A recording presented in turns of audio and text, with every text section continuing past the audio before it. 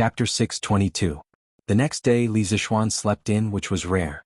On one hand, it was because he had been in seclusion for the past month to compile teaching materials. He would work overtime every night, which exhausted a lot of his physical and mental strength. On the other hand, it was because this guy had another wave last night and worked overtime in bed. Under such circumstances he could not get up in the morning. But as the person involved, Han Yushi didn't feel sleepy at all. She didn't feel sleepy at all. She knew that Li Zixuan was very tired during this period of time, so she didn't wake him up. Instead, she walked out of the room alone and brought Xiaoxi, and the others to practice Tai Chi. Today Han Yushi felt more and more that Tai Chi was very beneficial to the body. Not to mention that her husband and her adoptive father had broken through because of Tai Chi. After practicing Tai Chi for more than 2 months, the most direct feeling was that she was very energetic every day. Secondly, she could barely cope with Li Zixuan's various torments at night. The three beauties were practicing Tai Chi outside. The scenery was very beautiful, but Li Zixuan had no time to care about it. He lay in bed and slept soundly, going on a date with Zhou Gong. Hubby. Get up quickly, Mr. Li Gang is here. After an unknown period of time, Li Zixuan faintly heard a melodious voice ringing in his ears. He muttered somewhat unwillingly, "Oh, who's here?" Han Yushi had no choice but to repeat, "Hubby, Mr. Li Gang is here. He's waiting in the front yard. Get up quickly." Li Zixuan heard it clearly this time. He immediately turned over and jumped off the bed, saying, "Mr. Li is here? How long has he been here?" This guy looked at the sunlight outside and knew that it was not early. As he spoke, he hurriedly put on his clothes and buttoned a button wrong in his hurry. Seeing this, Han Yushi sighed helplessly. Without any hesitation, she stepped forward to help Li Zixuan put on his clothes. She said, "Husband, don't worry. Mr. Li Gang has just arrived. There are 2 other people who came with him. They look quite old.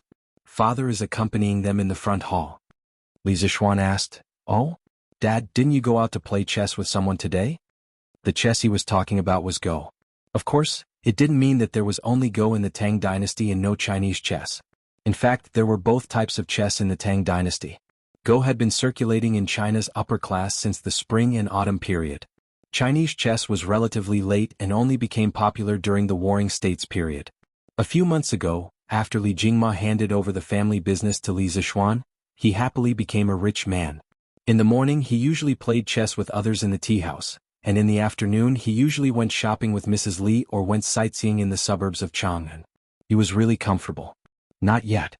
Mother said that the imperial edict might come to our house today. She asked father not to go out. After Han Yushi helped Li Zixuan put on his clothes, she began to pull Li Zixuan to the dressing table to help him comb his hair. At this time, when she heard Li Zixuan's question, she answered softly. Li Zixuan responded. Then he complained in his heart, "I don't know if old Li has recovered today after drinking so much yesterday. He's not like me who can sleep in the morning." Li Er, who had dark circles under his eyes and was in low spirits, yawned inexplicably on the dragon throne. Wei Zheng, who was standing below, couldn't help but frown. "Mr. Li, you're here. We're honored by your presence. Please forgive us for not going out to meet you." After washing up, Li Zixuan came to the main hall in the front yard.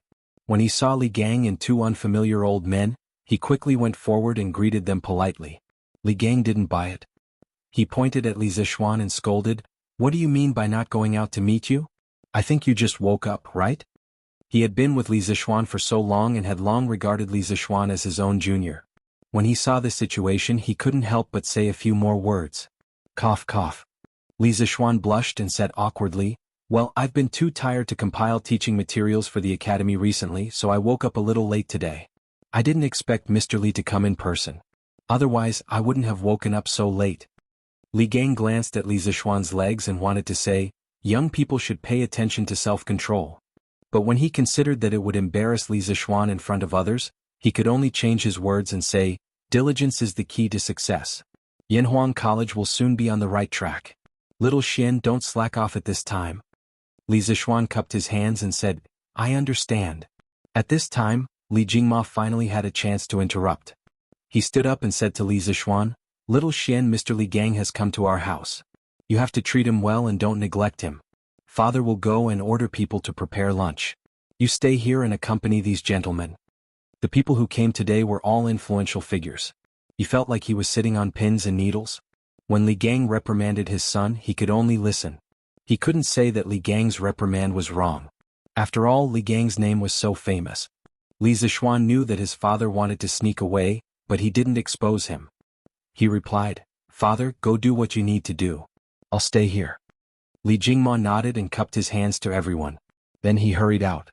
Ah, this kid is in a high position, but he can still accept criticism. His temperament is not bad. After Li Gang left, an old man with half-white hair sitting on Li Gang's right stroked his beard and laughed. "Sir, you flatter me." Although Li Zishuan didn't know who this person was, he still cupped his hands and thanked him. This was because he understood that the person who was brought here by Li Gang must have an extraordinary identity and ability. Li Gang pointed at the old man and introduced him to Li Zishuan. "Little Xian, let me introduce you. This is Dragon Gate's Wang Ji Wang Wugong. People call him Dong Gaozi. You must have read his biography of Mr. Wu Dou, right? Mr. Wang is a true literary figure. This old man spent a lot of effort to invite him over. You mustn't neglect him." Li Zishuan was confused. Wang Wugong Dong Gaozi, biography of Mr. Wu Dou? He had never heard of any of these before. He was a complete engineering guy in his previous life. If you were talking about awesome people like Li Bai Dufu Bai Ji, he would definitely know them. However, he had never heard of Wang Ji. But it didn't matter because this guy knew how to act. "Ah, so it's you, Mr. Wang. I'm sorry for the disrespect. After I read your biography of Mr. Wu Dou, I admired your noble character very much. I'm really lucky to be able to see you in person today." Li Zishuan silently gave Li Gang 32 likes. Old Li was really a good friend. He even mentioned Wang Ji's representative work. This teammate was really 66666. Chapter 623. Wang Ji, courtesy name Wugong, also known as Donggaozi, was from Jianghu Longmen, a Tang dynasty doctor and famous poet. Many people might not know the name Wang Ji, but this person had a very powerful grandnephew, Wang Bo, the head of the four heroes of the Tang dynasty. Wang Bo was the grandson of Wang Ji's brother, Wang Tong. Speaking of Wang Tong, he was also a famous doctor and a very famous scholar. In the third year of Emperor Wen's life, Wang Tong once traveled west to Chang and met Emperor Wen and presented the 12 strategies for Taiping, respected the way of the king and analyzed the past and the present. But he was not used. Probably because of the recommendation of his hometown friend, Shui Daoheng, he was given the position of Assistant Secretary of Shu County and Assistant Minister of Shu King. But Wang Tong was not satisfied, so he resigned and became a private educator in his hometown. Later on he devoted himself to the study of Confucius's 6 classics. It is said that he once studied under Li Yu of the Eastern Sea, studied poetry under Xia Dian of the Huiji, and inquired about etiquette under Guan Ziming of the River East. After studying, Wang Tong felt that he had learned something, so he imitated Confucius and wrote Wang's 6 classics, or continued 6 classics. He began to gather disciples and give lectures at Bainyoshi in his hometown. The number of disciples is often in the hundreds. Only Hunan Dong Heng, Nanyang Qingyuan, Zhongshan Jiaqiong, Hadong Shuaishou, Taishan Yao Yi, Taiyuan Wenyamba, Jingzhou Duyan, and a dozen others are outstanding. Yao Yi is generous, so Zhongyu, Shuaishou is knowledgeable, so Zhuangzhou. Other than that, it was said that Tang dynasty officials like Fang Xianling and Wei Zheng were also Wang Tong's disciples, but there was no direct evidence to prove it. As for Wang Ji, he was promoted to the position of secretary during the end of the Sui dynasty.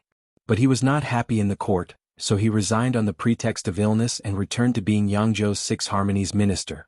When the world was in chaos, he resigned and returned to his hometown. In the Tang dynasty, he ordered the court officials to wait for the imperial decree. At the beginning of the Tang dynasty, he resigned and returned to Hezhou to farm in Donggaozi, calling himself Donggaozi. He was arrogant, addicted to alcohol and could drink Wudou. He wrote biography of Mr. Wudou, Wine Classic, Wine, and Zhuang. In history, this person's literary achievements were quite high. Later generations evaluated him as follows. His poetry is close but not shallow. His quality is not ordinary. He is frank and unrestrained. He is open-minded and lofty. He chases after the high winds of Wei and Jin. The body of laws originated from the 6 dynasties, and took shape between the Sui and Tang dynasties. Wang Ji was depressed all his life. During the Sui and Tang dynasties he was an official and retired 3 times. His heart was set on an official career, but he knew that it would be difficult for him to achieve great things. Therefore he retired to the mountains and the countryside, entertaining himself with music, wine, and poetry. After he abandoned his official position and lived in seclusion in his hometown, Donghao village, he indulged himself in alcohol and indulged himself. His thinking was deeply influenced by Taoism. Most of his poems were based on the love of wine, praising Ji Kang and Ruanji, and praising Tao Yuanming with the content of the idyllic and leisurely life. Later generations compiled it into the collection of Dong Gaozi. At this time in the main hall, Wang Ji heard Li Zishuan's sincere praise, and a smile appeared on his old face. He said humbly, "Ha! You really know how to talk, but I'm just a country bumpkin. I don't deserve your praise. I heard that you set up an academy. I'd like to see it for myself." Actually, Wang Ji couldn't be blamed for not being able to see that Li Zishuan was acting. It was just that Li Zishuan's acting was too realistic. The admiration and praise on his face were just right. If it was more, it would appear hypocritical, and if it was less, it would appear insincere. If he was in modern times, he could be an Oscar winner. Li Zishuan smiled and said, "Since ancient times, learning has always been the most important thing in every dynasty. However, it is harder for the poor to enter the academy than to ascend to the heavens. Therefore, I founded Yanhuang Academy to establish my heart for the world and life for the people. I want everyone who is interested in learning to be able to learn useful things." Good. What a good heart for the world. What a good life for the people. The Li family's boy is really bold. When Wang Ji heard these two sentences, he couldn't help but slap the table in praise. He laughed and said, "Just based on these two sentences, I'll drink to the heavens." After saying that, he picked up the teacup beside him and tilted his head back to pour it into his mouth. As a result, ba ba ba. "It's actually tea.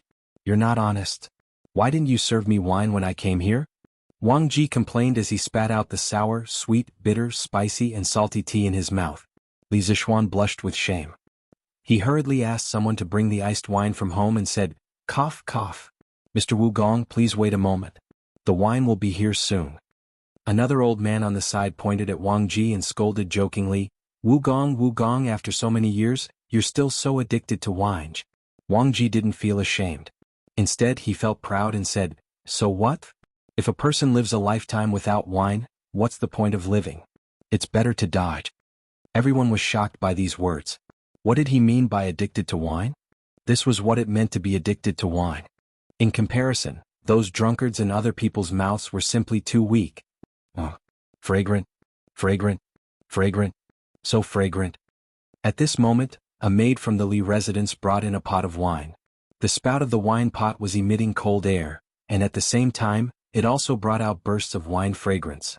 Wang Ji's nose twitched like a pug as he greedily sniffed the wine fragrance in the air. The image of an otherworldly expert from before instantly disappeared without a trace. Li Zishuan's jaw dropped to the ground. Wang Ji didn't care about these things, or rather he didn't care about these things at all. At this moment he closed his eyes and was deeply intoxicated. Soft and mellow, mixed with the fragrance of mountain fruits. The ratio of each is just right. The fruit borrows the strength of the wine, but the wine dissolves the fragrance of the wine. Wonderful, wonderful, wonderful. It's really wonderful. This winemaker can be called a master. Li Zishuan was speechless. Wasn't this the most ordinary of warm and gentle wine? Why did Wang Ji's words make it sound like the nectar of heaven? With the expansion of the winery and the improvement of the technology, although the current drunken immortal and warm and gentle wine were not cheap goods that could be found on the streets, the daily production capacity was already 2 to 3 times higher than before. At the very least, there was no need to line up everywhere to drink drunken immortal now. As long as you had the money, you could drink it. Therefore, Li Zishuan was very puzzled by Wang Ji's current behavior. Li Gang's old face turned red.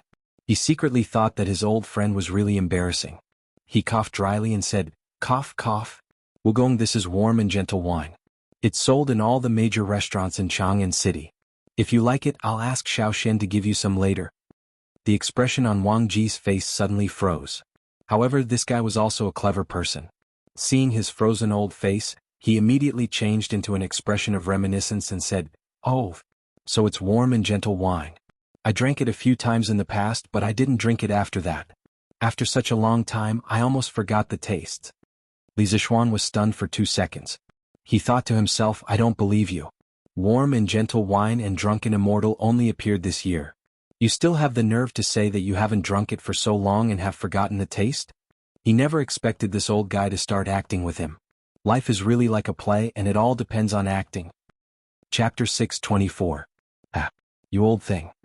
In the main hall of the Li residence, after Wang Ji finished speaking, Li Zixuan did not expose the lie in front of him in order to give him some face.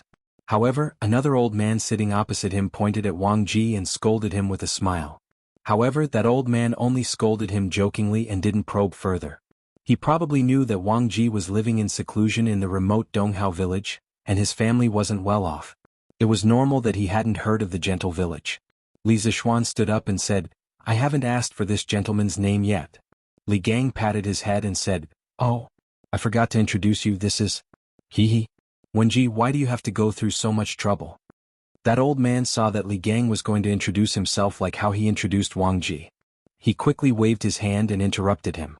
Then he looked at Li Zixuan and said casually, "I'm Yen Silu. I don't have as much fame as Wang Wugong. I'm just a scholar who relied on my late father's shadow." "Alright, my late father, Yen Jitue. I'm sure you've heard of it before." Li Zixuan was stunned for a moment.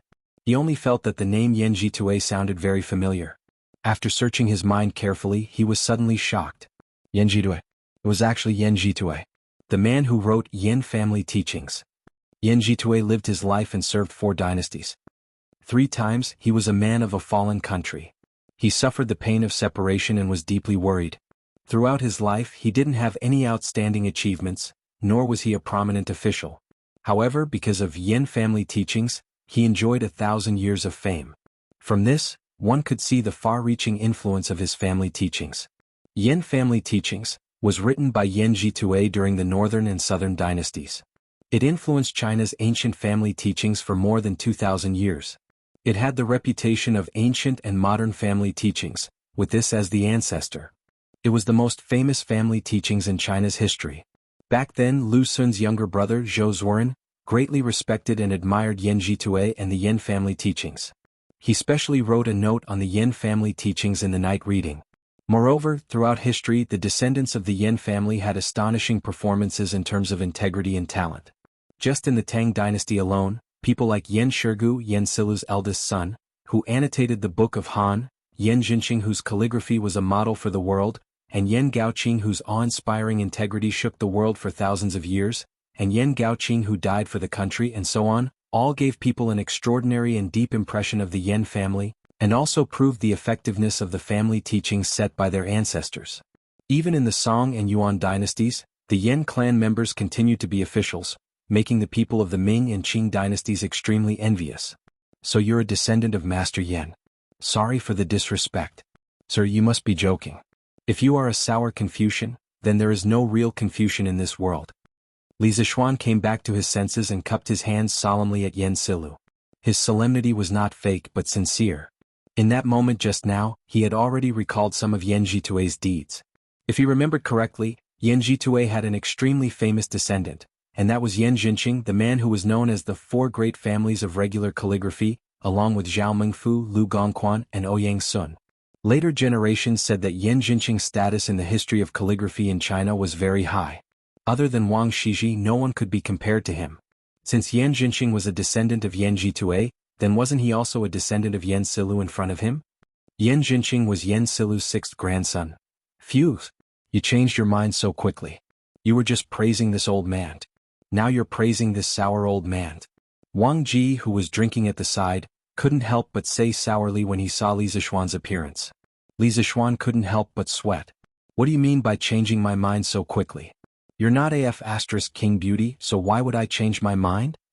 Eating and sitting without manners, Wang Wugong, you really don't act like an elder at all. As soon as Wang Ji finished speaking, Yen Silu beat him to it and mocked him. Li Zixuan could see that these 2 old men were completely different from the old-fashioned scholars he usually saw. One had a carefree personality, and the other was easygoing and didn't put on airs. No matter what, Li Zixuan felt that it was a pleasant thing to get along with these 2 old men, so he couldn't help but give Li Gang 32 likes in his heart. Both of you are people of virtue and prestige. No matter who it is, I have admired you for a long time. There's no need to quarrel over such a small matter. Li Zixuan smiled and tried to smooth things over. Yen Silu's eyes flashed and he said with a smile, "Li family's boy, don't beat around the bush. Tell me the truth, do you want to invite the 2 of us to teach at your college?" Li Zixuan was slightly speechless. He originally planned to chat a bit more, then have a meal and drink together later, and then invite them to join Yanhuang College. After all, in modern times, wasn't this the process of inviting people to do things? He didn't expect Yen Silu to be so direct, but since things had already come to this, he had nothing to hide, so he cupped his hands and said to the two of them, "To be honest, I have the same intention. I hope the two of you can come to Yanhuang College to teach and educate people. Yanhuang College has just been built, and other than Mr. Li Gang, there is no one else of virtue and prestige. If the two of you can join, Yanhuang College will definitely be able to reach a higher level." Among them, Li Zixuan didn't know what other skills Wang Ji had other than writing good essays. However, Yen Silu was different. First, he had scholarly prestige, and second, he had personal cultivation. If he could come to Yanhuang College to help manage the students, Li Zixuan felt that he would be able to save a lot of trouble. As for Wang Ji, Li Zixuan felt that his personality was good, and he was pleasing to the eye. In addition, he was recommended by Li Gang, so Li Zixuan felt that he might as well hire both of them. Wang Ji, who was enjoying the warmth of a woman while listening to the compliments, had no idea that he had become a buy one get one free gift in someone's heart. I have nothing to do at home. If it weren't for Li Wenji's multiple invitations, I wouldn't have come here today. You are also a famous person in Chang'an this year, and I've heard a lot of rumors about you. But today you said, set your heart for heaven and earth and set your life for the people, which made me see you and Yanhuang College in a new light. I'm even a little glad that I came here today. Yen Silu shook his head and sighed. Li Zixuan saw this and was delighted. He asked, "So Mr. Yen, you agree?" "Yes. You, a young man, can set your heart for heaven and earth and set your life for the people. How can an old man like me who is about to know his destiny shrink back?" Yen Silu stroked his beard and nodded with a smile. Chapter 625. Oh, this old man also agreed. How about it? Kid, don't you feel honored? You must know that over the years, many people have wanted to invite this old man to come out of retirement, but this old man rejected them all. Seeing Li Zixuan and Yen Silu chatting passionately, Wang Ji felt that he was being neglected, so he interrupted somewhat unwillingly. Li Zixuan almost spat out a mouthful of old blood. Sure enough, some people couldn't be judged by their appearance. When he first saw Wang Ji, he thought that this old man was an otherworldly expert, but now, let's not talk about it anymore. Mr. Wang also agreed? That's really great. To be able to invite the two of you is this kid's honor, and it's also the honor of the thousands of students of Yanhuang College. Li Zixuan was still a very polite and good young man. He didn't slap Wang Ji's face, but instead put on a happy expression and cooperated with him. And, sure enough, Wang Ji stroked his beard with a comforted look on his face. Li Zixuan's hands were itching when he saw this. Oh, that's right. This old man isn't that easy to invite. If you want this old man to help you teach students, you have to agree to one condition. Wang Ji stroked his beard for a while and suddenly said seriously. Li Zixuan's cheeks twitched imperceptibly. He restrained his emotions and said, "What condition? Sir, just say it." But in his heart he secretly thought, when did a free gift become so troublesome? This old man doesn't have any self-awareness. Li Gang and Yen Silu immediately cast a contemptuous look over. Wang Ji's old face turned red, and he hurriedly coughed twice to hide his embarrassment, but he still insisted and said, "Cough, cough. Kid, if this old man goes to your college to teach, will there be good wine for me?" "Just this kind of gentle village will do. How about 5 buckets a month?" 5 buckets a month? Li Zixuan almost fell to the ground when he heard this. What kind of concept was 5 dough? 1 bucket of wine in the Tang dynasty was about 6,000 milliliters in modern times, which was about 12 caddies. 5 buckets was 60 caddies. Drinking 60 caddies of wine in 1 month? Li Zixuan only wanted to say one sentence at this moment. Furthermore, according to the current market price of 2 strings of coins per liter, these 5 buckets of gentle village would be 100 strings of coins. 100 strings of coins.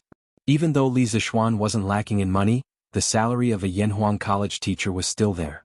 Previously, Yanhuang College's salary was 10 strings of cash per month for teaching assistants, 20 strings of cash per month for lecturers, 50 strings of cash per month for associate professors, and 100 strings of cash per month for professors, and 100 strings of cash per month for professors, and 100 strings of cash per month for Yanhuang College.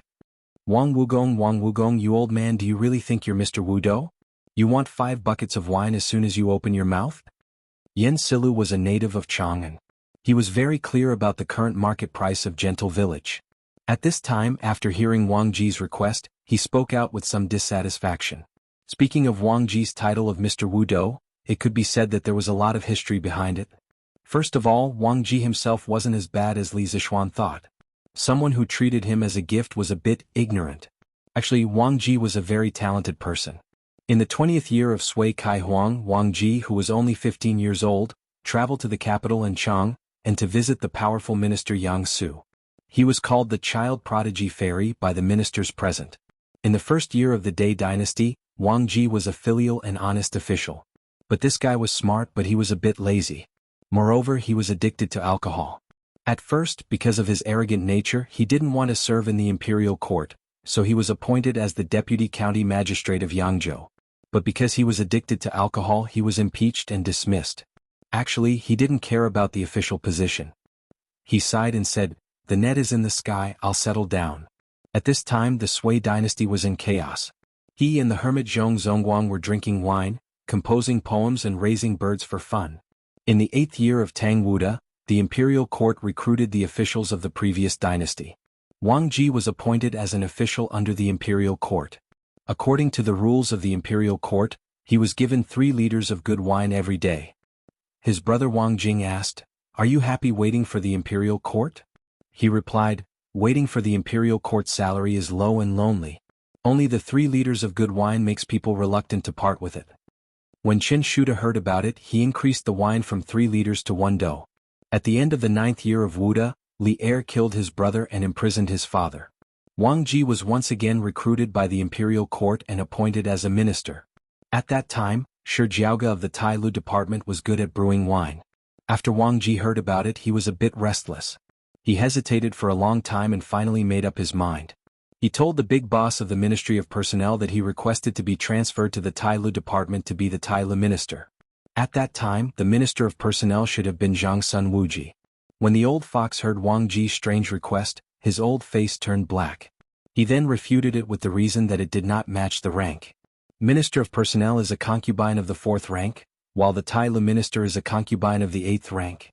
I have to say, for the sake of drinking wine, this guy is really capable of doing anything.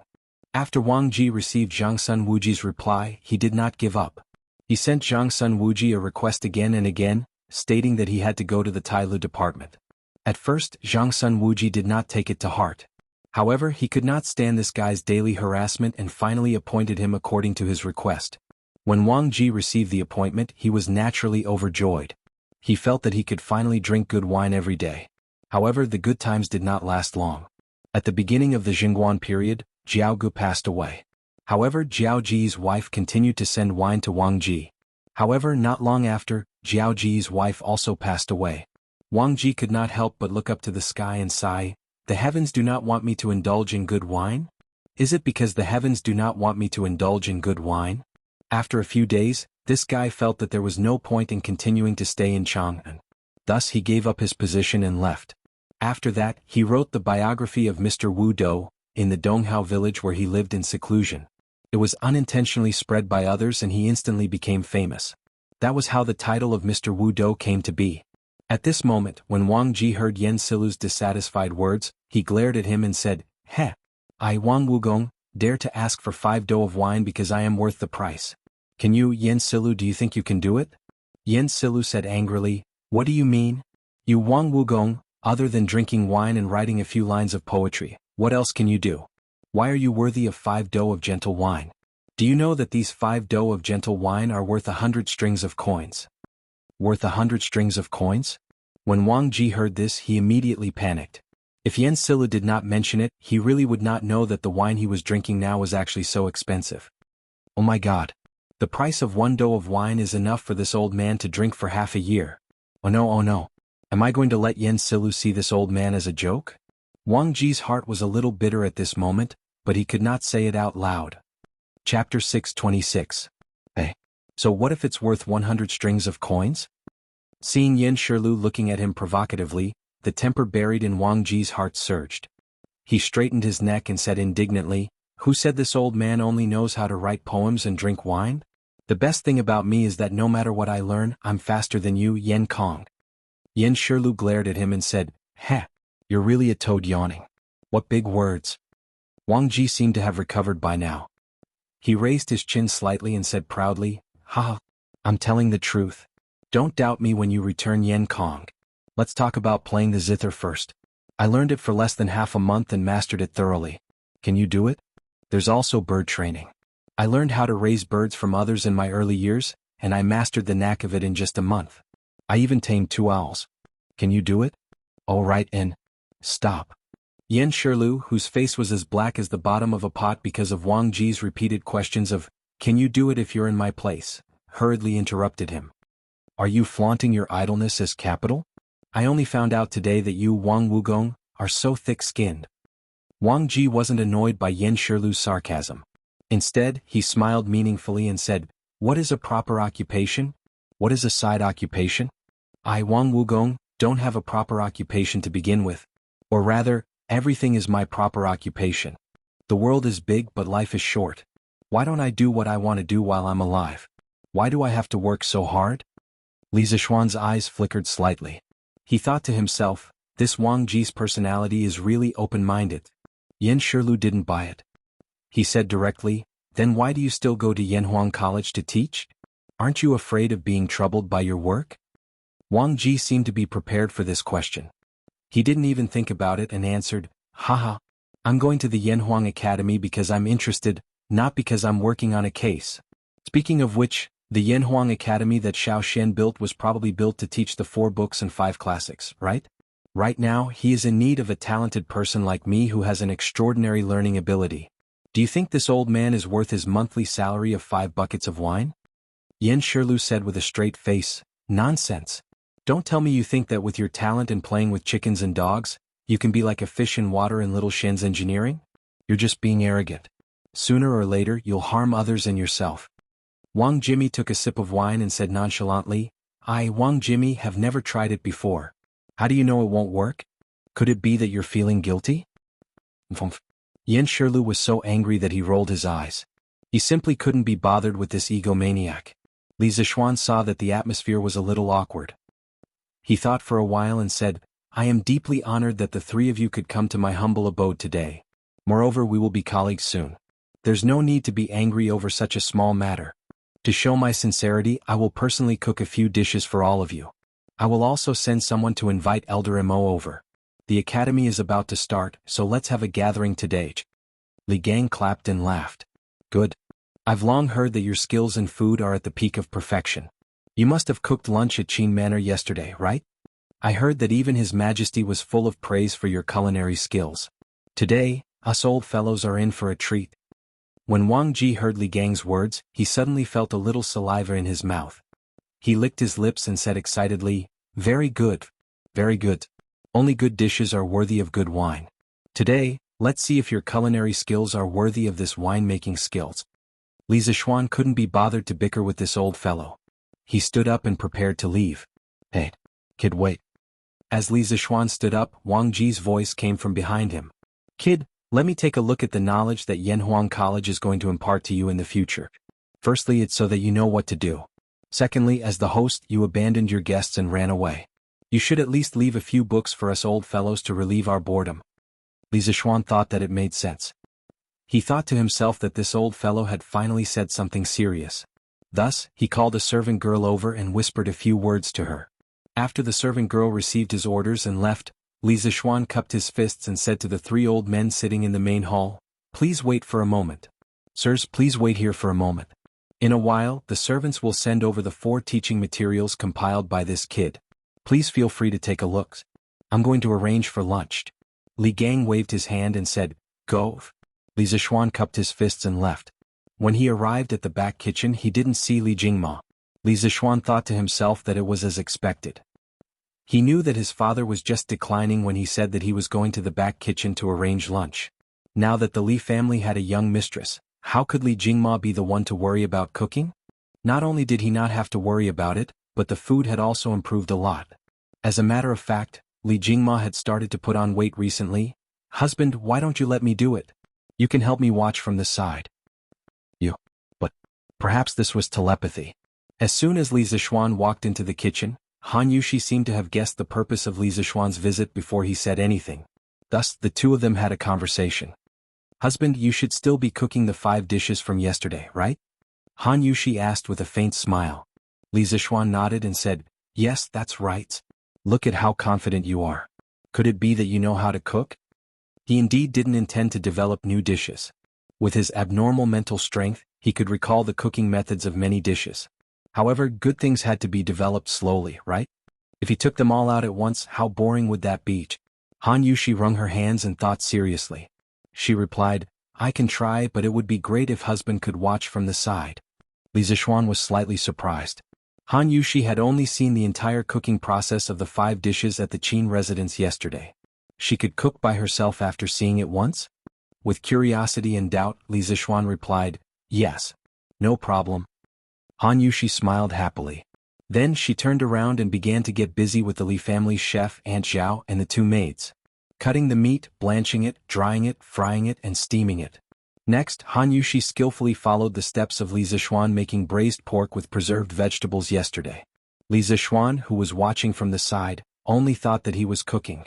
As time slowly passed, the new dishes that Li Zixuan made yesterday, vinegar-spiced radish skin, big bowl of braised pork, white-cut chicken, fried fish pieces, and fried chicken cubes were all perfectly replicated by Han Yushi's husband. Try the taste? Han Yushi knew that Li Zixuan didn't like to eat fatty meat, so she picked up a piece of fried chicken cubes and handed it to Li Zixuan's mouth. Then she asked, oh, genius. Genius. Wife, you are actually a genius. Chapter 627. Li Zixuan couldn't help but exclaim in admiration when the fragrant and refreshing fried chicken cubes that were crispy on the outside and tender on the inside entered his mouth. The tenderness of the chicken breast mixed with the aroma of various spices instantly exploded in his mouth and flooded his taste buds. Logically speaking, the standard of Han Yushi's fried chicken was about the same as his. There was even a trace of her own unique style in it. Li Zixuan tasted the taste of home from it, so when he said, wife, you're actually a genius just now, he was sincere. So, I'm considered qualified? Han Yushi blinked her eyes and said expectantly. She couldn't help Li Zixuan with the matters of Yanhuang College, so she could only hope to be able to share Li Zixuan's worries on these small matters. Therefore, she now looked like an obedient child who had done a good deed and was waiting for her parents to praise her. Li Zixuan couldn't help but laugh when he saw this. Hee. Wife, you're not only qualified, you're even better than your master. The Li family's kitchen maid, Auntie Zhao, also laughed at this moment. I've lived for so long, but I've never seen a young lady with such good culinary skills as young madam's. In comparison, this old woman's craftsmanship is somewhat unpresentable. At this moment, she sighed and said, I plan to tell old madam that I'm going back to my hometown at the end of this month. The Li family has such a virtuous mistress like young madam who can cook so well, why would they need me? Although old master and old madam didn't fire me, but... Hey, Auntie Zhao, don't say such things. Li Zixuan saw that she was getting more and more wrong, so he quickly interrupted, Auntie Zhao. It's true that Yushi's culinary skills are good, but your culinary skills aren't bad either. Otherwise, my father and mother wouldn't have kept you in the residence for so many years. Also, Yushi usually has her own things to do.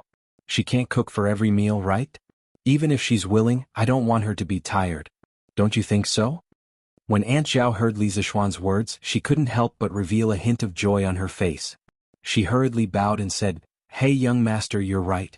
Young madam is Lord Ju's wife. Of course she can't personally cook every day. She was inexplicably deprived of the right to cook. Han Yushi opened her mouth and wanted to say something, but when she felt her hand being pinched, she quickly shut her mouth. Li Zixuan smiled and said, Yes. So, Auntie Zhao, you shouldn't talk about going back to your hometown in the future. If you want to go back to your hometown, you can take a few days off. My mother isn't an unreasonable person. Why wouldn't she let you go home? Aunt Zhao hurriedly waved her hands and said, No. Young master, you're exaggerating. Old master and old madam are good people. Young master, young madam, someone from the palace is here. Old master and old madam want you to go to the front yard. As they were talking, Sanbao ran to the back kitchen and told Li Zixuan and Han Yushi. Hearing this, the husband and wife looked at each other. Almost at the same time, they guessed why the people from the palace had come at this time. Han Yushi's breathing quickened a bit, and her face showed some excitement. It could be seen that she was forcefully suppressing her excitement because Li Zixuan felt that the beauty's small hand was still trembling.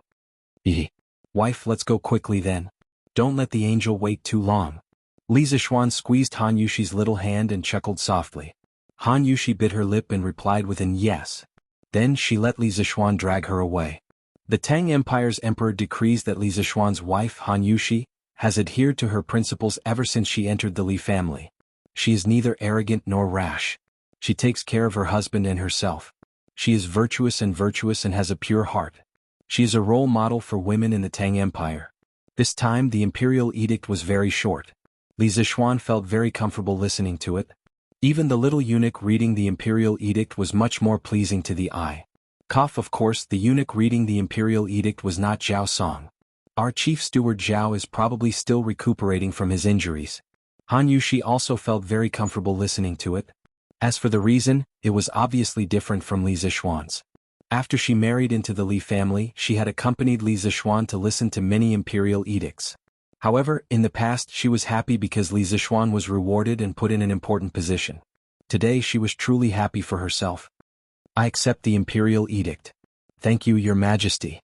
Han Yuxi suppressed the excitement in her heart and walked to the eunuch with dignified steps. She took the imperial edict with both hands. A palace maid next to her saw this and took the opportunity to send the neatly folded noble dress to Han Yuxi. He saw that Han Yuxi was holding the imperial edict with both hands and it was not easy to receive the dress. She was very perceptive and helped Han Yuxi to receive it. Li Zishuan smiled and waved at Sanbao. This matter was originally under his father's care. However, his father had completely abandoned all responsibilities and no longer cared about matters outside the family. Li Zishuan had no choice but to come personally. Sanbao brought over the prepared gift tray. Li Zishuan chuckled and said, "Little eunuch, it must have been hard on you to come all the way here. Please come in and have a cup of tea." The little eunuch was flattered and said, "Lord Zhu, you are too courteous. You can just call me Little and Mr. Zhao Song is so close to you. I dare not accept your gift. We still have matters to attend to in the palace, so we will take our leave first. Lord Zhu, please wait." After that, he cupped his hands and excused himself from the crowd. Then he left with his men. Li Zishuan was stunned and couldn't help but wonder, do I look that scary? Well, since they don't want money, I can save some for myself. In just a short while, Madame Li Jingma and the two little maidservants had already begun to look at the imperial edict. This imperial edict was of great significance. From now on, the Li family had another official position besides Li Zishuan. Although it was just an empty title, it was a title that all women in the world wanted. Li Gang, Wang Ji, Yan Silu and Mo Huai, and the others who came to the Li family as guests also came out to watch the ceremony when the imperial edict arrived. At this moment, when they saw how happy the family was, they couldn't help but feel happy for Li Zishuan. Looking at the time, it's time for lunch. Today is a joyous occasion. Father, why don't you accompany the gentleman for a drink or two? Li Zishuan looked at the time and laughed loudly at Li Jingma and the few old men beside him. Li Jingma and Madame Li only then realized that there were guests in the house today. The two of them quickly restrained their expressions. Li Jingma coughed lightly and said with a flushed face, "Okay. Old misters are all people of virtue and prestige. How can this old man not accompany you? Serve the dishes. Gentlemen, please come in and have a seat." Chapter 628. Wang Ji couldn't help but feel a little disappointed when he saw that there were only 5 dishes and 1 soup on the table. However, when he heard Li Zishuan say that these were the dishes that Li Er and the others ate at Qin's mansion yesterday, the disappointment in his heart disappeared without a trace. The rest of the people were also flattered. After all, the dishes on the table could be considered a sacred feast to some extent. Li Zishuan laughed secretly when he saw this. He thought to himself, although these dishes are the same as what Li Er ate yesterday, the person who cooked them is different. However, this doesn't affect much. Han Yuxi's culinary skills can completely pass off as genuine. Hey, let this old man try your cooking first and see if it's as good as what they say. Wang Ji couldn't wait to pick up a piece of braised pork with preserved vegetables and stuffed it directly into his mouth. Li Zishuan frowned and muttered to himself, this old man is already so old. He better not choke himself to death from eating fatty meat. If Wang Ji knew what Li Zishuan was thinking, he would definitely roll up his sleeves and fight it out with Li Zishuan. However, he was destined not to know. Tisk tisk. It's fatty but not greasy. The taste is excellent. To be able to make pork taste so good, this is the first time this old man has seen such a thing in my life. Old man Wang's mouth was full of oil, but he didn't forget to exclaim. At the side, Yan Silu didn't have the time to reprimand Wang Ji for not eating properly because he was also enjoying his meal at the moment. Mo Huai didn't come alone today. When they heard that the Li family had come to the inn to invite Mo Huai for a meal, Mo Zhong and Mo Yun's eyes rolled around. They had been in Chang'an for a few days and had heard a lot about Li Zishuan, the man of the hour in Chang'an City this year. The Li family's banquet was almost the most delicious in Chang'an City. Of course they wanted to experience it very much. The two of them spoke up almost at the same time and requested to go together under the pretext of protecting the tycoon. Mo Huai's heart was as clear as a mirror. He originally didn't want to bring the two of them over, but when he saw their eager looks, his heart softened. At this moment, Mo Zhong and Mo Yun could not help but swallow their saliva when they heard Wang Ji's praise. The two brothers guiltily looked at Mo Huai beside them. Seeing that there was no displeasure on Mo Huai's face, they were slightly relieved. Then they picked up their chopsticks and started attacking the large plate of braised meat on the table. Ugh! As soon as the braised meat entered his mouth, a burst of rich fragrance immediately exploded. The preserved vegetables absorbed the juices of the meat, and the meat also brought out the fragrance of the preserved vegetables. The combination of the two was really incomparable. Mo Zhong and Mo Yun widened their eyes in disbelief. Why is pork so delicious? It was fatty but not greasy, melted in the mouth, and was salty and fresh. How is this pork made? As the last descendants of the Mo family, they had lived in a bitter and cold place for a long time. The high-ranking officials and dignitaries ate beef and mutton, while they could only eat pork during festivals.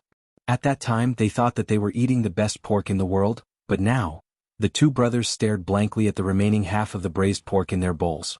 Their feelings were very complicated. At this moment, they completely understood why people said that no place in Chang'an City could compete with the Li family in terms of food. As they ate the delicious food, a certain persistence in their hearts began to waver slightly. Haha, it's rare for us to gather together today. How can there be meat but no wine? Come, three sirs, let me give you a toast. After hearing Wang Ji's exclamation, Li Zishuan picked up a glass of wine, stood up and said with a smile. At this time, there were naturally servants who poured wine for them. Of course it was the best immortal drunken wine. As for the reaction of the two Mo brothers, Li Zishuan naturally saw it and was very satisfied. This was because Mo Huai still had some misgivings about the Mo family entering the world. Since that was the case, Li Zishuan would dispel Mo Huai's misgivings through the other members of the Mo family. It had to be said that Mo Zhong and Mo Yun came at the right time today. Good. Well said. Little Xian. This old man is completely convinced by your culinary skills. There's not a single dish on this table that this old man can find fault with. What wine is this? Why is the wine aroma so strong? Wang Ji first praised the dishes on the table sincerely. In just a short while the old man had already tasted every dish. As he spoke, the maids had already poured the wine. The rich aroma of the immortal drunken wine instantly wafted out. Wang Ji couldn't help but take a deep breath and ask, "Ah, Wang Wugong, this is the immortal drunken wine. And it's the best immortal drunken wine. The most famous wine in Chang'an City this year is none other than this." Yen Silu was also a wine lover. He could tell that the wine in the cup was the immortal drunken wine. However, his love of wine was not the same as Wang Ji's love of wine. The two were fundamentally different. At this moment he smiled slightly and explained to Wang Ji. Immortal drunken wine, this name is good. This old man wants to see if it lives up to its names. Come, Brother Jingma, thank you and your son for your hospitality today. Sitting beside Wang Ji was Li Jingma. It was rare for him to think of Old Man Li at this moment, so he spoke politely. Old Man Li's face was flushed red and he said happily, "Haha, you're too kind. Gentlemen, you're all full of wisdom. Since you're here to help my son, this old man should be the one toasting you. Come, let this old man drink first. Brother Jingma, you're too kind." Li Gang, Yen Silu and Mo Huai smiled slightly and also raised their wine cups. However, they didn't dare to drink it in one go because they knew that the wine in the cup was abnormally strong just by smelling it. They couldn't bear it. Cough cough. Ah, this wine is really strong. This old man has also studied the art of winemaking, but I don't know how to make such strong wine. I'll have to ask Xiaoxian for advice later. Wang Ji drank a cup of drunken immortal in one go and almost choked to death. When he recovered, his first reaction was to be concerned about the winemaking method of drunken immortal. Well, if Mr. Wang is interested, we'll talk about it in detail later. Li Zishuan replied. While they were chatting happily, Mo Zhong and Mo Yin didn't have time to pay attention to them. The two of them ate happily. At first, they were afraid of Mo Huai's power and didn't dare to go overboard. However, once they started eating, how could they resist the temptation of delicious food? They opened their stomachs and started eating. Vinegar choking radish skin? Crispy and refreshing, delicious. Big bowl of braised pork, fatty but not greasy, salty and just right, delicious. White cut chicken, fragrant meat, delicious. Fried fish, crispy on the outside and tender on the inside, fresh and delicious. Fried chicken cubes, crispy and tender, also delicious. At first they felt that there were too few dishes, but now they didn't know which dish to eat. Every dish was the best taste. How could they choose? They could only eat whatever they picked up randomly. Chapter 629. Little Xian, how much of the content in this chemistry book is true? Why do I feel like it's a little mysterious? After the meal they didn't leave. Instead they stayed in the main hall and chatted while drinking tea. Wang Ji picked up a book from the table next to him, pointed at the book and asked Li Zixuan. It's worth mentioning that Wang Ji drank a lot of Drunken Immortal at noon. At this moment, only his cheeks were red and he wasn't drunk. Li Zixuan admired his alcohol tolerance from the bottom of his heart. This chemistry book, I can guarantee that it's 100% truth. Chemistry is about the study of transformations. If you just look at the book, you'll feel that it's a little mysterious. Li Zixuan laughed when he heard this. He was still very confident in the course of chemistry. In his previous life, he had been a chemistry class representative and was always at the top of the class in every exam. In this life, he had an abnormal spiritual force, so he was even more confident that he would not make any mistakes. Wang Ji nodded thoughtfully. After a while he asked tentatively, this book's structure is really big. It's really rare in the world. Although I didn't have time to read it, based on the first half of the book, doesn't it mean that all substances in the world can be transformed into each other? Li Zixuan was slightly stunned. He didn't expect that Wang Ji, this old urchin, would be interested in chemistry. He thought for a while and replied, if it's based on the transformation between elements, Mr. Wang's theory is correct. But sometimes we have to consider reality because many chemical reactions have very strict requirements for external conditions. For example, temperature, catalyst, etc. If you don't meet certain conditions, even if you put two substances together, they won't have a chemical reaction, let alone complete the transformation between substances. Wang Ji frowned and said in surprise, this little chemistry actually has so many tricks? Li Zixuan laughed and said, of course. Strictly speaking, the content of this class covers everything in the world. You have to know that there are millions of substances in the world and there are even more chemical reactions between them. So there's a lot of knowledge in this. As Wang Ji listened, he pinched his chin and pondered seriously. After a while he opened the book and pointed to a page. You used chemical symbols to represent many substances according to their elemental composition. Of course, I don't know if your representation is right or wrong, so I'll follow your thinking first. For example, in this chapter, you said that hydrogen can be burned in oxygen to produce water. According to what you said earlier, doesn't it mean that water can also be converted into hydrogen and oxygen under certain special conditions? Li Zixuan was really surprised this time. Wang Ji's way of thinking and his ability to draw inferences was really different from the capable people of this era. Moreover, how long had he been reading this book? How could he reach such a level? He had to admit that geniuses were geniuses. They learned things very quickly.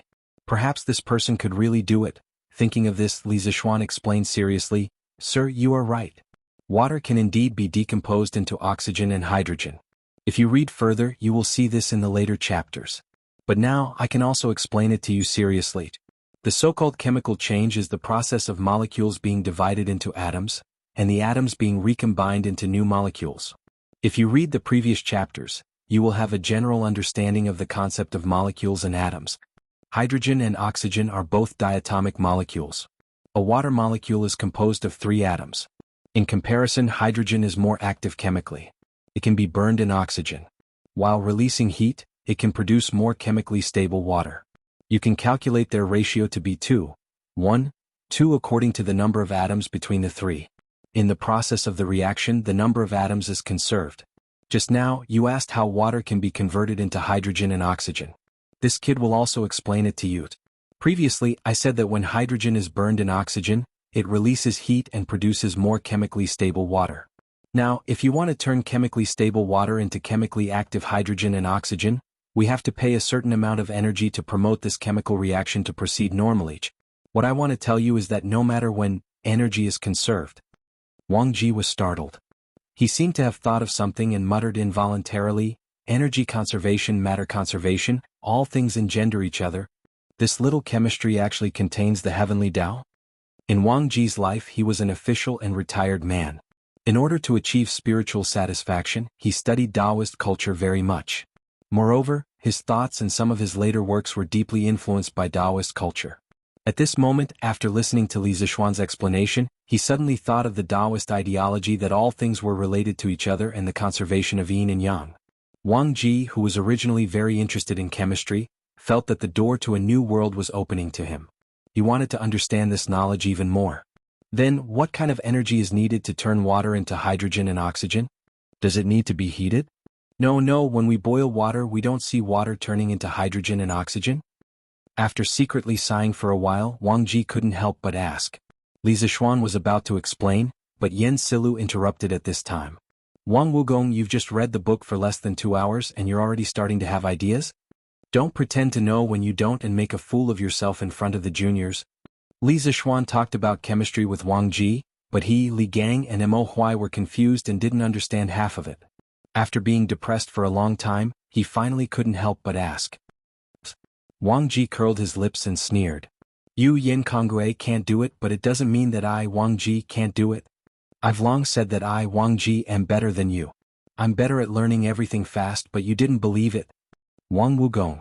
How arrogant of you. You only know some superficial knowledge, how can you brag here? Do you have any shame? How could Yan Silu stand such humiliation? So he said angrily. Wang Ji retorted, a little? It's indeed a little, but I can understand a little in less than 2 hours. Doesn't this mean that I'm a faster learner than you? Now, Yin Kong, do you dare to say that I, Wang Ji, am not worth a monthly salary of 5 buckets of wine? Yan Silu said indignantly, Yanhuang College is going to be the elite college of the Tang dynasty in the future. How can I ask you, a teacher who only knows a little, to mislead the students? Not to mention 5 buckets of wine, in my opinion, even 1 bucket of wine is too much for you. I only know a little now, but it doesn't mean that I'll be like this when school starts. Yin Kongge, do you dare to make a bet with me? Chapter 630. Bet? What bet? What kind of bet? In the main hall, Yin Silu heard that Wang Ji wanted to bet with him. He raised his eyebrows and asked in a deep voice. Wang Ji thought about it and didn't answer directly. Instead, he looked at Li Zixuan and asked, Xiao Xian, how much longer until Yanhuang College starts school? When Li Zixuan heard this, he could roughly guess what Wang Ji wanted to do. He thought for a while and replied, the academy will officially open on the 18th of September. Counting the days, there are only 8 days left. However, I don't plan to let the students attend classes in the first month of their enrollment. I have other plans for this month. So, if Mr. Wang wants to read chemistry, in this period of time, I can give you 40 days. Wang Ji's heart tightened when he heard that there were still 10 days left. However, when he heard the second half of the sentence, he couldn't help but smile. He laughed and said, okay. I don't need 40 days. 30 days is enough. Then he looked at Yan Silu and said, Kongge, let's set a limit of 1 month. After a month, Xiao Xian can choose from this book. At that time, if I can't answer all of them correctly, I won't be able to bring up the matter of teaching at the academy anymore. If I can pass Xiao Xian's test, then it should be worth the salary of 5 buckets of wine a month, right? At that time, I don't need you to apologize to me. You just need to treat me to wine for a month. How about that? Yan Silu's face darkened. He wasn't an idiot. How could he not see the loophole in this bet? Old man Yan's face darkened.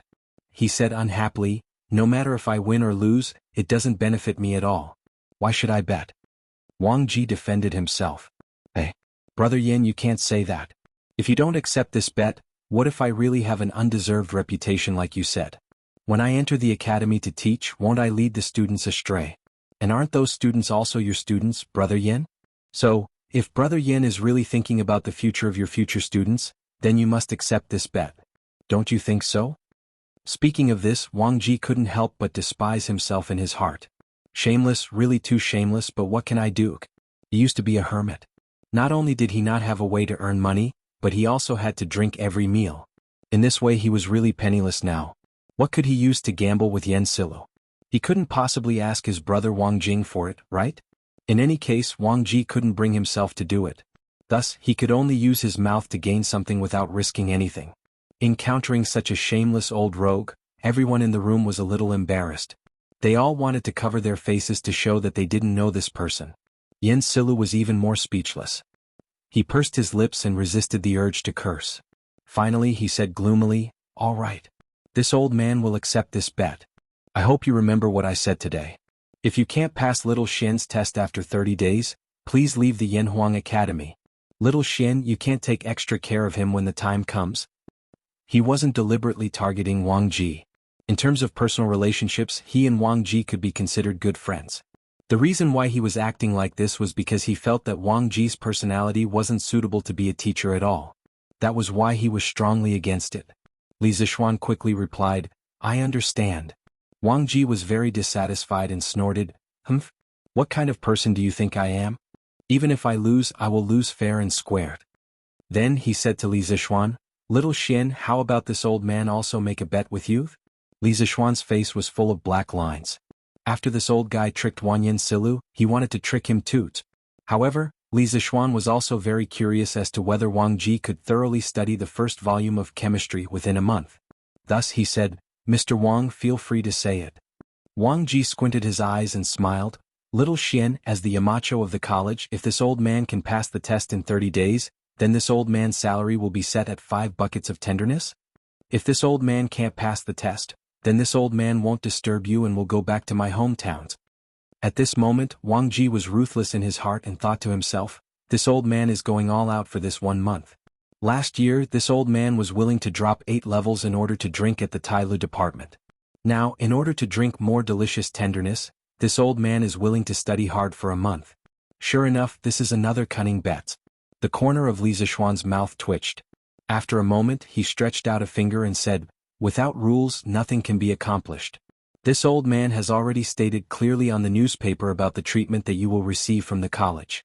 How about this? A bucket of immortal drunken wine and 5 buckets of money? This is the most this old man can do for you. What do you think?" Li Zixuan did this to uphold the rules of the college. Secondly, he was afraid that Wang Ji would really give him 5 buckets of wine every month. At that time, Wang Ji would probably be so poor that he would have no food to eat and would have to drink every day. Wang Ji was slightly disappointed. However, when he thought that Li Zixuan had promised that the wine was immortal drunken wine, he felt somewhat better. After all, immortal drunken wine was much stronger than tenderness. If he drank every day sparingly, a bucket of wine would be enough to last him a month. This old man was actually afraid that 12 buckets of highly concentrated white wine would not be enough for a month. If Li Zixuan knew what this old man was thinking, he would definitely vomit blood. Thus he nodded and said, "That's good. This old man is not an unreasonable person." It's settled then. In the following days, this old man will often look for you to teach me. "You brat, don't think that this old man is annoying." Li Zixuan had already said this. How could he refuse? He could only say, "Sir, feel free to come. This old man will definitely not have any complaints." After hearing this, Wang Ji happily hugged the chemistry textbook, stood up and said, "Haha, that's good. Konggue Wenji, brother Mo, this old man will go back to study first. Goodbye." As soon as he finished speaking, the old man actually slipped away nimbly. His speed was so fast that it did not seem like a person of his age. Li Zixuan could not help but shout from behind, "Hey Mr. Wang, wait. Do you have a place to stay in Chang'an?" From the conversation between Li Gang, Yen Silu, and the others, he vaguely understood Wang Ji's current situation. That was why he asked this question. Old man Wang's reply came from outside the door. "Little Xian, you don't have to worry. This old man has a younger brother in Chang'an. I can stay with him for a few days. When Yanhuang College reopens, this old man will move to the college to live. There should be a place for this old man to stay?" Li Zixuan said, "Of course there is. But in a while, I plan to bring all of you to visit Yanhuang College. Why don't Mr. Wang come along?" I'm not going. No matter how luxurious it is, it's just a pile of dead things. There will be opportunities to meet in the future. Don't delay this old man's studies." After saying this, the sound of the mansion door opening could be heard. After that, Wang Ji's movements could no longer be heard. Chapter 631. Li Zixuan disagreed with Wang Ji's remark that the academy was just a bunch of dead things. He felt that a school's environment was still beneficial to the students' studies. Therefore, in the afternoon he brought Li Gang, Yen Silu, and Mo Huai, and the others to Yun Mountain to visit Yanhuang College. Speaking of which, he also wanted to see how Yanhuang College would look like after it was completed. Li Zixuan, Li Gang, and Yen Silu were in one, while Mo Huai, Mo Zhong, and Mo Yun were in the other. Li Gang had ridden in this new carriage a few months ago when he participated in the compilation of the Tang Dynasty Dictionary, so he was not surprised at all. Although Yen Silu was a local of Chang, he had heard about the comfort of the new carriages from the Wonderful Taste Pavilion. However, this thing was too expensive and there was no market for it. In Yen Silu's opinion, this was just a toy for the rich kids to compare with each other. It was not practical, so the Yen family naturally did not buy this kind of carriage. However, when he sat on the soft sofa and looked at the rapidly passing street outside the window, he could not help but sigh in his heart. This carriage is a little expensive, but it's really worth it. No wonder so many people are fighting to buy it. Uncle, this carriage. In the other carriage, Mo Zhong looked at the luxurious interior decoration and felt the stable posture of the carriage. He could not help but widen his eyes and murmur in disbelief. In fact, Mo Huai was also in shock. Their Mo family had always had a deep understanding of the art of making carriages. However, judging from the current carriage, the craftsmanship of the carriage was already above their Mo families.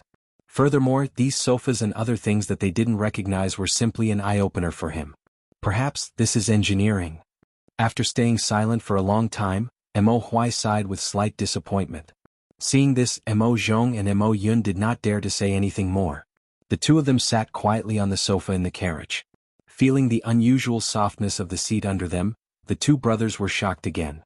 After carefully counting the number of times they had been shocked when they followed Mo Huai to the banquet today, they had already lost count. So this is the life of the rich. That's great. Mo Zhong leaned on the back of the sofa and looked at the endless stream of people outside the window. He couldn't help but think.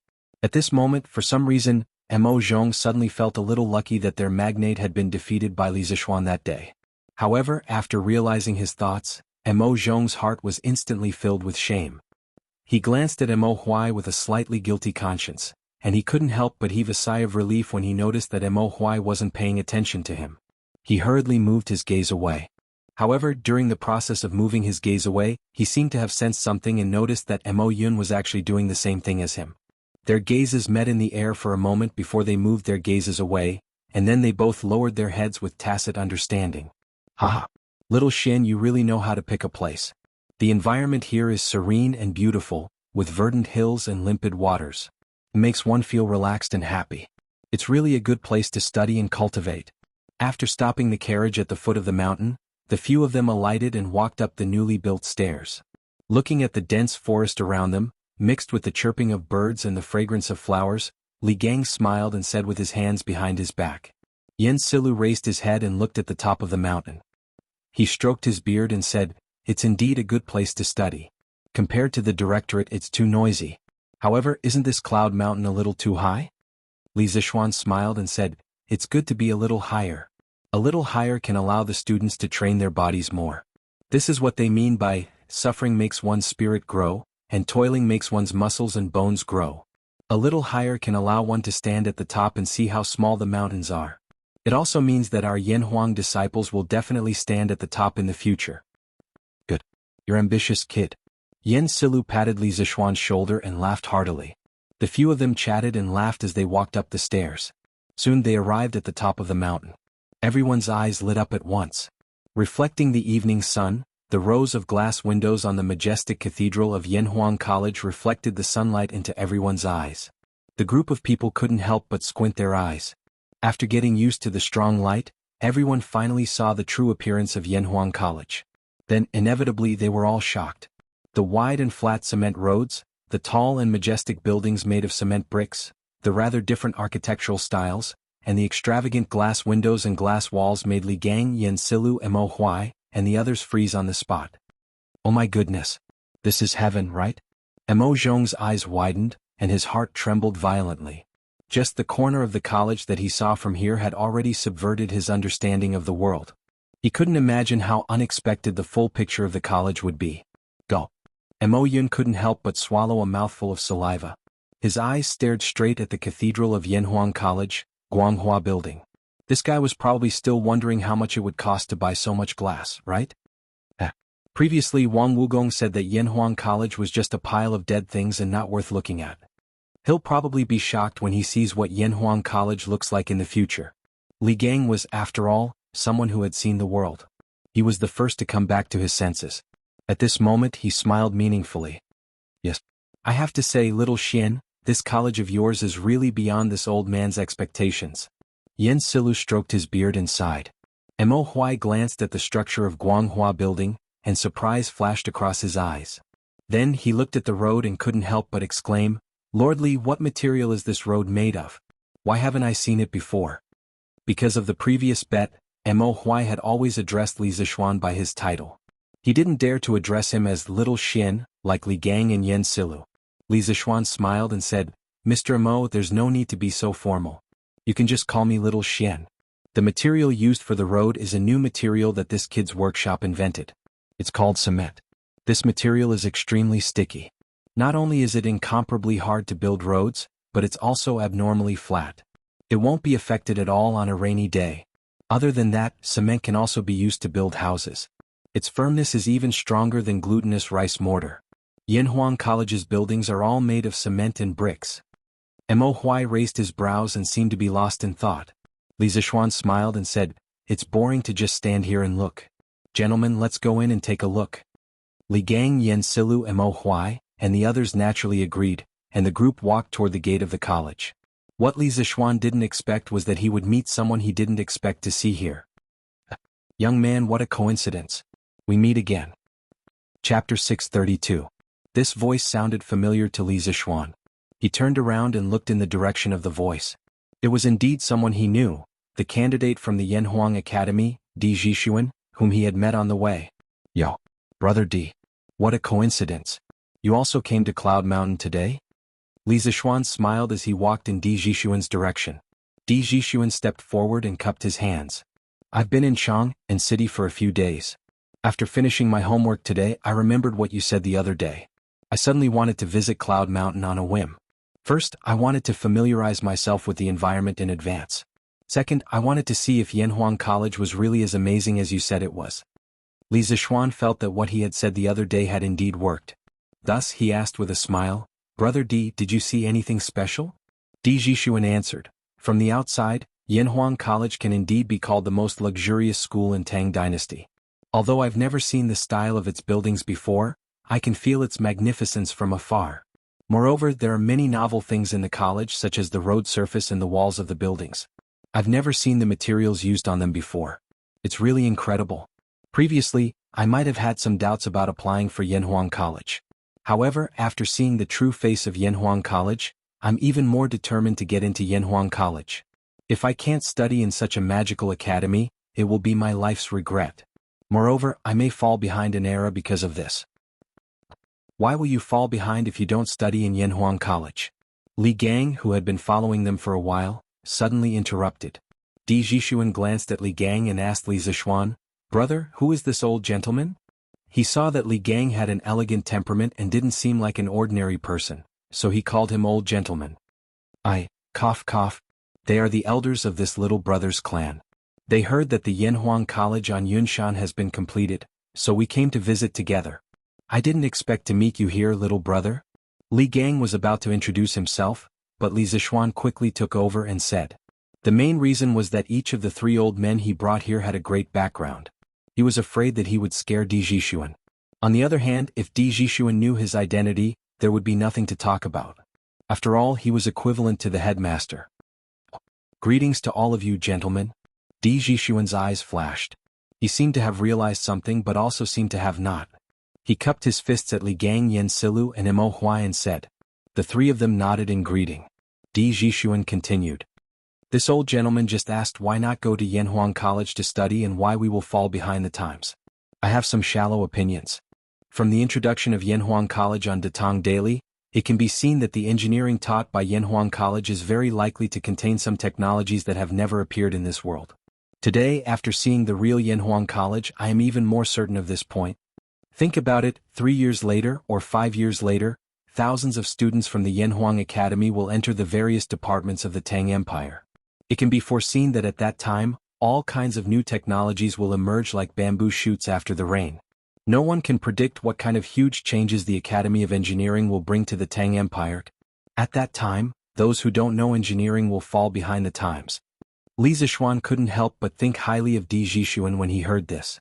In his original plan, he wanted to rely on the talents cultivated by Yanhuang College in the next 3 years to quickly form a group of top technical teams and develop some new technologies that were now qualified to be launched. He really didn't expect that there would be someone who could see so far ahead. Li Gang didn't understand this, so he just nodded reservedly and didn't make any comments. Li Zishuan praised him when he saw this. I agree with Brother D's judgment very much. In terms of the foresight of engineering alone, I think many people can't compare to Brother D. I'm looking forward to Brother D's brilliant future with your engineering skills. Di Jishuan's eyes flashed imperceptibly. He smiled and said, Little brother, you think too highly of me. I'm not good at engineering. I want to enter Yanhuang College because I don't want to fall behind the times. Li Zishuan seemed to understand something. He looked at the sky and said, It's getting late. Brother D, why don't you go to the academy with us now? Di Jishuan laughed and said, Ha ha. If I could go in, I would have gone in long ago. I'm afraid you and I won't be able to go in today. Li Zishuan asked curiously, Why is that? As far as he could remember, ever since Yanhuang College had been built until the last time he came to Cloud Mountain, the academy had never stopped outsiders from visiting. Why did Di Jishuan say that? Di Jishuan pointed at the entrance of the academy. Li Zishuan looked in the direction he was pointing at and noticed 2 guards with bright armor and sabers standing there. Di Jishuan said, Don't worry. Di Jishuan said, I've come at the wrong time. I've never heard from my classmates that Yanhuang College doesn't allow strangers to visit. However, looking at the situation today, I guess some big shot has come to Yanhuang College? Therefore, I can only watch from afar. Forget it, there will be plenty of opportunities in the future. Besides, didn't I meet an acquaintance like you, little brother? This trip was not in vain. It's getting late, so I have to return to Chang'an. Little brother, do you want to go down the mountain with me? Li Zishuan looked away from the 2 guards at the entrance of the academy and said, No, even if I can't go in, it's good for me to take a look outside. Speaking of which, after Yanhuang College was built, I, a native of Chang, haven't even seen the whole picture. Then I'll take my leave first. Di Jishuan cupped his hands and said goodbye to everyone. Then he went down the mountain alone. After Di Jishuan left, Li Gang stroked his beard and said, Those are the Imperial Guards. Could it be that His Majesty has come to the academy? Li Zishuan recognized the 2 guards just now, so he deliberately let Di Jishuan go first. At this moment he nodded and said, Yes, it's very likely. Since we're here, let's go in and take a look. At this time, it was obvious that they couldn't escape. Li Zishuan didn't believe that the 2 guards at the entrance didn't see them. Li Gang and Yen Silu naturally agreed. However, Mo Huai hesitated and said, Well, why don't I go down the mountain first? The Mo family's big son was the target of the emperors in the previous dynasties. Now that he was going to see Li Er, this. Chapter 633. Mr. Mo, you worry too much. On Cloud Mountain, Li Zishuan heard Mo Huai's hesitant words. He turned around and said, Actually, His Majesty already knew your identities the moment you entered Chang'an City. However, His Majesty didn't do anything to you after such a long time. This means that His Majesty doesn't intend to exterminate the Mo family.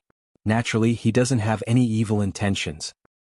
But, even so, Mo Huai couldn't help but worry. Li Zishuan said bluntly, His Majesty is the saint of this generation. Moreover, the Tang Empire has been peaceful for many years. The Mo family is no longer the Mo family in its heyday.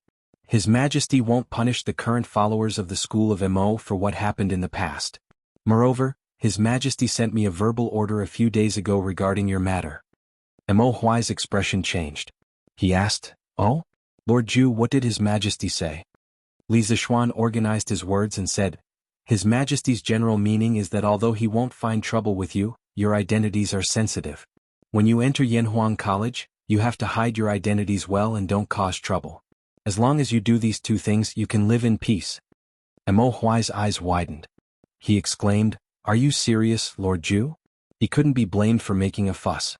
The imperial court had suppressed the Mo family too harshly for thousands of years.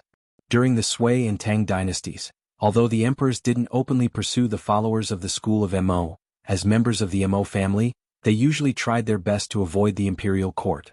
Now that Li Er had sent such an imperial order, didn't it mean that they could live in peace with the ruler? Li Zishuan nodded and said affirmatively, It's absolutely true. I'm not lying. Li Gang smiled and said, In that case, Brother Mo, come in with us. Mo Huai nodded, and the few of them walked to the entrance of the college. Father. Brother Xiaoxian's college is so beautiful. Chang'e wants to live in it. In the conference room in the middle of Yanhuang College's main building, Li Er brought his wife and children to sit on the sofa. Their ancient costume, coupled with the modern decoration in the room, looked very strange. However, old Li obviously didn't think so. Today he brought his family here for a vacation. At this moment, when he heard Chang'e's laughter, Li Er couldn't help but laugh, and this academy is indeed well built. But if Chang'e lives here, what will father and mother do when they miss you? Chang'e blinked and thought for a while before replying, "Oh, forget it. Chang'e can't bear to part with father and mother." Chang'e was extremely adorable to begin with. When she said this, Li Er immediately laughed heartily. At this moment he was no longer the ruler of a nation, but a gratified father. Li Qingqian, Li Tai, Empress Zhangsun, Concubine Yang, Li Ku, and the others also burst into laughter. It looked like a happy and harmonious family.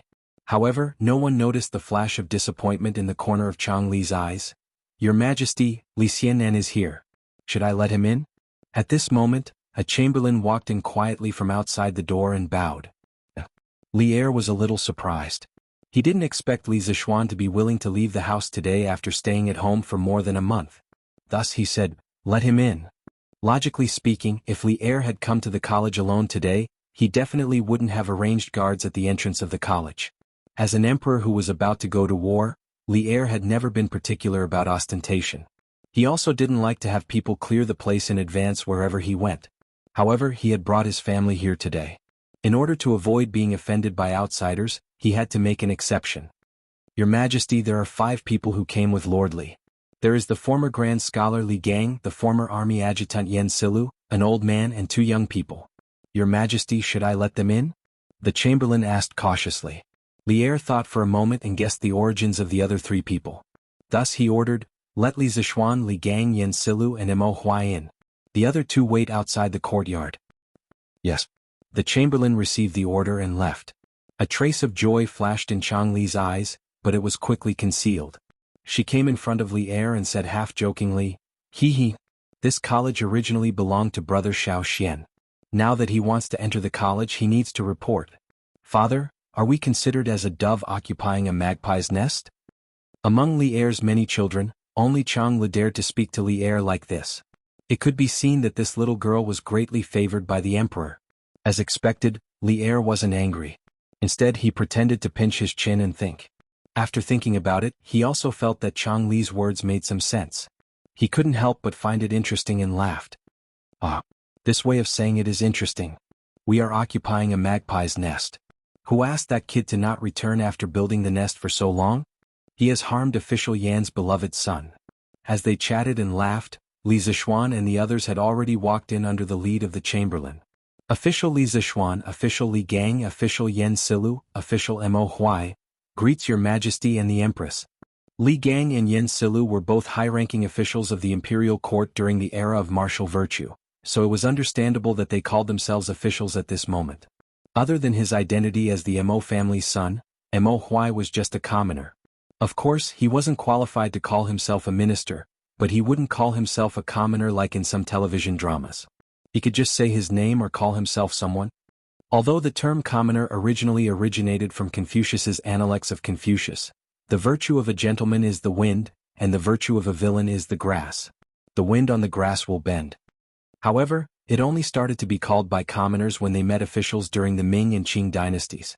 Besides, in order to avoid using Li Er's name in the Jingguan dynasty, there were very few titles such as commoner or commoner's daughter. You may dispense with the formalities. Officially, it's really been a long time. Is your health well? Li Er nodded, then looked at Li Gang and said with a pleasant expression. During the era of martial virtue, although Li Gang had been the teacher of the hidden crown prince Li Gang, this didn't affect Li Er's respect for the old man's character and knowledge. After he ascended the throne, he also thought about reviving Li Gang, but the latter always used the excuse of being too old to refuse. Li Er could only stare at him helplessly. "Thank you for your concern, Your Majesty. This old official's health has always been good. Although this cloud mountain is high, this old official walked up step by step just now and didn't feel tired." Li Gang cupped his hands and smiled. He was already 81 years old this year, but he could still go out and walk around. It was really rare to see someone as healthy as him. That's good. Official Li's health is the blessing of the Tang dynasties. I originally wanted you to go out and teach Qingqian, but now it seems that Li Zishuan has beaten me to it. Chapter 634. As expected, this little brother's identity is also extraordinary. Li Zishuan, who was talking to Li Er in Yanhuang College, didn't know that when he entered the gate of the college, a sigh came from behind a big tree not far away. It was Di Zhishuan. This guy just told Li Zishuan that he would go down the mountain first, but he secretly came back halfway because he didn't believe that Li Zishuan and the others would only look at the college from the outside. In the end, it was just as he expected. Di Zhishuan shook his head and walked down the mountain. He murmured to himself on the mountain path. That guard's armor is bright, and his lower body is very stable. His martial arts must be extraordinary. This kind of soldier is the best of the best among the 16 guards of Tang. The capital is an important place, and someone who dares to bring soldiers to block Yanhuang College must be extraordinary. Could it be Duke Yi and Duke Lu? No, although they have a close relationship with the founder of Yanhuang College, Li Zishuan, and it's understandable that they came to visit Yanhuang College, with the temperament of the two dukes, they wouldn't let the guards block the gate of the college. Then who was the person inside? Could it be the Crown Prince or Prince Wei? Father once said in the letter that the Crown Prince and Prince Wei are close friends with Li Zishuan. They have the conditions and the ability to do such a thing. But isn't this considered a disturbance to the people? Aren't they afraid of being impeached by the imperial censor? Also, if the person in the college is really the Crown Prince or Prince Wei, then what is the identity of that little brother? He looks to be at most 15 years old and he seems to be skilled in martial arts. In addition, his speech and temperament are not like that of an ordinary person, and he can easily pass the guards at the gate. Could he be the descendant of a famous minister or general? Sigh. My bad habit flared up again. If that little brother wants me to know his identity, he will naturally tell me. Why do I have to spend so much effort and guess here and there? In the end, a sigh was left on the mountain path, and then Di Zhishuan's figure disappeared. Ha. Wenji. Konggui, the two of you used old age as an excuse to resign from your positions. Now you've both entered Yanhuang College. Oh, I heard that there's also that Mr. Wu Do Wangji. Is that right? In the meeting room, Li Er leaned against the soft back of the chair and asked with a smile. Li Gang and Yen Silu looked at each other. Li Er's question was not easy to answer. Li Gang pursed his lips and pondered for a moment. He then cupped his hands and said, Your Majesty, Wang Wugong will indeed enter Yanhuang College. Li Er narrowed his eyes and said, Then Wenji Konggui, why are you unwilling to serve me? With your talents, there will definitely be a place for you in my court. Li Gang had already expected Li Er to say this. He quickly bowed and replied, Your Majesty, it's not that I don't want to, but I can't. Most of us are already old. If we still hold important positions, it's inevitable that we won't be able to do as we wish and delay Your Majesty's important matters. We only wish to pass down our lifelong knowledge to others while we're at Yanhuang College. It's our last contribution to Tang Empire. Yen Silu also bowed and said, I also have the same intention. I hope Your Majesty can understand. Li Er quickly got up and helped the two of them up. He comforted them and said, My two beloved subjects, you're overthinking. I don't mean to blame you. I just feel a little regretful. Empress Zhangsun also added, Both of you are people of virtue and prestige. His Majesty is just thirsty for talents. Don't misunderstand. Li Gang straightened his body and said, Your Majesty, you're too serious. I can't bear such great favor. Now that the court is filled with civil and military talents, and all the talents of Tang Empire have been recruited by Your Majesty, I'd better use my old bones in the academy to nurture some young people for Tang Empire. Li Er pondered for a moment and nodded. All right. I just hope that Wenji will take care of yourself. Then he looked at Li Zishuan and said in a deep voice, Mr. Li Gang is not young anymore, but he's still teaching students for you. You have to take good care of him in the future. Don't let any accidents happen. Li Zishuan quickly replied, Don't worry, Your Majesty. I won't let Mr. Li tire himself out. At this moment, Li Er shot his gaze towards Mo Huai. Mo Huai's heart instantly tightened, and his clenched fists couldn't help but sweat. At the same time, he was secretly calculating how confident he was in escaping if Li Er suddenly attacked. Mo Huai. Li Er looked at Mo Huai for a long time, and only spoke when Mo Huai's forehead was sweating. Mo Huai's eyebrows twitched. He stepped forward and bowed. Mo Huai is here. There was no joy or anger on Li Er's face. He said calmly, I don't object to the Mo school. Of course, as long as it's beneficial to the people of Tang Empire, I won't object. So you don't have to worry that I will harm your Mo family. Although he had already known Li Er's attitude from Li Zishuan, Mo Huai couldn't help but say excitedly now that he had personally confirmed it from Li Er's mouth. Mo Huai thanks your majesty on behalf of the Mo school. Li Er waved his hand and said, don't be happy too early. I'm not done yet. As for the school of Mo entering the Yanhuang Academy, I need to make 3 rules with you. First, the followers of the school of Mo are proficient in martial arts. As a magnate, you must control them well and prevent them from using their martial arts to break the law. Otherwise, when the time comes, the Supreme Court will personally come and demand an explanation from the offenders. Mo Huai didn't even think about it and replied, that's how it should be. Your Majesty, don't worry. I, Mo Huai, will do my best to restrain the people of the Mo school. Li Er nodded and continued, second, now that Confucianism has become the orthodox school of thought in the world, I don't want the Mo family to stir up disputes between the schools again. You have to hide your identity as a member of the Mo school in Yanhuang College. You are not allowed to leak secrets without permission. Otherwise, you will have to bear the consequences. Although Mo Huai was unwilling to accept this request, there was nothing he could do. With the few remaining followers of the Mo school, fighting with the established Confucianism was tantamount to a moth flying into a flame. Even if Li Er didn't mention it, they didn't have the strength to do so. Mo Huai understands. Third, after every one of the Mo family comes to Chang, and their household registration will be transferred to Li Zishuan's fief, Plum Village. Someone will naturally allocate farmland and houses for you. From now on, you don't have to hide from the imperial court. However, in Yanhuang College you must fulfill your responsibilities. As a teacher you must take on the responsibility of a teacher. Do you understand? Li Er stared at Mo Huai with bright eyes and said the third request. In other words, he was reminding Mo Huai to teach well in Yanhuang College and not have any crooked thoughts. Mo Huai obviously understood the meaning behind his words. He couldn't help but feel a little wary of Li Er. Then he bowed deeply and said, Mo Huai obeys. Thank you, Your Majesty, for your grace. Chapter 635. Alright. You guys must be here today to visit Yanhuang College, right? Go. I won't keep you guys here. After greeting Li Gang Yen Silu and beating Mo Huai, Li Er had achieved his goal. He smiled and said to everyone. Li Zishuan couldn't help but feel elated. He thought to himself that it was fortunate that old Li didn't find trouble with him. Thus, he cupped his hands together with Li Gang and the others and left. However, he heard a gentle female voice coming from inside the room. Li Zishuan, you stay. I have something to tell you. Li Zishuan's face darkened and he stopped in his tracks. Li Gang threw him a helpless look and left with Yen Silu and Mo Huai. What orders does your majesty have? Li Zishuan turned around and cupped his hands to Empress Jiangsun. The person who just asked him to stay was Empress Jiangsun. Li Er also looked at Empress Jiangsun curiously at this moment.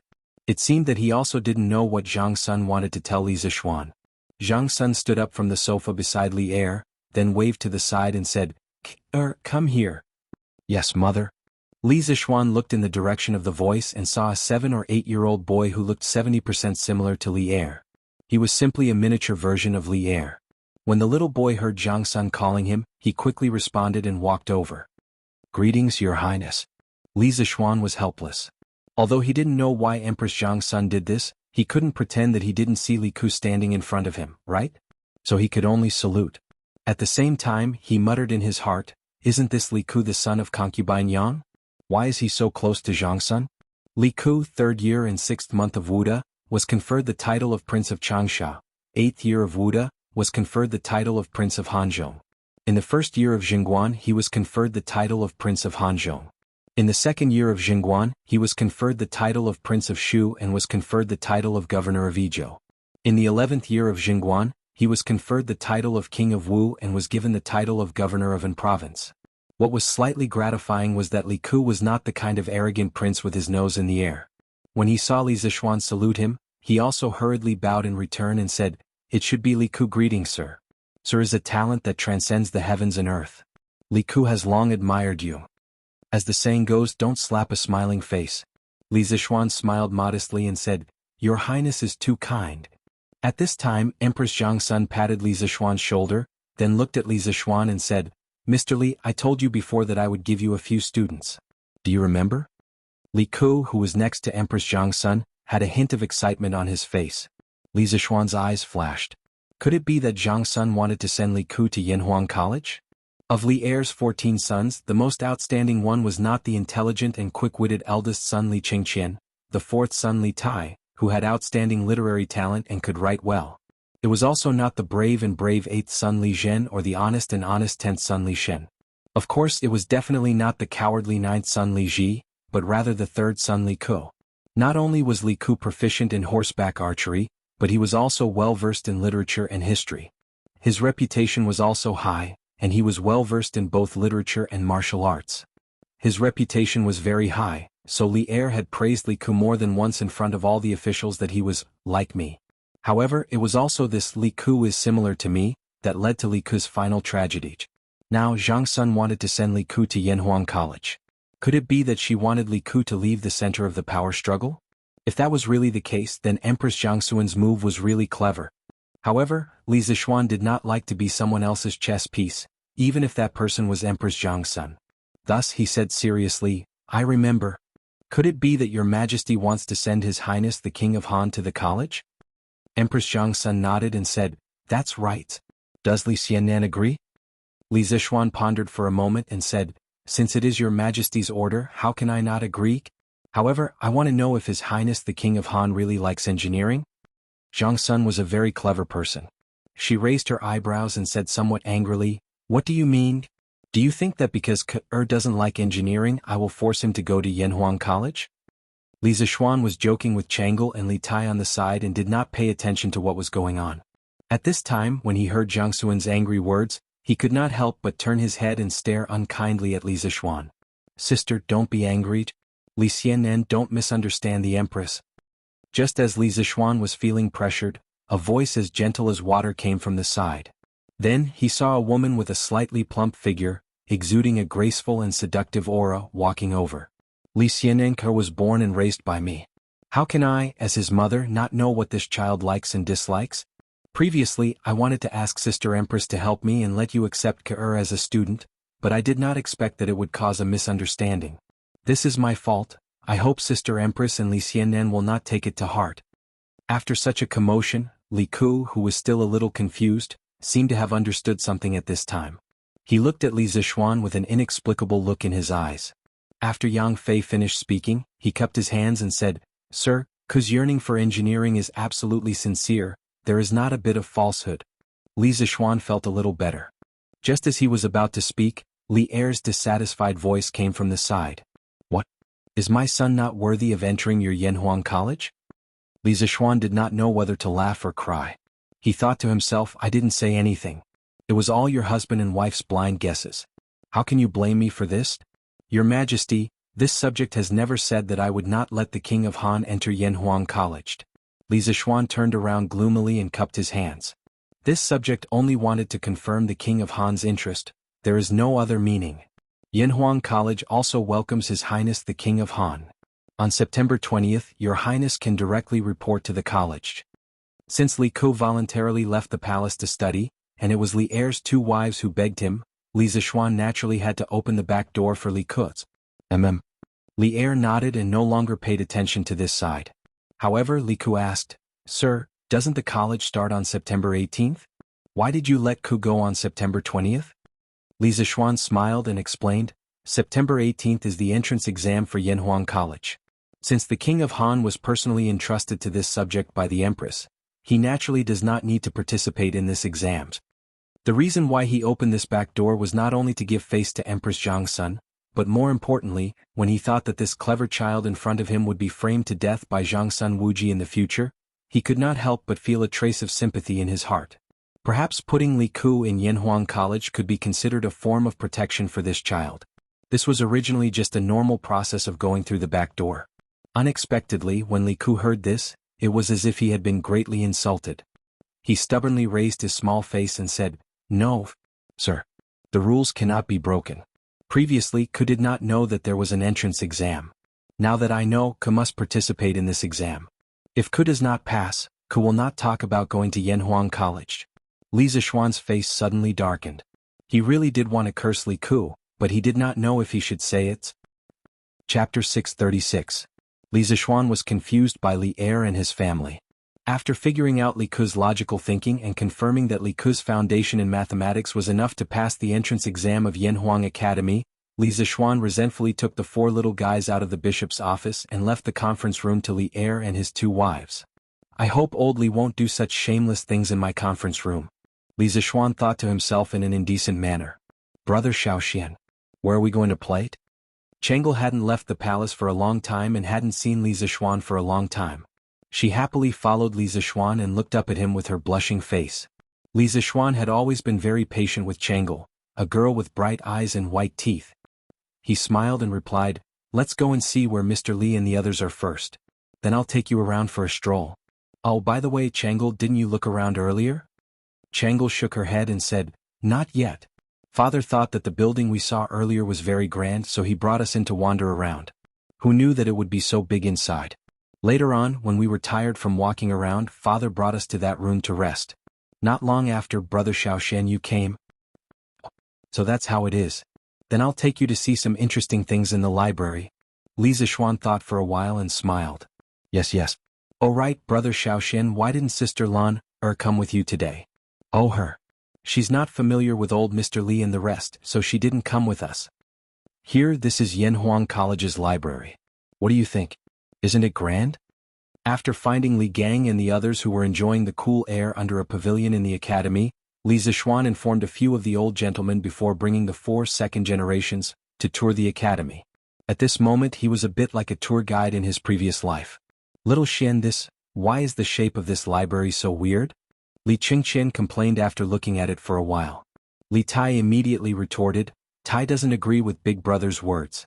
This is clearly grand, not weird. I think that among all the buildings in the academy, only this library is similar to the style of our central plains. Li Zixuan couldn't help but nod secretly. Li Tai was right. Yanhuang College's library, the red building, used a lot of China's traditional multi-eave roofs, China's ancient auspicious patterns, and China's traditional red beams and pillars. Compared to the other high-rise buildings in the academy that were purely made of cement, this library contained a lot of ancient style. But I still feel that the overall shape of this building is very weird. Li Qingqian muttered to himself. This is the academy's cafeteria. In the future, all students will line up here to eat after class. Li Zixuan didn't bring them into the library. In fact, every building in Yanhuang College was quite large. If they went into every building, they wouldn't be able to finish it even by nightfall. Wow. This place is so big. Brother Xiaoxian, how many people can eat here at the same time? Looking at the spacious and bright cafeteria with large glass doors and windows, Changel couldn't help but exclaim. Before Li Zixuan could answer, Li Tai said, if every table is full, this floor can seat 800 people and there's another floor above. So, this building can completely satisfy the needs of the entire academy's teachers and students. The little fatty obviously didn't work for nothing in Yunshan for the past 2 months. What he said was reasonable and methodical. Wow. It can actually accommodate so many people. How many students will the academy recruit this time? Changel's eyes lit up when she heard this and she asked again. Li Tai didn't know this, so the little fatty decisively shut up. Li Zixuan saw this and replied, there's no conclusion on how many students will be recruited, and there won't be a fixed number. This will completely depend on the abilities of this batch of students. If they all do well in the exams, then what's wrong with me recruiting all of them? If only a few people's answers are passable, then I'll only recruit those few people. Brother Xiaoxian, does your academy recruit female students? Changel suddenly blinked and asked. When everyone heard this strange question, they couldn't help but be stunned. Li Zixuan thought for a while before answering, Changel, this isn't a question of whether I'm willing to recruit or not. It's a question of whether the officials in the imperial court will allow women to enroll or not. The current Yanhuang College is still too weak. Perhaps one day, when Yanhuang College is strong enough to dominate the secular etiquette, then a female branch of Yanhuang College may appear on Yunshan. Oh. Changel nodded as if she understood. Li Ku, on the other hand, looked at Li Zixuan in surprise. He thought to himself, Sir, you're really daring. Allowing women to enroll is simply too crazy. At this moment, Li Qingqian suddenly let out a muffled groan. Li Zixuan's hearing was amazing, and he was the first to detect the abnormality. He hurriedly asked, Qingqian, what's wrong? Li Qingqian's expression was extremely awkward. He clutched his stomach and said with a bitter face, No, nothing. I just felt uncomfortable in my stomach and wanted to go to the toilet. Xiaoxian, where is your academy? When Li Tai heard this, he almost wanted to curse. He immediately jumped away and kept a distance from Li Qingqian, which made Li Qingqian so embarrassed that he wanted to die. Chang'e and Li Ke's actions weren't as obvious as Li Tai's. The two of them moved imperceptibly, wanting to get away from the troublesome place. Li Zixuan didn't immediately understand what Li Qingqian meant. He was stunned for a while, and combined with Li Tai's reaction and Li Qingqian's action of clutching his stomach, he finally understood what this unlucky child meant by going to the toilet. He pointed at the library that they had just passed and said, "There's one in that building. Qingqian, go quickly." Li Qingqian glanced at the library and said anxiously, "No. This building is so big. How do I know which one is the toilet?" Chang'e couldn't help but cover her little face, feeling that her brother Crown Prince had lost a lot of face today. Li Zixuan said, "Qingke, quickly take Qingqian there." Li Tai said gloomily, "Why don't you go?" Li Zixuan thought to himself, "This is your brother, not mine. Why should I go?" However, he could only say this in his heart. At this moment he glared at Li Tai and said, "Qingqian definitely didn't bring toilet paper. I have to find Xiaoning to get some. Quickly take Qingqian there." Li Tai grunted in response and obediently went to lead the way for Li Qingqian. Other people didn't know what toilet paper was, but he obviously knew after hanging out with Li Zixuan for so long. Li Zixuan looked at the two brothers walking away and didn't know whether to laugh or cry. Did he meet someone who didn't bring toilet paper to the toilet today? The unlucky thing was that he had to help deliver toilet paper. Fate really made fools of people. "Brother Xiaoxian, what is the toilet paper you were talking about?" As expected, when Chang'e started asking, Li Ke's eyes also stared at him without blinking. Li Zixuan waved his hand and said, "It's a very sanitary type of paper. I don't have time to explain now. You two wait here. I'll be right back." With that, Li Zixuan used cloud-piercing steps and instantly disappeared from the spot. Chapter 637. I've long heard that you've become a martial Dao master. Looks like it's true. Looking in the direction Li Zixuan left, Li Ke couldn't help but fall into a daze. He was also very interested in martial arts, so after seeing Li Zixuan's amazing speed, he couldn't help but yearn for it. Does third brother want to learn martial arts from brother Xiaoxian too? At first, Chang'e was also attracted by Li Zixuan's graceful movements. However, when she came back to her senses, she realized that Li Ke was still in a daze. She thought for a moment and guessed what Li Ke was thinking. Hence, she tugged at Li Ke's sleeve and asked, "Cough cough. That's not true. Third brother learning martial arts from General Dugu is pretty good too." Li Ke quickly came back to his senses and tried to cover it up. After knowing that he liked martial arts, Li Er arranged for Dugu Xan to be his martial arts master. As the saying went, a teacher for a day, a teacher for life. Li Ke was very principled when it came to conduct himself. Hee. Chang'e laughed and skipped the topic. She started to talk about the academy's architecture with Li Ke. The siblings didn't wait for long before Li Zixuan came over with a roll of toilet paper. "Brother Xiaoxian, you're back," Chang'e exclaimed in surprise. Li Zixuan nodded. He estimated that Li Qingqian should have just squatted down. Hence, he took out the toilet paper and said, "Here, Chang'e, look, this is toilet paper."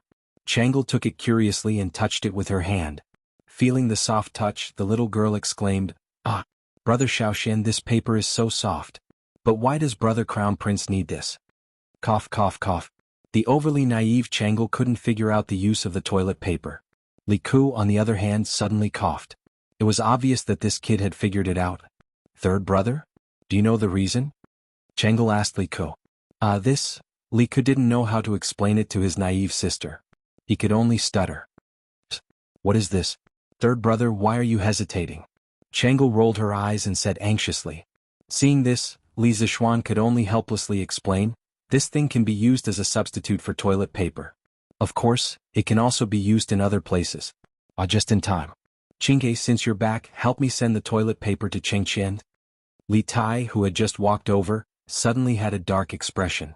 Just as he was about to retort, he heard Li Zixuan say, "Brothers have to love each other. Qingke, if you don't go, Qingqian will be anxious." "Alright." Little Fatty thought for a while, and finally decided to listen to Li Zixuan's suggestion. He brought the scroll of paper to the library. After Li Qingqian came out, he naturally had an awkward expression. However, he still very solemnly instructed Li Tai and Li Ke not to mention his stomach discomfort in front of Li Er.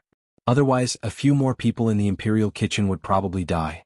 Li Zixuan was quite satisfied with Li Qingqian's arrangement. Although ruthlessness was the most royal family at this time, Li Qingqian was only less than 10 years old. If a 10-year-old child could really be cold-blooded and treat human lives like grass, then Li Zixuan would definitely not have any interaction with Li Qingqian. Next, Li Zixuan took the four of them to see the academy's sports field, dormitory and even bathhouse. They visited all of them. The sun was setting in the west. Seeing that it was getting late, Li Zixuan followed Li Gang and the others back to Chang'an. As for Li Qingqian, Chang'e and the others, of course they followed the guards that Li Er brought back to the palace. However, before leaving, Li Zixuan promised to give Chang'e 10 boxes of toilet paper. Thinking of the shy look on the little girl's face when she asked for toilet paper, Li Zixuan couldn't help but feel a little amused. "Hey, wife. I haven't seen enough yet. Do you want to try it on?" After dinner at night, Li Zixuan accompanied Lan Er to play around crazily for a while before returning to his room. However, he saw Han Yushi using her hand to caress the honorary dress sent by the palace. Li Zixuan couldn't help but tease. "Husband." Han Yushi was startled when she heard the voice. Then she panicked and said, "No. I was just packing my clothes." "Really?" Li Zixuan moved closer to Han Yushi's ear and chuckled. Then he came to the desk where the honorary robe was placed. He sighed and said, "So this is what the honorary robe looks like. This is the first time I've seen it." "Sigh, wife, you don't say. This honorary robe looks quite good." What he said was true. Although he had seen it in a TV series in his previous life, how could the TV series be real? The director and the costume designer weren't historians. Han Yushi thought that Li Zixuan was teasing her again. She quickly came over and took away the honorary robe and the imperial edict on it. Then she said angrily, "All right, husband, stop fooling around. Go to sleep." "Sigh, that's not right. Why is this imperial edict made of wood? Could it be that it was replaced by someone?" Li Zixuan inadvertently glanced at the imperial edict and suddenly said in surprise. Han Yushi turned around and said speechlessly, "Husband, are you sleepy?" The side of this imperial edict was originally made of sunflower ebony. Li Zixuan frowned and said, "Wood? How can His Majesty be so stingy? Shouldn't it be made of gold or jade?" He remembered that when he was conferred a title, the side of the imperial edict given by the palace was made of gold. Han Yushi put away the robe and the imperial edict, then walked over and said, "Husband, don't talk nonsense. His Majesty gave me a 6th-rank official. How can I be qualified to use a jade or golden scroll?" Li Zixuan said, "Oh." He really didn't know anything about this, so he asked, "Then wife, do you know what rank of honorary title one needs to use a golden or jade scroll?" Han Yushi didn't know why Li Zixuan had to get to the bottom of this matter. She thought for a while and replied, "It should be above the 3rd rank, right? I'm not very sure about the specifics. Under normal circumstances, a 1st-rank madam would use a jade scroll, a 2nd-rank madam would use a rhinoceros horn scroll, a 3rd-rank and 4th-rank virtuous and respectful person would use a golden scroll, a 5th-rank pleasant person would use a horn scroll, a 6th-rank and 7th-rank official would use a sunflower ebony scroll, and an 8th-rank and 9th-rank official would also use a sunflower ebony scroll." The room fell into silence. Then Li Zixuan said firmly, "Okay. I'll help you get a 3rd-rank honorary title later." Han Yushi was shocked. She hurriedly said, "Husband, this 3rd-rank honorary title is not a joke. Besides, I don't care about the rank of the honorary title. As long as I can stay by your side, I'm willing even if I'm a commoner." Li Zixuan's heart warmed, but he smiled mischievously and said, "Hee hee. Whether you care or not, we'll talk about it later. It's late now. Wife, shouldn't we go to bed?" Chapter 638. On September 15th of the first year of Jingguan, Yanhuang College held its first teachers' meeting on Yunshan. In addition to letting all the hired teachers know each other in advance, Li Zixuan also announced a series of important personnel appointments. Mr. Li Gang will be the acting Yamacho of the academy, in charge of teaching and administration. Mr. Yin will be the director of the academy's teaching department, in charge of the daily management of the academy. He has the right to supervise all the teachers and students of the academy, and can directly report to the Yamacho or the acting Yamacho. In addition, the academy will be divided into 5 sections according to the disciplines: classics, chemistry, mathematics, physics, and geography. Each section will have a discipline leader, who will be in charge of the curriculum planning, teaching schedule, and compilation of exam questions. The leader of the classics section will be Mr. Ma Zhou, and the leader of the chemistry section will be temporarily replaced by Mr. Wang Ji. Mr. Su Hongji will be the leader of the mathematics section, Mr. Mo Huai will be the leader of the physics section, and Mr. Xiao Dian will be the head of the geography section. Every year, the academy will conduct an academic evaluation. All the teachers in the department with the worst results will lose the year-end bonus that the academy gives at the end of every year, which is 3 months of extra salary. It had been nearly 5 days since the last time he visited Yanhuang College with Li Gang and the others. Many things had happened in these 5 days. First of all, as the opening day of Yanhuang College approached, all the candidates from all over the Tang Empire gathered in Chang'an. This made the people of Chang and see a grand occasion similar to this year's imperial examinations. Then there was Wang Ji. This old guy had become a frequent visitor of the Li family in these 5 days. Every morning when Li Zishuan woke up, he could almost see him waiting in the front yard with a book in his hand. However, although it was troublesome, it was undeniable that Wang Ji's learning progress was really fast. It was so fast that Li Zishuan wondered if this old man had super strong mental strength like himself. Therefore, this time, Li Zishuan directly appointed him as the acting team leader of the chemistry department. The reason why he wasn't the official team leader was because Wang Ji and Yen Silu's bet hadn't been completed yet. Another more important matter was that Li Tai had recommended Li Zishuan a scholar who specialized in geography, Xiao Dian. After Li Zishuan tested him, he agreed to hire him. This time, among all the teachers in Yanhuang College, there was indeed no one more proficient in geography than Xiao Dian. At this moment, after hearing Li Zishuan's last sentence, the 48 teachers in the conference room all felt a chill in their hearts. They secretly thought that coming to Yanhuang College didn't mean that they could sit back and relax. There was also fierce competition here. Li Zishuan continued, "From today onwards, all the teachers of the academy will start working. Everyone, please perform your duties. The academy has specially built a dormitory for the teachers. If your home is far away, you can choose to live in the academy's dormitory. The academy has a 2-day break every 5 days. During the break, all the teachers can go home. In addition, every 6 months, the academy will evaluate the teaching ability of the teachers in each department. Teachers who are confident in their ability can sign up for a title defense. Teachers who pass the defense will receive the corresponding title. Currently, most of your titles are teaching assistants. Above teaching assistants there are lecturers. Above lecturers there are associate professors, and above associate professors there are professors. The higher the title, the higher the salary. When you reach the title of professor, the academy will also give you a house with a similar architectural style to the academy. It will be located on Yunshan Mountain, in the northwest corner of the academy. Therefore, I hope that everyone can work hard for the students and for yourself." This was the real clear distinction between reward and punishment. As a leader, you can't only give pressure to your subordinates, you also have to give them some motivation. Otherwise, under the pressure they will all become pressure monsters. How can they do normal things? Sure enough, after Li Zishuan finished speaking, many people in the conference room were eager to give it a try. "Yamacho, may I ask what the content of the teaching ability assessment is?" The person who spoke was a young man in his early 30s. His name was Tang Yu, a frustrated scholar who failed 3 times. In the previous round of interviews, Li Zishuan asked him to explain a passage of the Analects of Confucius. In the end, this person not only explained it clearly and logically, but also explained it in a very interesting style. Even Li Zishuan, who didn't know the 5 classics, was fascinated by it. Therefore, Li Zishuan hired him. In terms of age, Tang Yu was considered one of the younger ones. Of course, the most important reason why Li Zishuan hired Tang Yu was that although Tang Yu studied Confucianism, he wasn't a defender of Confucianism. He only saw Confucianism as a stepping stone. In fact, none of the teachers recruited by Li Zishuan were stubborn Confucians. He wouldn't hire stubborn and inflexible people. The teaching ability assessment is divided into 2 parts. One is the assessment of the teacher's mastery of the subject taught. The other is the evaluation of the teacher's teaching method. Of course, those who follow the book will obviously not get a high score.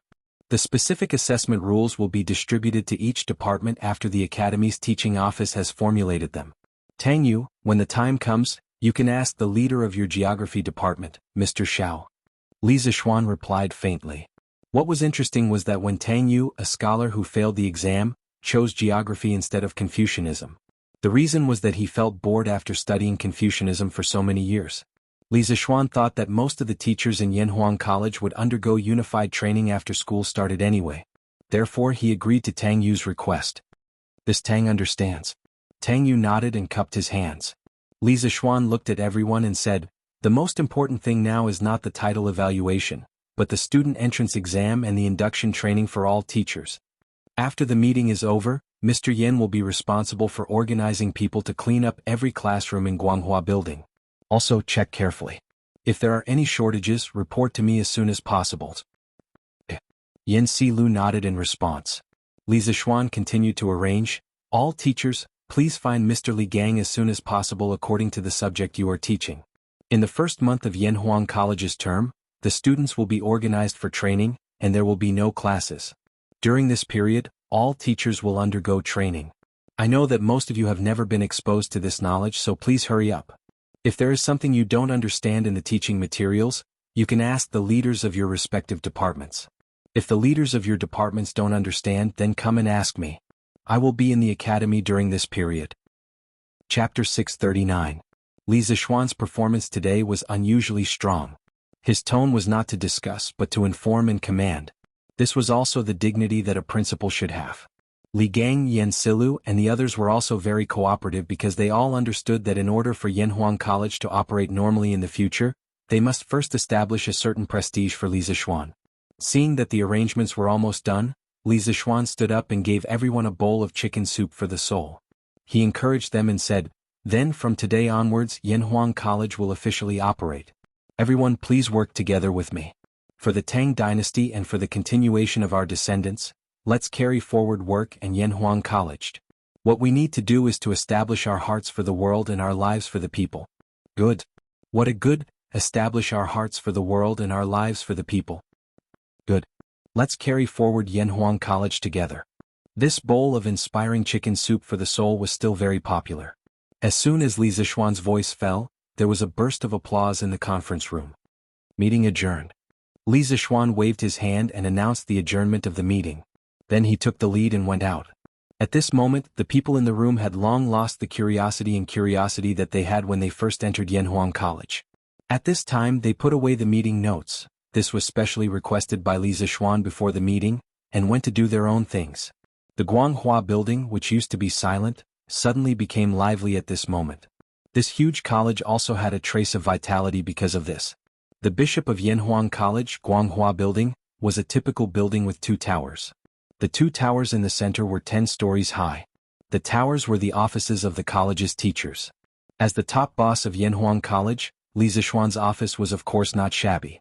His office was on the 10th floor of the tower on the right side of Guanghua building. With this huge glass wall, he could overlook the scenery within a 10-mile radius from his office. It was really crazy cool. However, Yanhuang College did not have elevators. Probably only people like him who knew martial arts would be willing to use this place as an office. After all, not everyone was willing to climb such high stairs every day. After opening the office door, Li Zixuan found Yen Xiaoning inside. At this moment, this guy was sitting on his leather chair with his legs crossed and looking at the scenery outside the window. Li Zixuan could not help but tease him. Xiaoning, it seems like you're quite relaxed now." He had been at the college frequently these few days. He also knew that Yen Xiaoning would usually come to his office to drink tea and look at the scenery when he was free. He did not feel uncomfortable about this. After all, this was his buddy. Be reasonable, your buddy occasionally uses your office, is that too much? Is it really too much? Not too much. That's. Previously, you were just a hands-off shopkeeper and it really tired me out.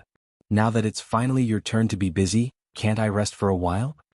Yen Xiaoning did not even turn his head. He just had his back facing Li Zixuan and gloated. Thinking about the huge pile of things that he had to deal with later, Li Zixuan felt a headache. He sat down on the sofa next to him and said angrily, "Bullsh asterisk teat. When have I ever been a hands-off shopkeeper? When you were busy helping me build the college, I was also busy writing teaching materials. That stuff is not much easier than yours." Yen Xiaoning picked up his teacup and took a sip of tea. Then he turned his chair around and said smugly, "Hey, that's none of my business. Anyway, my task is almost done now. Next, your task is going to be heavy. I heard that the students who came to take the Yanhuang College exam this time are already in time for this year's imperial examination." What a bad friend. Li Zixuan was speechless. However, what Yen Xiaoning said was also the truth. There was indeed nothing for this guy to do. Li Zixuan leaned on the sofa and felt rather depressed. After a while he asked, are the 10 villas in the northwest completed? Yan Xiaoning nodded and said, yes, they're all completed. Now the construction team is building other unimportant buildings in the college. Don't worry, the construction area is all separated from the distant teaching area. When the time comes, it won't affect the students. This construction progress was all planned. Li Zixuan wasn't too surprised about this. He sighed and said, when do you estimate it will all be completed? Yan Xiaoning must have made an estimate before this question. At this moment, he didn't even think and answered, about a month. So fast? Li Zixuan was a little surprised. Yan Xiaoning said matter-of-factly, what's so strange about that? Now that the construction team is getting more and more skilled, their cooperation is also getting better. Plus, with the crane that you made, the construction speed is of course a few times faster than at the beginning. Speaking of this, Yan Xiaoning patted his head and suddenly shouted, oh, right, I forgot to tell you something. What is it? Li Zixuan asked subconsciously. Yan Xiaoning laughed and said, that Xiaoxian, can we exchange the villas on Yunshan? Li Zixuan suddenly became alert. He didn't agree or disagree but instead asked, why? Didn't you build your villas according to the blueprint of mine?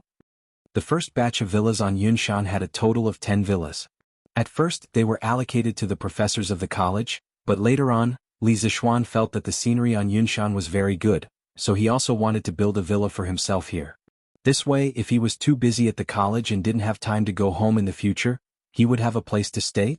Since he was building a villa for himself, Li Zixuan of course put in 120% of his effort. The villa he designed for himself was bigger than the professor's villas, and it was also one floor higher. When Yan Xiaoning saw it, he immediately wanted to change his villa to the same one. How could Li Zixuan have a reason to object? Now that the construction team was in Yan Xiaoning's hands, this guy could just abuse his position for personal gain a little, and their villa could be built however he wanted?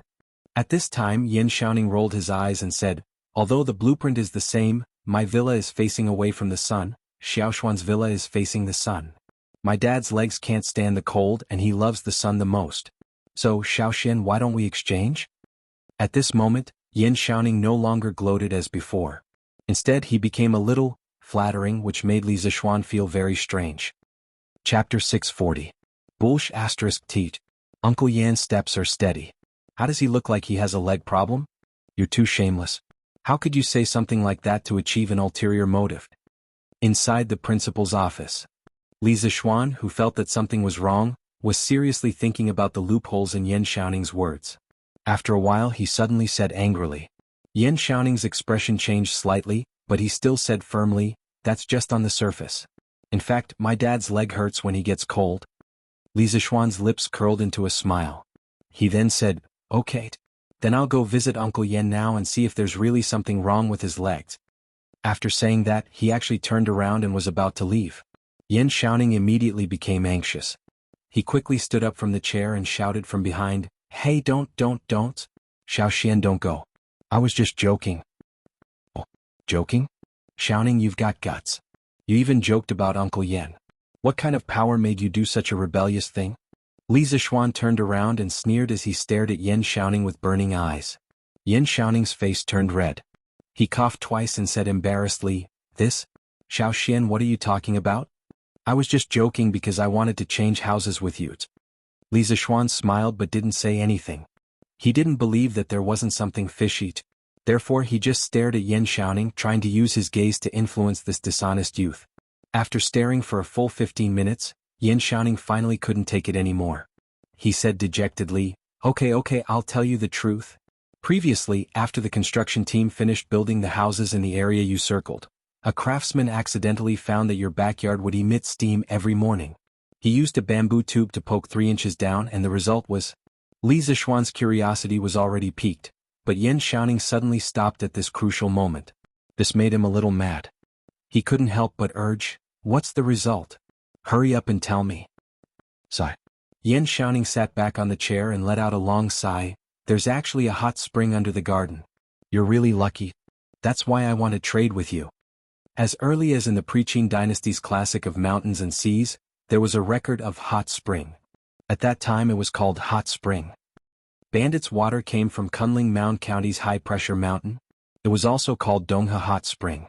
The water came from the northwest Clamor Valley. The water was as warm as hot soup, and could cure all kinds of diseases. Therefore it was called hot spring.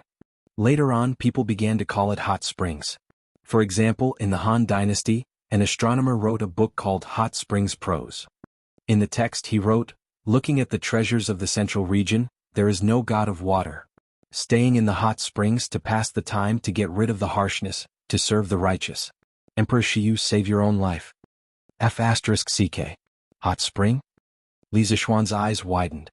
His expression was wild with joy as he said, "Hot? That's great. I can't believe I found a hot spring in such a beautiful place. In the future I'll build a house on top of it and soak in the hot spring during winter while eating delicious food. Wouldn't that be wonderful?" Yan Xiaoning's old face darkened. He was so angry that he gritted his teeth and said, F***ck. You're too much. Li Zixuan curled his lips and said, "Who's the one who's too much? Someone wanted to cheat me of my hot spring just now." When Yan Xiaoning heard that, he immediately stopped talking. Li Zixuan saw that this guy was unhappy and couldn't help but say, "Xiaoning, didn't you try digging in your backyard? What if your house has a hot spring too?" Yan Xiaoning looked at Li Zixuan with a strange expression and then said unhappily, "How do you know I didn't dig it? Not only my backyard, I dug everywhere except my house. In the end, I didn't dig anything." Li Zixuan was sweating profusely. The image of Yan Xiaoning instructing a group of craftsmen to dig his house involuntarily appeared in his mind. Disque so ruthless. Sigh. But speaking of which, why do you want a hot spring? This thing can cure some diseases and it's good for women's skin. Xiaoning, you're healthy, so the hot spring doesn't seem to be attractive to you? Don't tell me you want to be a gigolo? Li Zixuan suddenly thought of something wrong and couldn't help but ask with a strange expression. The ancient people had a certain understanding of the medical and health effects of hot springs. The Han Dynasty's 3 Qin records recorded the legend of hot springs curing diseases. The first emperor traveled with the goddess and disobeyed her orders. The goddess spat on him and caused him to have ulcers. The first emperor thanked her, but the goddess washed off the ulcers in order to get out of the hot spring. The goddess used the hot spring to cure Qin Shi Huang's ulcers. Therefore, Qin Shi Huang called the Li Mountain hot spring goddess soup. Yan Xiaoning said angrily, "You're the one who wants to be a gigolo. I want a hot spring only because I'm afraid of the cold in winter. You don't know how cold Chang'an's winters are these years. Even charcoal can't cure it. Is it that exaggerated?" Li Zixuan didn't think much of it, but he was too lazy to argue with Yan Xiaoning over such a small matter. He looked at the sky and said, "Then I'll go take a look at my house first. If it's all renovated, I'll immediately arrange for people to buy furniture for it. Maybe I'll really have to live here in a few days." Yan Xiaoning felt a little hurt when he thought of the hot spring. He waved his hand and said, "Go quickly. Go quickly. All right, if you're buying furniture, help me buy one while you're at it. I always feel that the house we're building will look very awkward with the furniture bought from the East Market." Li Zixuan responded and went out. Thinking of Yan Xiaoning's words just now, he couldn't help but think to himself, a modern house should of course be equipped with modern furniture. If you put some couches and screens in the house, of course it will look awkward. After leaving Yanhuang College, he walked towards the northwest. After passing through a tree-lined path, he could see a few modern-style villas scattered not far ahead. The main buildings of the villas were mostly 2-story bungalows. Only 2 villas in the south were 3-story bungalows. There were fences in front of the buildings and ancient trees. Behind the buildings was a very spacious courtyard with a garden, rockery, pavilion, and all kinds of low shrubs. It was actually a simplified version of a modern villa. Sigh. It feels like a lifetime ago. Li Zixuan looked at the modern villas in front of him and couldn't help but think of his previous life. Although he was living well in ancient times, his soul was still from the 21st century. His family, friends, lovers, and more than 10 years of memories were there. But he couldn't go back anymore. Chapter 641.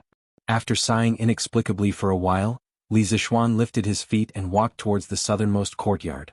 That place was an area that he randomly picked with better lighting, but he didn't expect there to be a hot spring there. If he had known earlier, he wouldn't have designed this courtyard so stingily. This was because he only wanted to build a temporary residence here.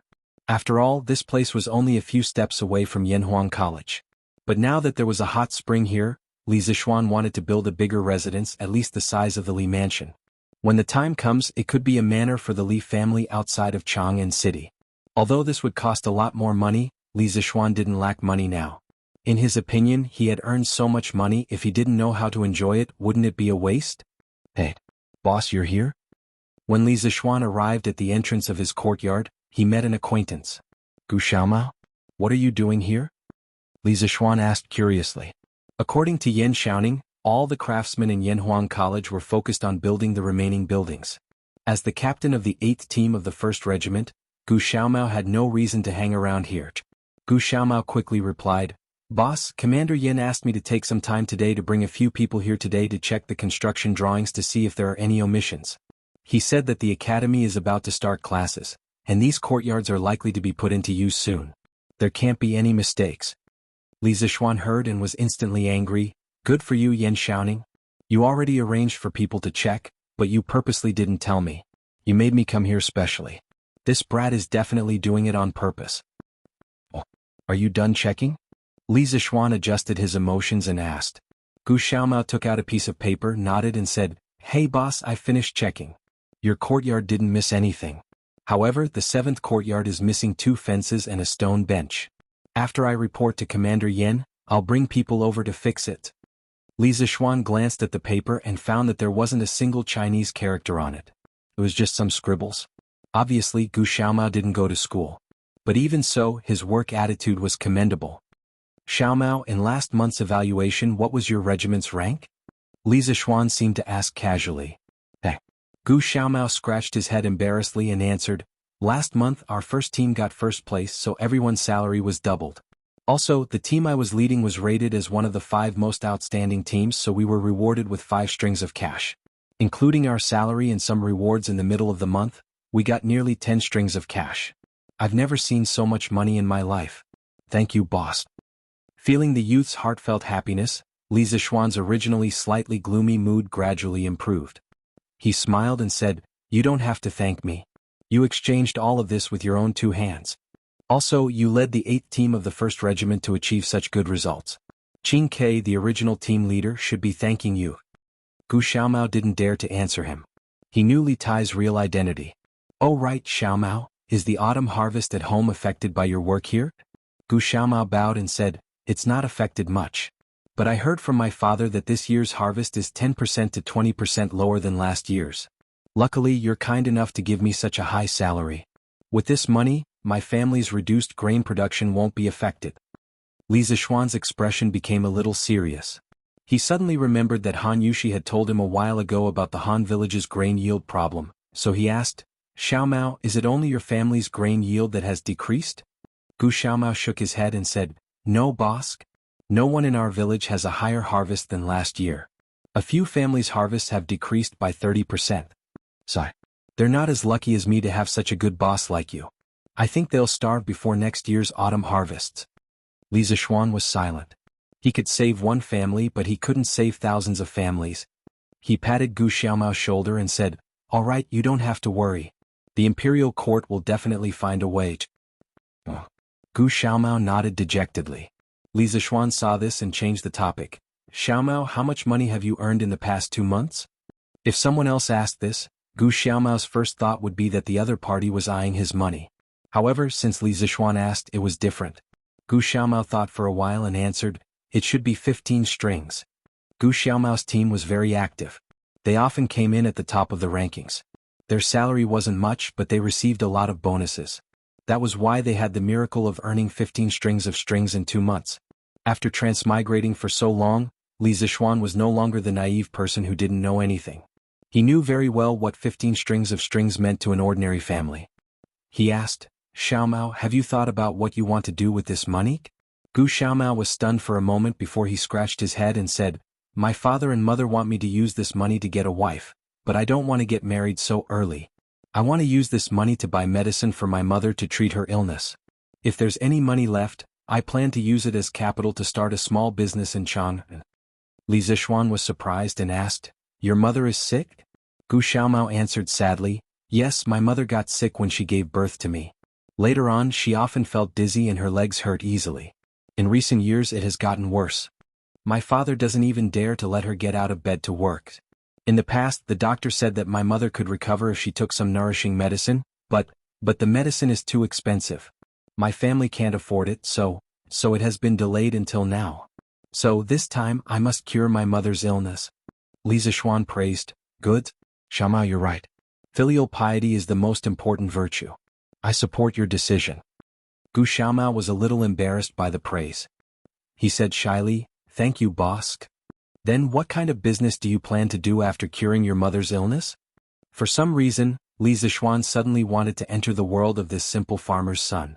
Perhaps, it was because he was also a farmer's son in his previous life. Gu Xiaomao thought for a moment and said, as long as it's not against the law. I'm willing to do any business that can make money. I want to make more money and build a big house like these villas in the future. When that time comes, I'll go find a wife. Later on, I'll send my son to a prestigious school like Yanhuang College to study. If he can't pass in 1 year, I'll let him take 2 years. If he can't pass in 2 years, I'll let him take 3 years. Chapter 642. Gu Xiaomao's dream was so simple that Li Zixuan only needed to move his lips to help him realize it. But at the same time, his dream was so difficult that even if an ordinary person spent their entire life, they would not be able to achieve even a small goal in his dream. Xiaomao, I have a long-term task here. The more you are unwilling to do it, the more you are unwilling to do it? Li Zixuan did not directly give Gu Xiaomao a large sum of money to let him realize his dream, nor did he leave him to fend for himself. As the saying goes, give a man a fish and you feed him for a day, teach a man to fish and you feed him for a day. He intended to give Gu Xiaomao a shortcut to success. Gu Xiaomao was stunned and then said excitedly, boss, please say it. I'm definitely willing to do it. Li Zixuan could not help but laugh. You agreed so decisively. Aren't you afraid that I'll ask you to commit murder and arson? Gu Xiaomao grinned and said, hey, boss, you're such a kind person. How can you ask me to commit murder and arson? Li Zixuan laughed and said, ha. Since that's the case, I'll tell you about this task. Yanhuang College will have more and more students in the future. Xiaomao, you can open a snack shop in the college. No, open a snack shop. The monthly surplus will definitely be enough for you to realize your dreams. In Taiji Palace, the morning court was in progress. Your Majesty, now that the autumn harvest is over, according to the situation reported by the counties near Chang and City, this year's harvest is not good. Most of the harvests have decreased by about 20%. In some places, the harvest has decreased by 30% to 40% compared to last year. In this way, after the people have finished their grain, I'm afraid that the remaining grain in their hands will not last until next year. Fang Xianling stood in front of the team and bowed to Li Er to report. As soon as his voice fell, there was a buzz of whispers in the court. In this era of relying on the sky to make a living, grain was the lifeline of a country. This was a fragile and sensitive nerve that no one would ignore. Li Er, who was sitting at the head of the table, could not help but feel his heart sink. At the same time, his mind was reminded of Li Zixuan's locust plague language. Li Er found it hard to imagine what kind of calamity would befall the Great Tang if it hadn't made preparations in advance. Then order all the provinces and counties to exempt citizens from 20% of their taxes. After a moment of silence, Li Er instructed in a deep voice. Your Majesty, you mustn't. An old man in his 50s hurriedly stepped forward and retorted, Your Majesty, although this move can relieve the pain of the people, it is no different from drinking poison to quench thirst.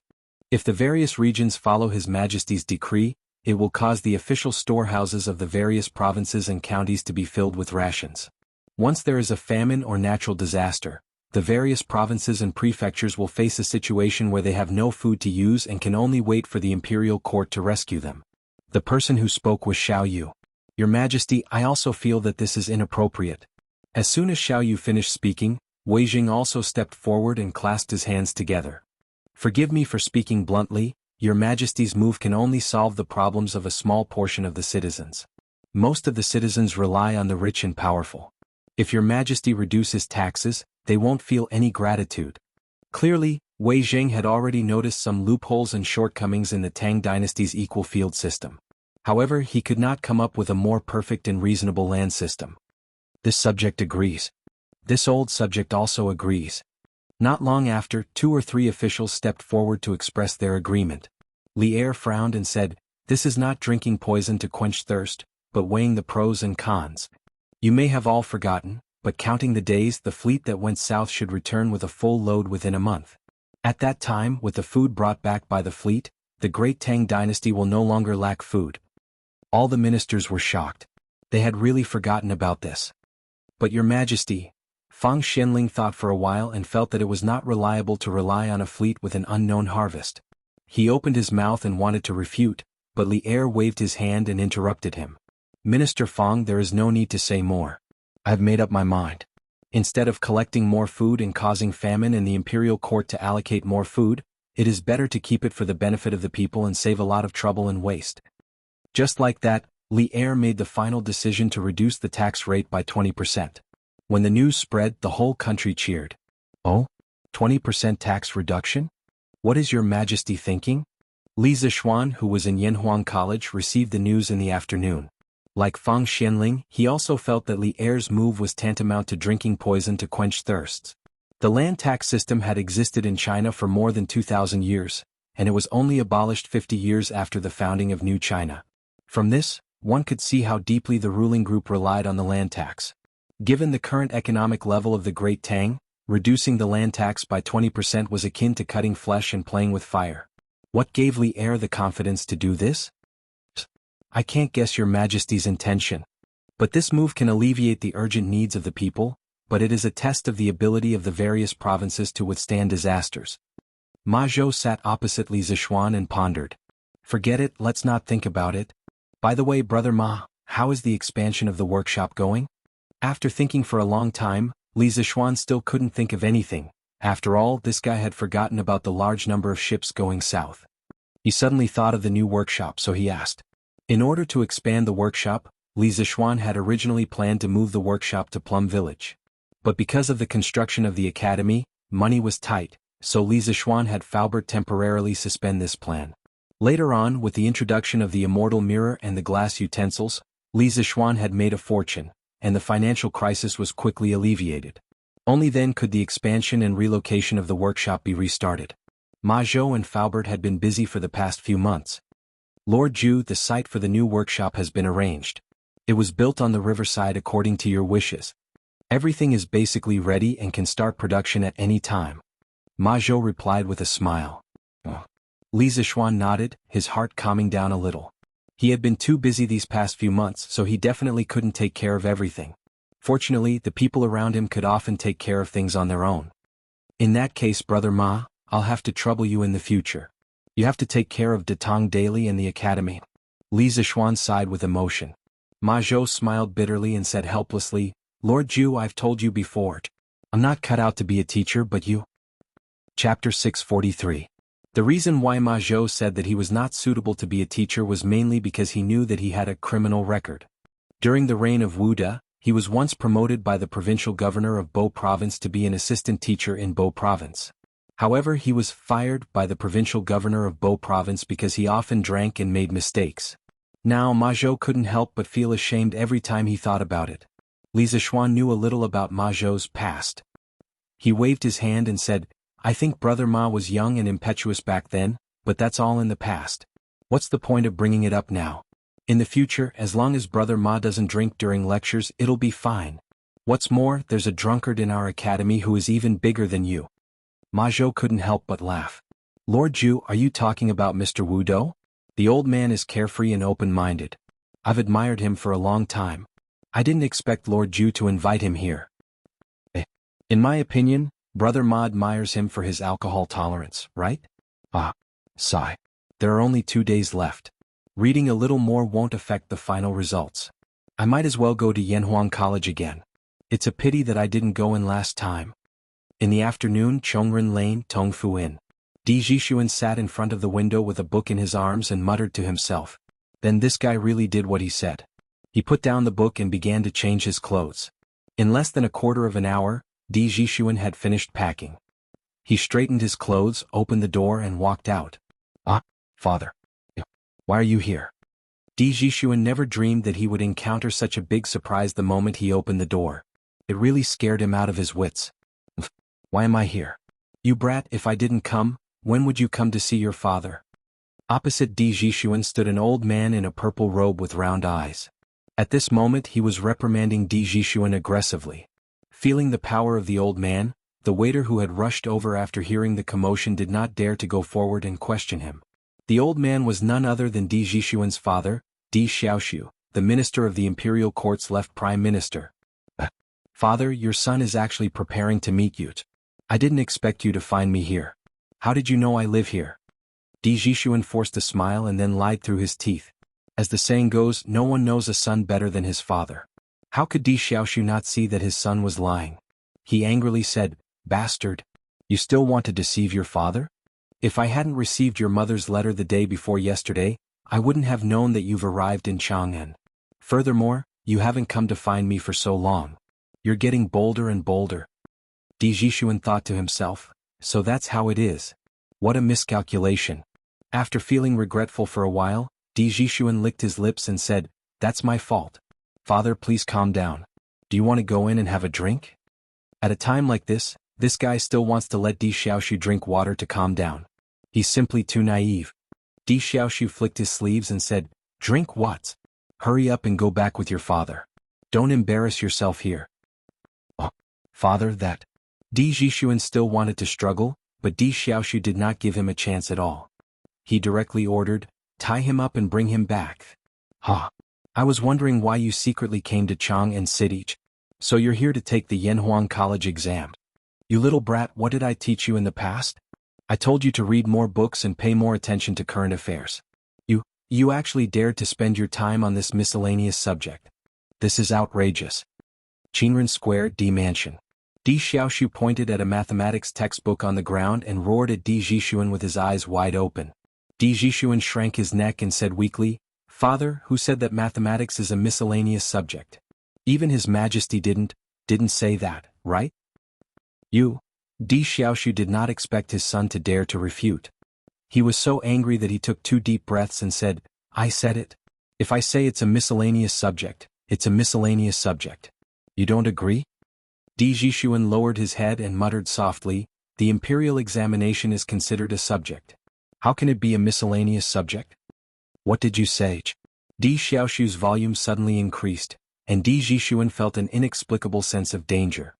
He quickly shook his head and said, "I didn't say anything. I didn't say anything." "Bastard! How dare you say that it's a subject? I only allowed you to take the imperial examination. If you dare to have any other ideas, I will break your legs." "Father, you can't do this. It's my freedom to choose what subject to take the examination. You can't take it away from me." These were all advanced ideas that Di Jishuan learned from the newspaper. He used them here, but he also used them in the wrong place. Di Xiaoshu's nose was almost crooked when he heard this. He trembled and said, "Unfilial sons. Stubborn. Someone bring the family discipline." "Master, you can't." A middle-aged man who looked like a butler hurriedly came forward to persuade him. "The young master is young and inexperienced. Why do you have to be so calculative with him? Give the young master some time, and he will definitely think it through. Young master, hurry up and apologize to master." As the old butler spoke, he madly winked at Di Jishuan. "Butler, you don't have to persuade me anymore. Hurry up and bring the family discipline. Today I will." "Father, I was wrong." Di Xiaoshu was in a fit of anger. How could he listen to advice? He hurriedly urged the butler to bring the family discipline, but Di Jishuan actually gave in.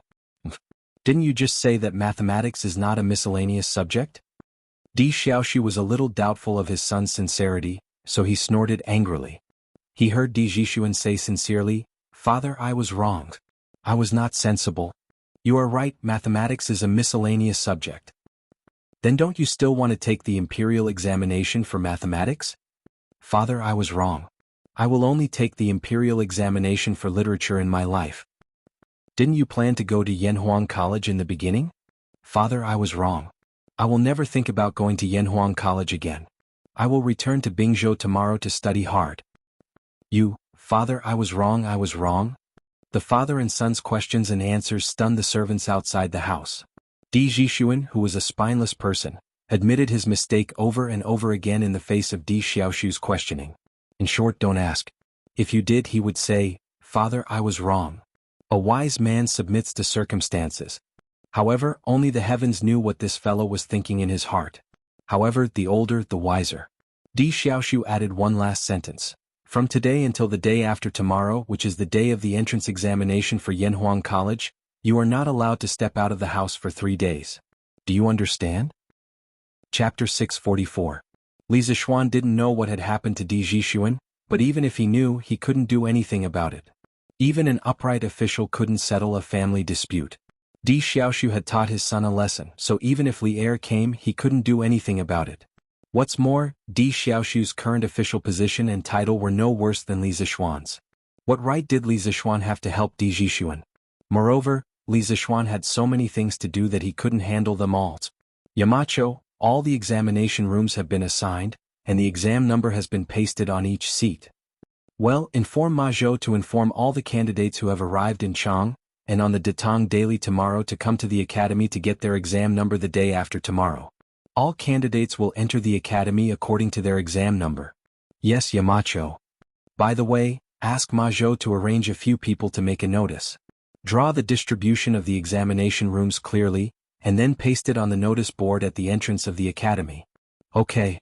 The teachers of the economics department had the least work at the academy because they had a certain level of attainment in Confucianism, so they didn't need to learn professional knowledge from scratch like other subjects. Therefore, the teachers of the economics department were arranged to prepare for the admission exam the day after tomorrow. Yamacho, I don't understand these symbols in the physics textbook. Can you tell me what they mean? Why don't you ask Mr. Mo? The Mo family was very good at physics. After receiving the physics textbook a while ago, Mo Huai studied it seriously for a long time. He also asked Li Zishuan a lot of questions. Logically speaking, with his current knowledge, it was more than enough to answer the questions of these physics beginners. Therefore, Li Zishuan was a little puzzled. Yamacho, group leader Mo isn't here right now? How could he not be here? Where did he go? Group leader Mo said he had something to do at home, so he went back first. Something to do at home? Well, what symbols did you say you didn't understand? Li Zishuan frowned and took the book from the hands of a middle-aged man who came forward to ask questions. It's these symbols. There are many more such symbols behind, but I've never seen them before. The man leaned over and pointed at a line of Arabic numerals on the book. Smack. Damn, I almost forgot about this. Li Zishuan couldn't help but pat his forehead and said to that person, Mr. Yu, immediately inform all the teachers in the academy. Other than those in the mathematics department, everyone else should go to Mr. Li Gang to get a mathematics textbook. You don't need to be proficient in the new mathematics, but you must understand some of the basic concepts in it. The symbols you asked about are all mentioned in the mathematics textbook. The middle-aged man was dumbfounded. He stammered, Sean. Yamacho. It's already difficult for us to learn physics, so how can we have the time to learn mathematics? The other teachers who were queuing up to look for Li Zishuan also complained, That's right. Yamacho, chemistry is also difficult to learn. Geography is also difficult to learn, okay? No, mountain leader, don't tell me that we from the economics department also have to learn mathematics? We don't need it. Li Zishuan listened to their noisy voices and couldn't help but frown. You have to learn all of them. What don't you need? How can you not need it? As teachers of Yanhuang College, if you don't even know about the new mathematics, then won't you be embarrassing the academy when you go out? You have to learn. When everyone saw that Li Zishuan was serious, they were all silenced. Li Zishuan added worriedly, If you have any problems with mathematics, feel free to look for Su Hongji. Everyone, don't treat mathematics lightly. I'll check it later. If you don't pass, I'll find someone to tutor you. Mr. Yu, go and inform the other teachers now. Yes, Yamachos. The middle-aged man paused, then cupped his hands and said. The rest of the people felt a chill in their hearts. It wasn't easy to be a teacher of Yanhuang College, even though the salary was quite high. Li Zishuan stayed in the academy until 3 o'clock in the afternoon. Only then did he settle all the matters in the academy. There were many things that he couldn't think of in detail at the beginning. He would only realize the problems when he actually did it. For example, the problem of notifying the examinees of their exam numbers. This way, he could determine the actual number of examinees participating in the exam in advance and simplify the process of finding the exam venue. He didn't think of this before. There was also the problem of Arabic numerals in physics, chemistry, and geography. He didn't think about this before, and this made it difficult for many teachers to get started. Li Zishuan saw that no one was looking for him, so he returned to Chang'an. However, he didn't go straight home. He wanted to find someone, Qin Shubao. Xiaoxian? Why are you here? At the entrance of Qin Manor, he met Qin Huayu. It seemed that he had just returned from outside, but he didn't know where he came from. Yes. I'm here to find Uncle Qin. Huayu, where have you been? Li Zishuan asked with a smile. Qin Huayu made a pleased gesture and invited Li Zishuan into the house. Then he said, I just went to the Qing family. Chumo has been busy preparing for the exam and encountered some problems. He asked me to help him. Li Zixuan asked curiously, what? When did Chonyo become so serious? Hearing Li Zixuan's words, Qin Huayu also felt that it was a little funny. He said, isn't he afraid that he won't be able to get into Yanhuang College? You know that he's not good at classical studies, so he can only rely on mathematics to score points. He said that if he can't even beat some students from other places who haven't been exposed to new mathematics, wouldn't that be embarrassing? Li Zixuan smiled and said, yes, that would be embarrassing. As the two talked, they entered the front yard and came to the front hall. Not only was Qin Xiong inside, but Qing Yaojin was also there. Huayu is back. How was it? Chonyo should have no problems taking the exam the day after tomorrow, right? Qing Yaojin stood up and asked with wide eyes. Qin Huayu cupped his hands and said, with Chumo's wit, there shouldn't be any problems. Bullsh asterisk teat. Qing Yaojin heard this and sneered, that little brat's whipped my ass. I say, Xiaoxian, if my Chonyo really can't pass the exam, you have to give him more points. Otherwise, I won't be able to save my face. Li Zixuan almost fell to the ground. Qing Yaojin, how could you say such things in front of a junior? How shameless could you be? However, the friendship between the two families was obvious. This kind of small matter didn't affect the big picture. It wouldn't take much to pull strings under the table. Thus he said sullenly, okay. Chapter 645. Jijiayu. How can you say something like that? And Xiaoxian, you're now the Yamacho of Yanhuang College. How can you agree to something like that? Qin Xiong's face turned red when he saw that Li Zixuan had agreed. Yes, he was embarrassed. He was embarrassed to be in the same group as Qing Yaojin and Li Zixuan. Qin Huayu covered his face and pretended that he did not hear anything. He quickly left this place of trouble. Qing Yaojin shrugged and said helplessly, second brother, what do you want me to do? I don't want that brat to be as smart as Xiaoxian, I just want him to be as smart as your Huayu. But look, he's so much worse than Huayu. What else can I do other than give up my dignity and find a way out for him? Qin Xiong was speechless. Li Zixuan smiled and said, Uncle Cheng, you're too narrow-minded. Chonyo might not be good at studying, but that doesn't mean he's not good at other things. As a general of the imperial court, shouldn't you be training him to fight? It would have been better if Qin Xiong did not say that. Qing Yaojin was furious when he said that. He said angrily, Hain't. That brat is my son, but he hasn't even reached the threshold of the Qi transformation realm. He's embarrassing his father. Li Zixuan said helplessly, fighting a war doesn't depend on one's martial arts. Uncle Li Jing, he's not that strong, is not good at martial arts, but he can still win battles? How can that brat be compared to Medicine Master? Medicine Master is proficient in the art of war and strategy. Even His Majesty is inferior to him. Even if there are 10 of Chonyo. Sigh. Forget it. Let's not talk about that brat. Xiaoxian, what are you doing here today? Shouldn't you be busy with your academy? Qing Yaojin sighed and suddenly looked at Li Zixuan. Qin Xiong raised his head and looked at Li Zixuan. Li Zixuan smiled and said, I'm here today to invite Uncle Qin to be the academy's martial arts instructor. Before Qin Xiong could answer, Qing Yaojin couldn't help but interrupt. Martial arts instructors? Don't tell me you plan to teach martial arts at Yanhuang College? Li Zixuan shook his head and explained, that's not the case. What I'm thinking is to give the new students a month of military training. It's similar to military training. First, it's to strengthen their bodies. After all, these people usually study and their bodies are weak. Second, I want them to learn to understand the rules through this month of training. I want them to understand the rules like the sergeants of the Tang Empire's 16 guards. This was actually similar to the modern university military training. Those who had personally experienced the military training would definitely be able to sense the huge changes in a person's mental state before and after the military training. Living in ancient times, although he couldn't copy the modern model for everything, Li Zixuan felt that the military training system of the school in his previous life could still be copied. After hearing this, Qing Yaojin felt that Li Zixuan was taking things for granted. He smacked his lips and shook his head. Tisks. You're dreaming, kid. But from what I see, if I were to train these students of yours for 2 days, they'd probably lose an arm or a leg and never be able to get out of bed again. Li Zixuan's face darkened. He cursed this old devil for not knowing how to talk. Qin Xiong was more mature than Qing Yaojin. He stroked his beard and said, Xiaoxian, your idea is indeed good. No matter when there are more people, discipline is needed. Otherwise it will become a mess. But what Jijie said just now, although it's a bit rough, you have to seriously consider it. After all, these students are only here to learn, not to sell their lives. Li Zishuan nodded and said, Uncle Qin, don't worry. I've already thought about this. We can do something about the amount of training. This definitely can't be compared to the 16th Guard and the others. During the military training in the academy, the amount of training at the beginning is only half of that of the Imperial Guard. Later on, we'll slowly increase it, giving the students a gradual process of adaptation. This way they should be able to endure it. Qin Xiong thought about it seriously for a while and finally nodded. Okay. I'll be the martial arts instructor for the academy. Li Zishuan said happily, Thank you, Uncle Qin. The academy will start the military training on the 20th of this month. Remember to go.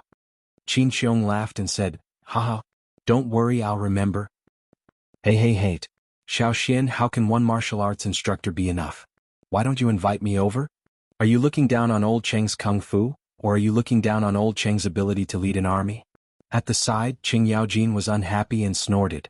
Li Zishuan's mouth twitched. When meeting such an unreasonable old man, you can only follow his wishes.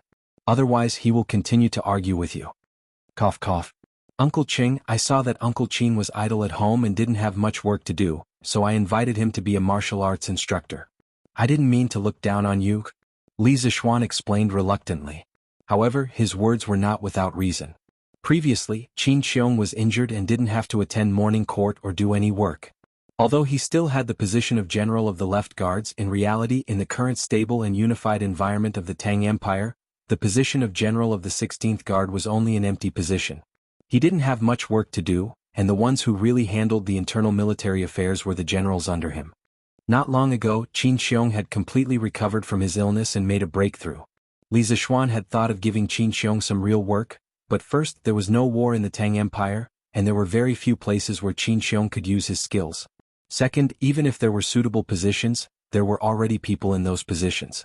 He couldn't just give Qin Xiong a position just because he had recovered from his illness, right? Therefore, things were delayed and Qin Xiong was still in a state of idleness. But Qing Yaojin was different. This old demon's body was very good and he ate very well. It was very rare to see him take sick leave. Therefore, he had a lot of responsibilities. Other than the empty title of Left Guard General, he was also the provincial governor of Luzhou, inspecting troops and garrison troops, and envoy, in charge of the military of Lu, Rong, and Rome. He was a very busy man. After hearing Li Zishuan's explanation, Qing Yaojin felt a little better. He thought for a moment and said, When I'm free I'll help second brother Qin teach those kids. Although my kung fu is not as good as second brother Qin's, I'm still very good at training troops. Xiao Xian, you're lucky. Li Zishuan secretly rolled his eyes and thought to himself, I don't think I'm the lucky one, but the new students of the academy are the unlucky ones. Chapter 646. After leaving the Qin residence, Li Zishuan rode his horse to the Li residence in satisfaction. It was September and the weather was much cooler than before. Therefore Li Zishuan chose to ride a horse when he went out. Big White's hooves, which had been nailed with iron, stepped on the limestone streets of Puqing, making clear clattering sounds. Looking at the various pedestrians on the streets, Li Zishuan sighed. Busy, busy, busy. Who are all the people busy for? Suddenly, Li Zishuan saw a familiar figure in front of him. Mr. Mo? Li Zishuan rode his horse and chased after him before shouting loudly. That person was Mo Huai, the Mo Huai who had applied for leave on his first day at work. However, there was a small group of people behind Mo Huai. There were both men and women and there were about 40 people in total. Yamacho. Mo Huai stopped in his tracks when he heard that. He turned around and was shocked. He quickly cupped his hands at Li Zishuan. After Li Zishuan officially became the Yamacho of Yanhuang College today, all the teachers of the college, including Li Gang, directly called Li Zishuan Yamacho on formal occasions. They would only occasionally call him by his name in private. This was also to establish prestige for Li Zishuan. Okay. Li Zishuan responded. Then he got off his horse and looked at the people behind Mo Huai. He asked, Mr. Mo, these are? Mo Huai came to a realization and hurriedly introduced, Yamacho. These are the remaining core disciples of the Mo family. Previously, under the persuasion of you and Mr. Li Gang, I decided to let the Mo family enter the world. That day, I sent a command to the Mo family's encampment. Then they traveled day and night and finally arrived in Chang, and before Yanhuang College opened. Li Zishuan was moved. Mr. Mo, why are you in such a hurry? It won't affect them much even if they come later. It's too hurtful for them to travel like this. What do you mean by it doesn't matter if we come later? Are you looking down on us? While the two of them were talking, a clear and melodious female voice sounded from the side. Then, a bright-eyed young woman wearing a light blue dress and a green pleated skirt with scattered flowers and mist walked out from behind the Imo tree. The girl was about 13 or 14 years old. Her shoulders were slender, her waist was slender, her skin was creamy, and her aura was like an orchid. Folding her slender waist and taking small steps, she presented her white wrist under the light muslin. Her eyes were like clear spring water, and her hair was tied up in a bun with a golden hairpin. It was decorated with purple jade, and its tassels sprinkled on her black hair. Her eyes were like water, but they were cold as ice, as if she could see through everything. Her fingers were slender, white with a hint of pink, as if water could be wrung out of them. Her red lips smiled sweetly, and her every move was like a dance. Although her delicate little face was cute and charming, her slightly furrowed eyebrows and unfriendly gaze made it obvious that this girl was not someone who could be easily bullied. How dare you? Wei, this is the current Yamacho of Yanhuang College. From now on, you will all be working in Yanhuang College. Hurry up and apologize to Yamacho. Mo Huai's expression changed and he reprimanded sternly. No. Of course, the little girl was unconvinced. Li Zixuan smiled and said, It's fine, it's fine.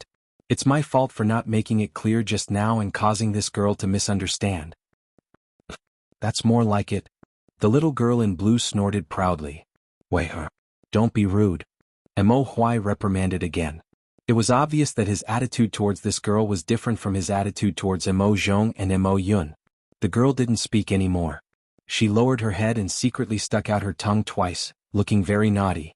Mo Huai helplessly cupped his hands at Li Zixuan and said, Yamacho, this is my daughter, Mo Lingwei. I've neglected her since she was young. Please don't take it to heart. Li Zixuan smiled and shook his head. Mr. Mo, you're thinking too much. Your daughter is lively and active. This is her nature. There's nothing bad about it. Besides, do I look like a petty person to you? When Mo Lingwei heard Li Zixuan praising her, the corners of her mouth couldn't help but curl up into a beautiful arc. She thought to herself, this person is quite good with words. He's also quite good looking. However, when she heard Li Zixuan's second half of the sentence, she was instantly unhappy. What did he mean by, do I look like a petty person to you? Wasn't he still saying that she was the one who had done something wrong? When she thought of this, Mo Lingwei couldn't help but raise her head. Her long, shapely eyebrows furrowed as she glared at Li Zixuan angrily. It had to be said that this girl was a person who liked to pick at words and haggle over them. Li Zixuan suddenly felt a murderous aura for no reason. When he found the source of the murderous aura, he couldn't help but touch his nose. He didn't know how he had offended this girl again. Mo Huai, who was opposite them, didn't notice the small movements of the two young people. At this moment he said gratefully, Thank you, Yamacho, for your magnanimities. Li Zixuan waved his hand and said, Mr. Mo, you're welcome. Seeing her father, whom she had always admired, being polite to a young man who was about the same age as her, Mo Lingwei felt somewhat indignant. She tugged at Mo Zhong's arm and whispered, You come here. Mo Zhong, who was listening attentively to his leader's speech, was instantly alerted by the girl's call. He gritted his teeth and quietly retreated to the back of the crowd with Mo Lingwei. Mo Zhong, tell me honestly, who is that man? Why is father so polite to him? When Mo Huai issued the order, he didn't mention what had happened before. He only ordered all the core disciples of the Mo family to immediately head to Chang and city with light luggage. After Chang and city was settled, they could return to the encampment to pick up their families. That was why Mo Lingwei asked this question. Mo Zhong carefully glanced in front. When he saw that Mo Huai wasn't paying attention to this side, he explained in a low voice, Little sister Wei, that man is called Li Zixuan. He is the Crown Prince Zhan Shi and His Majesty personally conferred the title of founding magistrate of the country. He is also the Yamacho of Yanhuang College. The newspapers with novels that you were reading earlier were founded by him. About half a month ago, he came to Chang and city at the invitation of the former Crown Prince's Grand Preceptor, Li Gang. While Li Zixuan and Mo Huai were talking in front, Mo Zhong told Mo Lingwei about their bizarre experience in Chang and city in full. After listening, Mo Lingwei couldn't help but open her mouth wide and murmur softly, This man is actually so amazing? Oh no. If that's the case, doesn't that mean that I, Mo Lingwei, and the most knowledgeable among my peers? Little sister Wei, are you, what did you say? What's amazing? Mo Lingwei's voice was too soft, and they were on the street, so Mo Zhong couldn't hear her clearly. He asked in a low voice.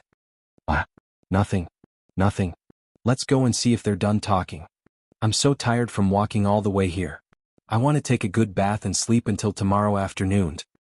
Chapter 647. Dad, it's getting late. Let's go back to the inn? Mo Lingwei saw that Mo Huai and Li Zixuan were still chatting after so long, so she couldn't help but interrupt them. At the same time, she looked at Li Zixuan with a complicated expression. She was indeed very tired after walking all the way here. Oh, indeed. I almost forgot the time. Mr. Mo, are you staying at an inn tonight? Li Zixuan hurriedly said. Mo Huai nodded and said, yes, we've been staying at inns recently.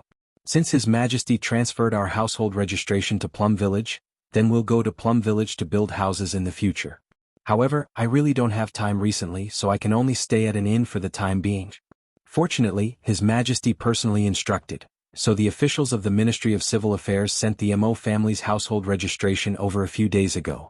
Otherwise, they wouldn't even be able to stay at an inn now. In ancient TV dramas or Wuxia TV dramas, we often see a certain hero entering the door and shouting, "Waiter, 2 good guest rooms." Then the guests would immediately check in. Doesn't it seem very simple? However, the reality is definitely not like that. At this time, if you want to stay at an inn, you have to register your identity. Not only do you have to, but you also have to be checked very closely. However, it's not the modern ID registration. Foreigners need a customs clearance document, but locals need your household registration certificate. China's household registration system originated very early. During the spring and autumn period, it developed into a book club system. 25 houses formed a club. The club's household registration book is in the territory. During the Warring States period, the strong countries did not pay much attention to their people and implemented a system of counting. The local officials had to report the household registration status and tax revenue budget to the king every year. After Shang Yang's reform, the state of Qin strictly controlled household registration and combined it with military organization. 5 houses were the guarantee and 10 houses were the company. After the Qin dynasty unified the country, the head of the Qin dynasty made the land real, and the fields were included in the household registration. In the Han dynasty, the household registration law was in August, and the land and other property owned by each household would be recorded in the household registration book as the basis for collecting population tax and assigning military service and labor. The household register was a combination of population, land, and taxes. The Han household register was created once every 3 years, and it was called the Big Competition. It was also recorded once every 3 years. The annual verification before the collection of taxes was called the Small Case Competition. The Tang dynasty also had a census every 3 years. It was up to the commoners to declare their household registration and fields themselves, and record them into their hands. Li Zheng would then create a household register based on their hands. According to the amount of assets of each household and the strength of its members, the officials would determine the number of households. Households were divided into 9 grades, and collect tax accordingly. The previous record had been changed to once a year, and the years between the 2 records would be recorded in the record book according to the handwritten reports of each year, which was equivalent to a record of abnormalities. In order to prevent people from understating their age or making false claims about sickness and old age, the officials would inspect the appearance of the people and call them group appearance. From this, it could be seen how strict the household registration system was in this era. If Mo Huai and the others were to register themselves, they would have to go through many obstacles in the process, and it would be easy to expose their identities as followers of the school of Mo. But if Li Er personally stepped in, the whole thing would be much simpler. This was equivalent to a country's #1 leader in the modern world personally helping people to apply for an ID card.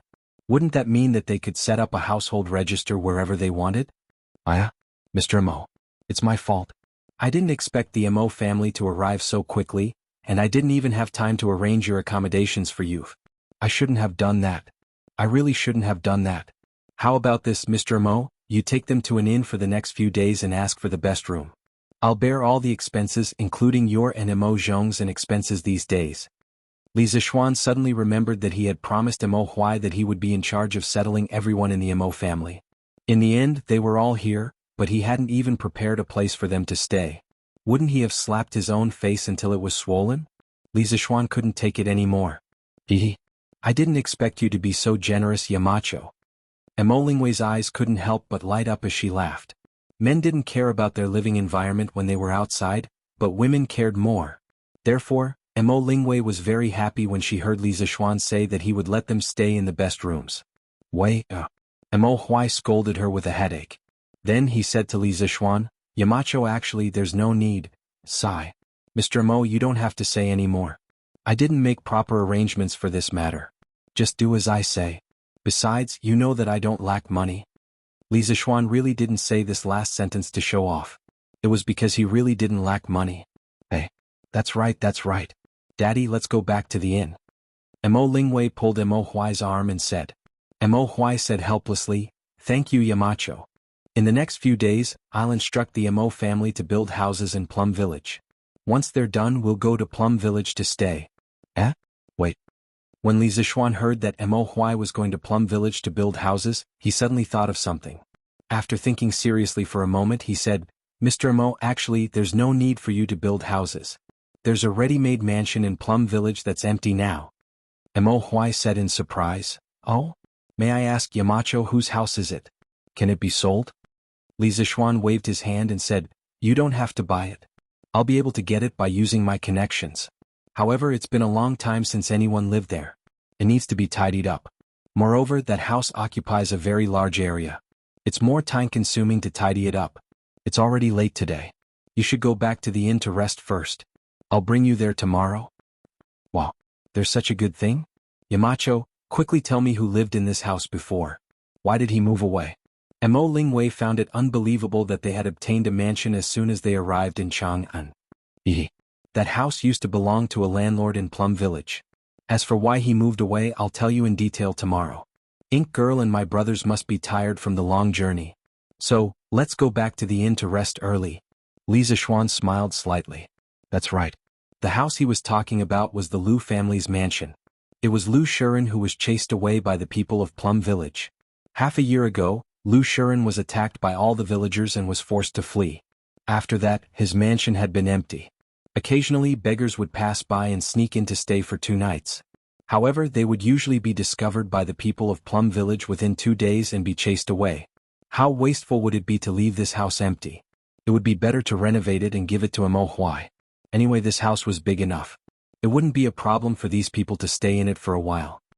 Chapter 648. The next day.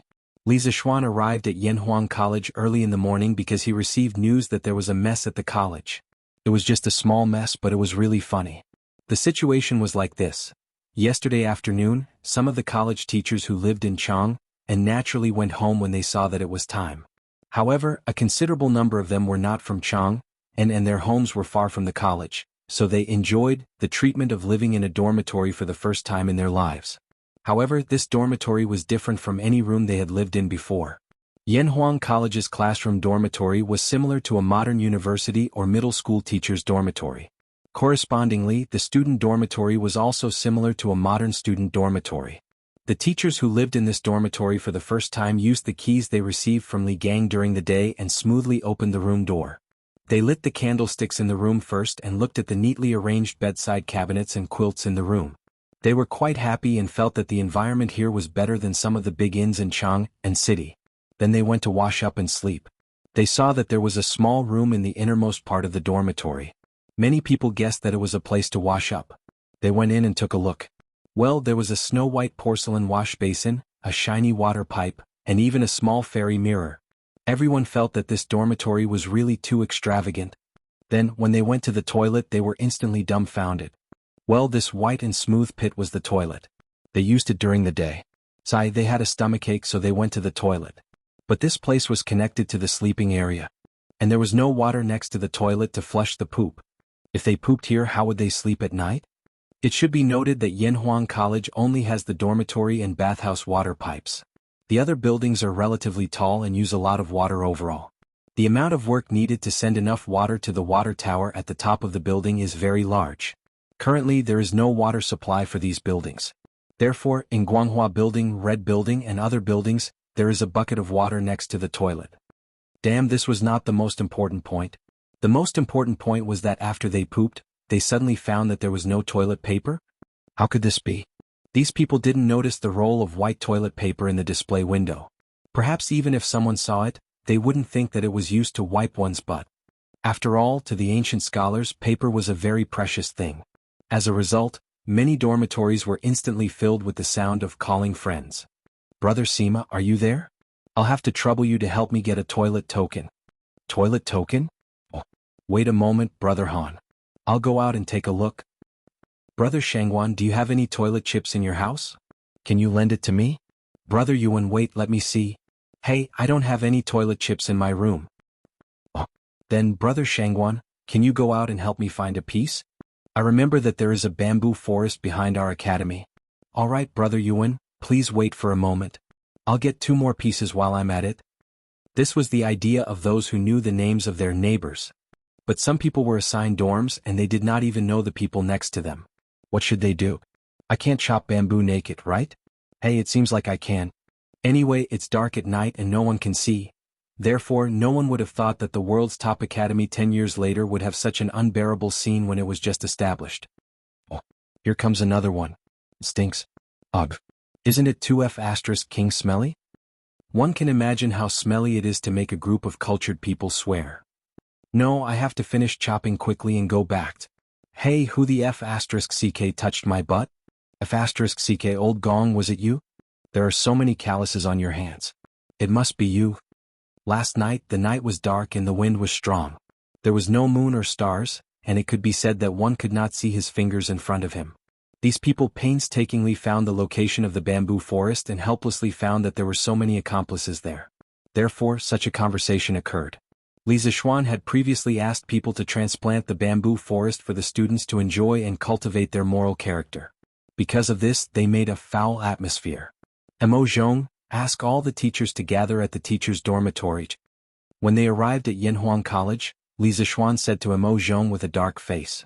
Mo Huai was now the head of the physics department of the academy and was also one of the big shots of the academy. Mo Zhong and Mo Yun were not as capable as Mo Huai. Originally, the 2 of them had applied to Li Zixuan to be the guards at the academy's gate. However, Li Zixuan felt that their kung fu was good and it would be a waste to use them as gatekeepers. Therefore he asked them to run errands and pass on messages to him. 23333. Speaking of which, there doesn't seem to be much of a difference between gatekeepers and runners. Yes, Yamachos. A quarter of an hour later, all the teachers of Yanhuang College came downstairs to the teachers' dormitory. When they saw Li Zixuan's expression, the people who stayed at the academy last night lowered their heads in guilt. Those who did not stay at the academy also looked very embarrassed. Obviously, they knew about this setback that happened at the academy last night. Li Gang came later. After all, he was old, so he did not know. At this moment, looking at this strange scene, the old man felt that his brain was not enough to process. Dear teachers, I am very sorry about what happened at the academy last night. I am responsible for it. For many people, Yanhuang College is a new thing that they have never seen before. However, as Yamacho, I did not teach you how to use these new things in advance. This is my fault. Today, I will take you to familiarize yourself with all the things in the academy. In the future, when the students enter the academy, don't forget to teach them all of these things. Li Zixuan did not blame them. His expression was ugly because too many problems were exposed on the first day of operation of Yanhuang College. These problems proved that there was a big blind spot in his thinking. He always felt that these modern things in Yanhuang College were very convenient for him, but he forgot that the people around him were all from the Tang dynasty. Thus, there was the absurd phenomenon that the physics teacher could not understand the formulas with Arabic numerals in the book, and the residential teachers did not use ready-made toilet paper to use the toilet and had to go out to chop bamboo naked. When everyone heard this, they secretly thought that Yamacho was really reasonable today. Therefore they all said politely, "Hey Yamacho, you are too serious." Yes. No wonder Yamacho. Chapter 649. Li Zixuan spent more than 2 hours showing all the teachers how to use the water pipes, shower nozzles, toilet paper, and other new things in the academy. After confirming that they knew how to use them, Li Zixuan let them do their own things. The teachers in the academy were suddenly taught so many new things.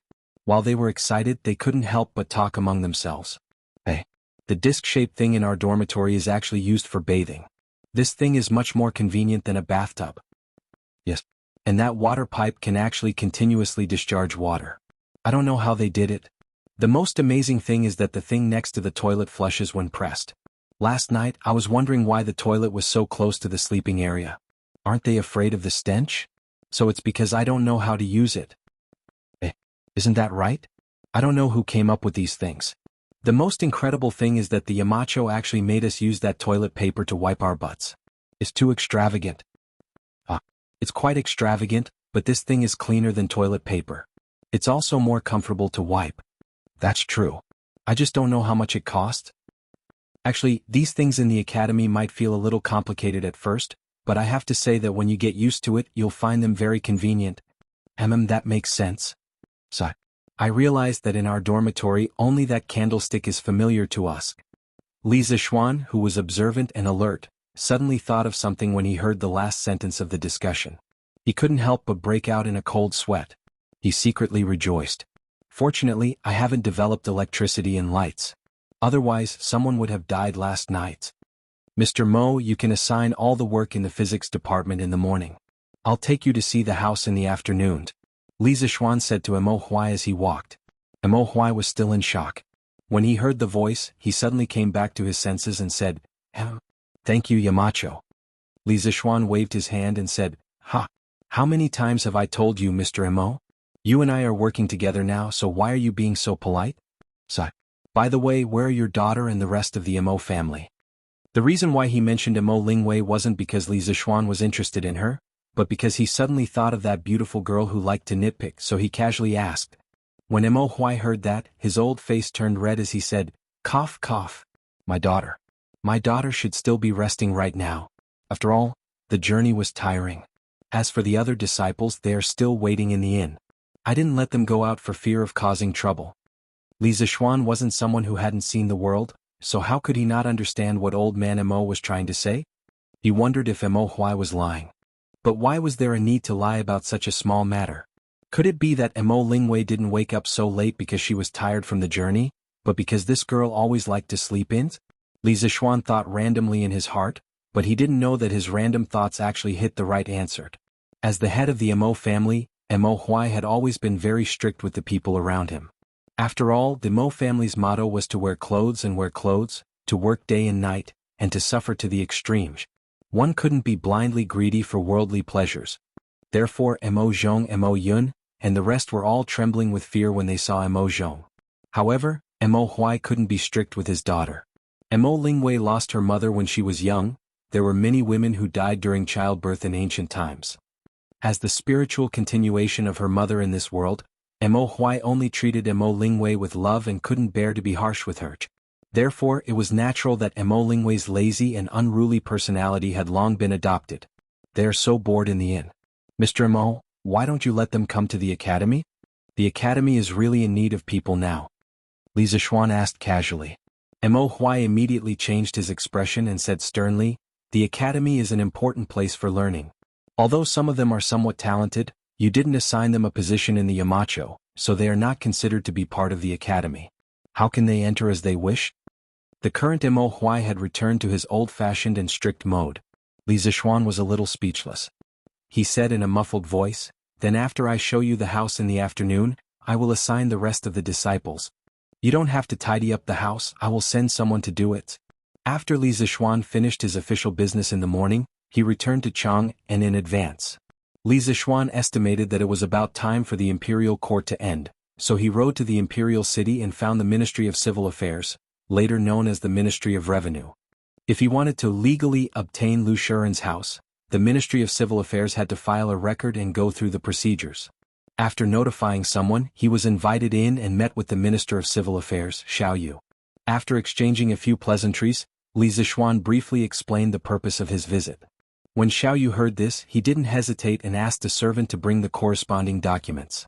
The reason why he was so straightforward was that this matter couldn't be any more trivial for a court official like Li Zixuan and him. Even if he didn't help Li Zixuan today, Li Zixuan still had 100 ways to obtain that house. Secondly, he still had some friendship with Li Zixuan. Last time, his grandson had bought a new carriage and mirror, which made him owe Li Zixuan a small favor. Today he could use this small matter to return that small favor. Wouldn't that be perfect? Moreover, this matter itself was not against the rules, so no one could find fault with it. Xiao Yu smiled as he guided Li Zixuan to sign and stamp his thumbprint on a few documents. After a few operations, Li Zixuan obtained the new title deed of the Lu family's mansion at the price of 200 strings of cash. Now, even if Lu Shiren came back, the mansion would no longer belong to him, because his previous title deed had been destroyed in the Ministry of Civil Affairs. Ah, thank you, Elder Xiao. After the matter was settled, Li Zixuan cupped his hands and said, in June of this year, Feng Luan, the Minister of the Right Servant, passed away due to illness. Previously, Xiao Yu was replaced as the Minister of the Left Servant, so this position has been vacant ever since. Up to this point, the positions of Minister of War, Minister of War, Minister of War, Minister of War, Minister of War, Minister of War, Minister of War, Minister of War, Minister of War, Minister of War, Minister of War. Li Er reappointed Xiao Yu as the Minister of the Left. This was the second time Xiao Yu was the Prime Minister of the court during the Jingguan era, so Li Zixuan addressed him as Elder Xiao. Of course, at this moment Xiao Yu was still the Minister of Civil Affairs. Ah, you're too polite. It's just a small matter, not worth mentioning. Xiao Yu cupped his hands and returned the greeting. Seeing that the matter was more or less settled, Li Zixuan didn't continue to stay here and took his leave. Chapter 650. After leaving the Ministry of Civil Affairs, Li Zixuan left the city with his documents and headed back to Yun Mountain. Back to his Yun Mountain residence. Li Zixuan asked San Bao to gather people to move after finding out that the Yun Mountain residence had been renovated yesterday morning. As the mistress of the house, how could Han Yushi not participate in such a big event like moving house? Moreover, she was also Li Zixuan's wife and knew what Li Zixuan liked the most. She knew what to move and what not to move.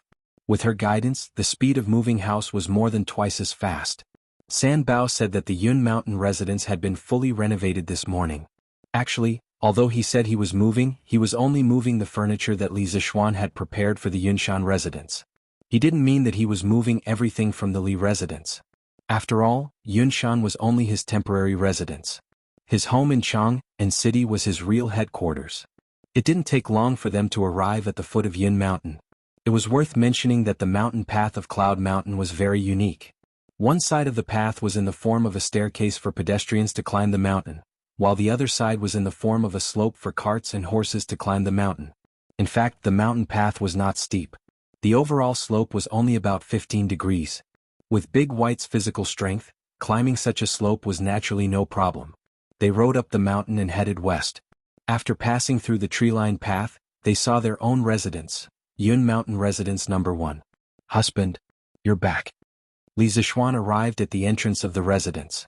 Han Yushi, who was wearing a snow-white dress, hurriedly came out from the house and greeted him with a smile. Li Zixuan was stunned.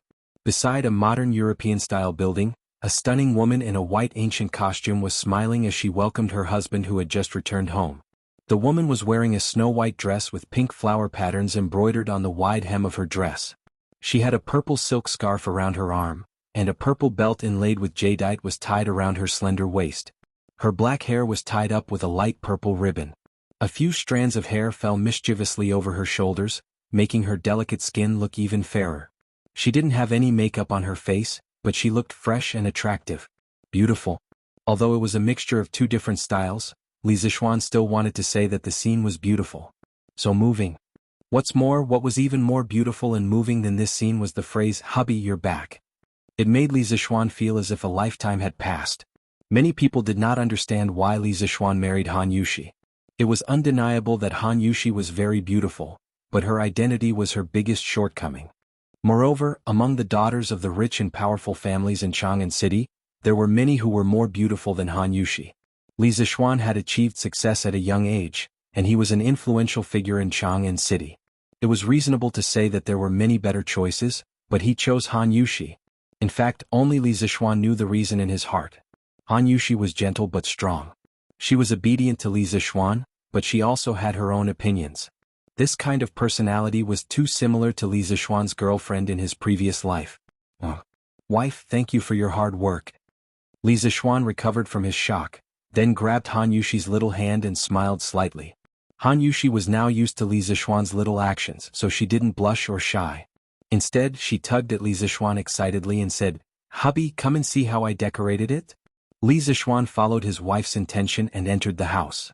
Looking at the modern furniture in the main hall, such as the sofa, coffee table, mahogany cabinets, long dining table and back chairs as well as the marble floor that was as smooth as a mirror, the clear glass windows, the orange-white curtains and the snow-white walls, Li Zixuan was once again stunned. Except for the lack of chandeliers, televisions, refrigerators, air conditioners and other home appliances, this living room was no different from a modern living room. It should be noted that the marble floor was not a modern one. It had already appeared as early as the Qin and Han dynasties. However, most of the indoor floors in the Qin and Han dynasties were rammed earth. The more exquisite ones were bricks. Stone was rarely used to pave the floor because stone would be very cold in winter compared to rammed earth or bricks. As for the wooden floor, it was not common in ancient times. It was only used in pavilions. A layer of wooden floor used for construction had no other effect except to rot and attract insects. "Hubby, how is it? Do you like it?" Han Yushi saw that Li Zixuan didn't speak, so she took the initiative to ask. Li Zixuan took her into his arms and laughed. "Ha! I like it. This layout is to my liking. Wife, you are a genius." When Han Yushi heard this, her heart was like eating honey. She broke away from Li Zixuan's embrace and said, "Hubby, you must not have eaten yet, right? It just so happens that I am already halfway through cooking. Hubby, you can go to the other rooms. The food will be ready in a while." Li Zixuan touched his stomach, nodded and praised, "You know mean." "Wow." Han Yushi pursed her lips and smiled. Then she turned around and took the white apron on the sofa. This thing was called the apron in ancient times. She went to the kitchen to cook. In the kitchen, Xiao He and Xiao Shi were helping her look after it. Li Zixuan, on the other hand, began to tour around his own small villa. This fellow actually went to every room. Of course, the one that satisfied him the most was the large mahogany bed in the bedroom. It was not the wooden bed that was enclosed on three sides like a large cabinet in the Tang dynasty. Instead, it was the large bed in the modern era with arched back pillows. A lot of thought was put into this bed. First of all, the width alone was more than 3 meters. It would not be crowded even if 3 people slept side by side. Then there was the mattress. It was installed with the most elastic spring in the workshop. It was very elastic to sit on it. The bed was covered with layers of kapok. At the top, there was a good kapok brocade quilt. Its fluffy appearance made people want to sleep on it. In the Tang dynasty, cotton was only used as an ornamental flower. It was not planted on a large scale. Ordinary people's quilts were made of cloth, linen, or animal leather. The rich people's quilts were made of kapok. The yield of kapok was not as good as cotton, but it was thin and soft. It was very suitable to be used as a warm item. Its effect was similar to cotton. Of course, Li Zixuan would never admit that he had bad intentions when he made this bed. His thoughts were very pure. "Hubby, it's time to eat." "Oh, okay, coming right up." Han Yushi's shout came from downstairs. Li Zixuan responded and quickly went downstairs. TSK. This is our first meal in our new home. Come. Let's have a drink to celebrate." Li Zixuan was in high spirits today. He picked up the wine jug and poured a bowl for Han Yushi, Xiao He and Xiao Shi. Then he laughed loudly. Although Xiao He and Xiao Shi did not know how to drink, they did not want to dampen Li Zixuan's spirits. They all picked up their wine cups and took a sip. "Oh, Xiao He, Xiao Shi, do you like this new house?" And then, I like it. "Young master, this new house is really beautiful."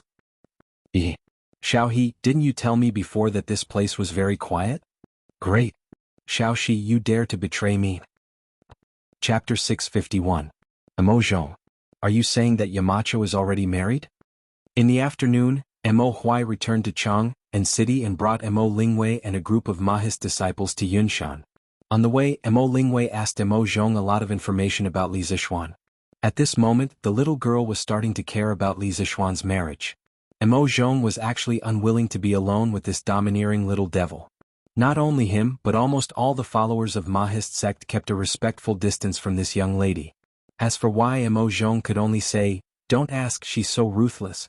Only those who come will know." Sister Wei, our Yamacho is indeed married. Everyone in Chang and city knows this. Mo Zhong replied sullenly. Oh. Mo Lingwei nodded.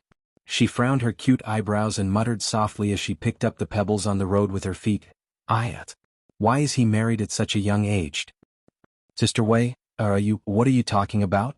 Mo Zhong sweated. He didn't know if he had an illusion just now, but he seemed to have seen a trace of regret in Mo Lingwei's eyes? Or was it disappointment? Oh, nothing. Mo Lingwei's reaction made Mo Zhong feel that something was wrong. This little devil would actually panic? Eh, Emo Zhong, what's with that look? Do you believe that I won't gouge out your eyeballs? Reality proved that the so-called demure girl only existed for 3 seconds to Emo Lingwei. The little girl realized that something was wrong and immediately changed her expression. Emo Zhong quivered and quickly looked away. He waved his hand and said, "Nothing, nothing." Emo Lingwei thought for a while and asked, "Then let me ask you, is the Yamacho's wife beautiful?" Emo Zhong was speechless. "How would I know? I've never seen it before." Diske. Useless. Yamacho, this old man has brought all 39 core disciples of the Mahist clan. After Emo Huai and the others went up the mountain, Li Zishuan arranged for them to stay in the bishop's conference room. When they saw the strange and magnificent buildings of Yanhuang College, they naturally exclaimed in disbelief. The one who had the biggest reaction was, of course, a certain young lady. "Oh, Mr. Mo, you've worked hard. Brothers of the Mo family, thank you for your hard work," Li Zishuan said politely and then gestured for everyone to take a seat. Looking at the nearly 40 followers of the school of Mo in black, Li Zishuan couldn't help but sigh. The school of Mo prospered during the Warring States period of the 100 schools of thought. As the only prominent school that could compete with the Confucian school, it has declined to the point where there are less than 100 core disciples of the school of Mo. I'm very sorry about this. I've always admired your sect's founder MOD. I believe that if he saw the school of Mo's current situation, he wouldn't feel good, right? Hearing this, all the followers of the school of Mo couldn't help but change their expressions. Some of them were so angry that their faces turned red. They wanted to stand up and scold Li Zishuan for exposing their scars in front of them. Li Zishuan saw the expressions of these people. He pressed his hand down and continued, "Everyone, please calm down. I'm not saying this to humiliate the school of Mo. The school of Mo prospered for the benefit of the world and got rid of the world's evils. Even today it's only respected. No one has the right to mock it." As soon as he finished speaking, the followers of the school of Mo felt a little better. The frost in Mo Lingwei's eyes also gradually faded. However, the school of Mo's decline today is an indisputable fact. I'm sure you know the reason for the school of Mo's decline better than I do. Let's not talk about this here today. It's useless to talk about it. However, for the school of Mo, if they continue to hide from the world, they will definitely die. Entering the world is the only way out for the school of Mo. A while ago, Mr. Mo and I came to an agreement that the school of Mo could impart knowledge in Yanhuang College. Didn't the school of Mo prospered for the benefit of the world? The school of engineering today is also for the benefit of the world. As Mr. Mo is very skilled in physics, he was appointed as the leader of the physics department in Yanhuang College. I know that some of you are skilled in physics, mathematics, and engineering. No matter what you are skilled in, as long as you join Yanhuang College, there will be opportunities for you to display your talents. As the Yamacho of Yanhuang College, I invite all of you to join us. For the continuation of the school of Mo, for the sake of the world, and for the sake of the people, let's spread the knowledge that is useful to the world. Here you can teach the most outstanding students of Tang Dynasty. At the same time, you will also receive the most generous treatment. Fame and fortune at the same time. Why not? Li Zishuan gave a long speech and began to bewitch the group. Although their leader Mo Huai had already agreed to join Yanhuang College, he did not know how Mo Huai's prestige was among these people. Therefore he felt that it was necessary to introduce the advantages of Yanhuang College to them. However, it turned out that he was overthinking. "We'll listen to you, Jizzy. We'll go wherever Jizzy tells us to go." "Yes. We'll listen to you."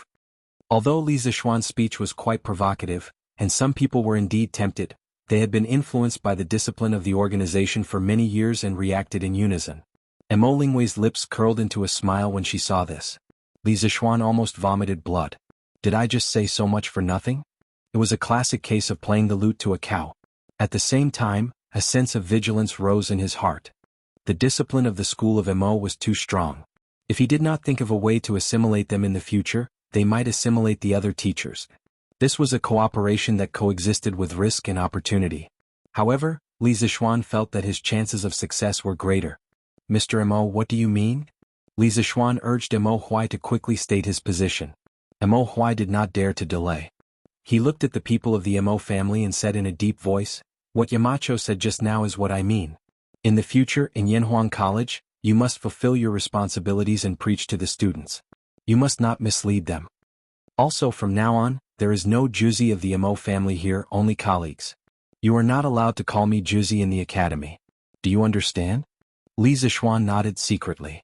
He thought that Mo Huai was quite self-aware. He had straightened out his position and attitude as soon as he came up.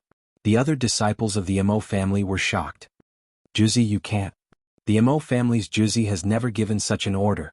That's right. You're our Juzi. How can we be disrespectful to you? Mo Huai's face stiffened and he said sternly, I've made up my mind. If you still recognize me as your Juzi, do as I say. Chapter 652.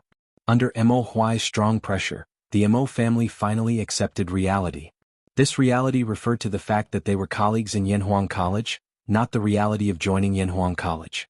In fact, after witnessing the prosperity of Chang'an City, they no longer wanted to return to the bitter cold place where the Mo family stayed. Today, after witnessing the extreme luxury of Yanhuang College and hearing Li Zixuan's inspiring speech, they were no longer against teaching in Yanhuang College, which was both fame and fortune. Some of them were even tempted. Next, they were divided into subjects according to their respective fields of expertise. Li Zixuan wasn't familiar with these people, so he could only let Mo Huai assign them.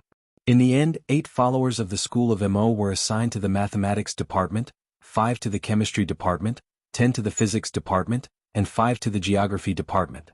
The remaining 11 followers of the school of Mo specialized in martial arts and were not suitable for teaching. In order to give them something to do, Li Zixuan had no choice but to let them become the academy's guards. Of course, the so-called 39 followers of the school of Mo didn't include Mo Lingwei. This was because Mo Huai had never raised Mo Lingwei as a follower of the school of Mo. He only hoped that his daughter could cultivate her moral character and become a gentle lady. Cough cough. Old man Mo's wish was destined to never come true, so that she could marry into a good family in the future. Therefore, this girl was considered to be the only one who wasn't assigned a job. Hey, Yamacho, you haven't assigned me to a department. As expected, Mo Lingwei was instantly unhappy when she saw that everyone else had a corresponding position but she didn't. She stood up and protested. Everyone in the room was stunned. Mo Huai's expression was ugly as he said, don't be ridiculous. Yanhuang College is an important place for learning. As a girl, what are you going to do? Go back to your seat. Although the Tang dynasty was more liberal and the social status of women was higher than during the Ming and Qing dynasties, there were still no women in schools and academies. Therefore, Mo Huai, who had always doted on his daughter, became a little unreasonable at this moment. His expression and tone were very strict. Dad. Mo Lingwei was unwilling to give up and decided to act coquettishly. Sit back down. However, the little girl's coquettishness didn't seem to work at all. Not only did Mo Huai's tone not soften at all, it even seemed to be getting worse. Mo Lingwei also knew that the situation was hopeless. She pursed her lips and looked at Li Zixuan pitifully.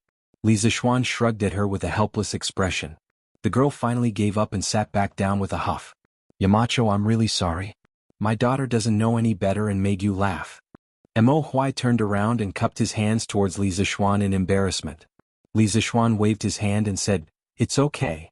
Then he noticed that the atmosphere in the room was a little heavy, so he deliberately changed the topic and said, Since everyone has a place to belong now, I'll bring you to see the house in Plum Village.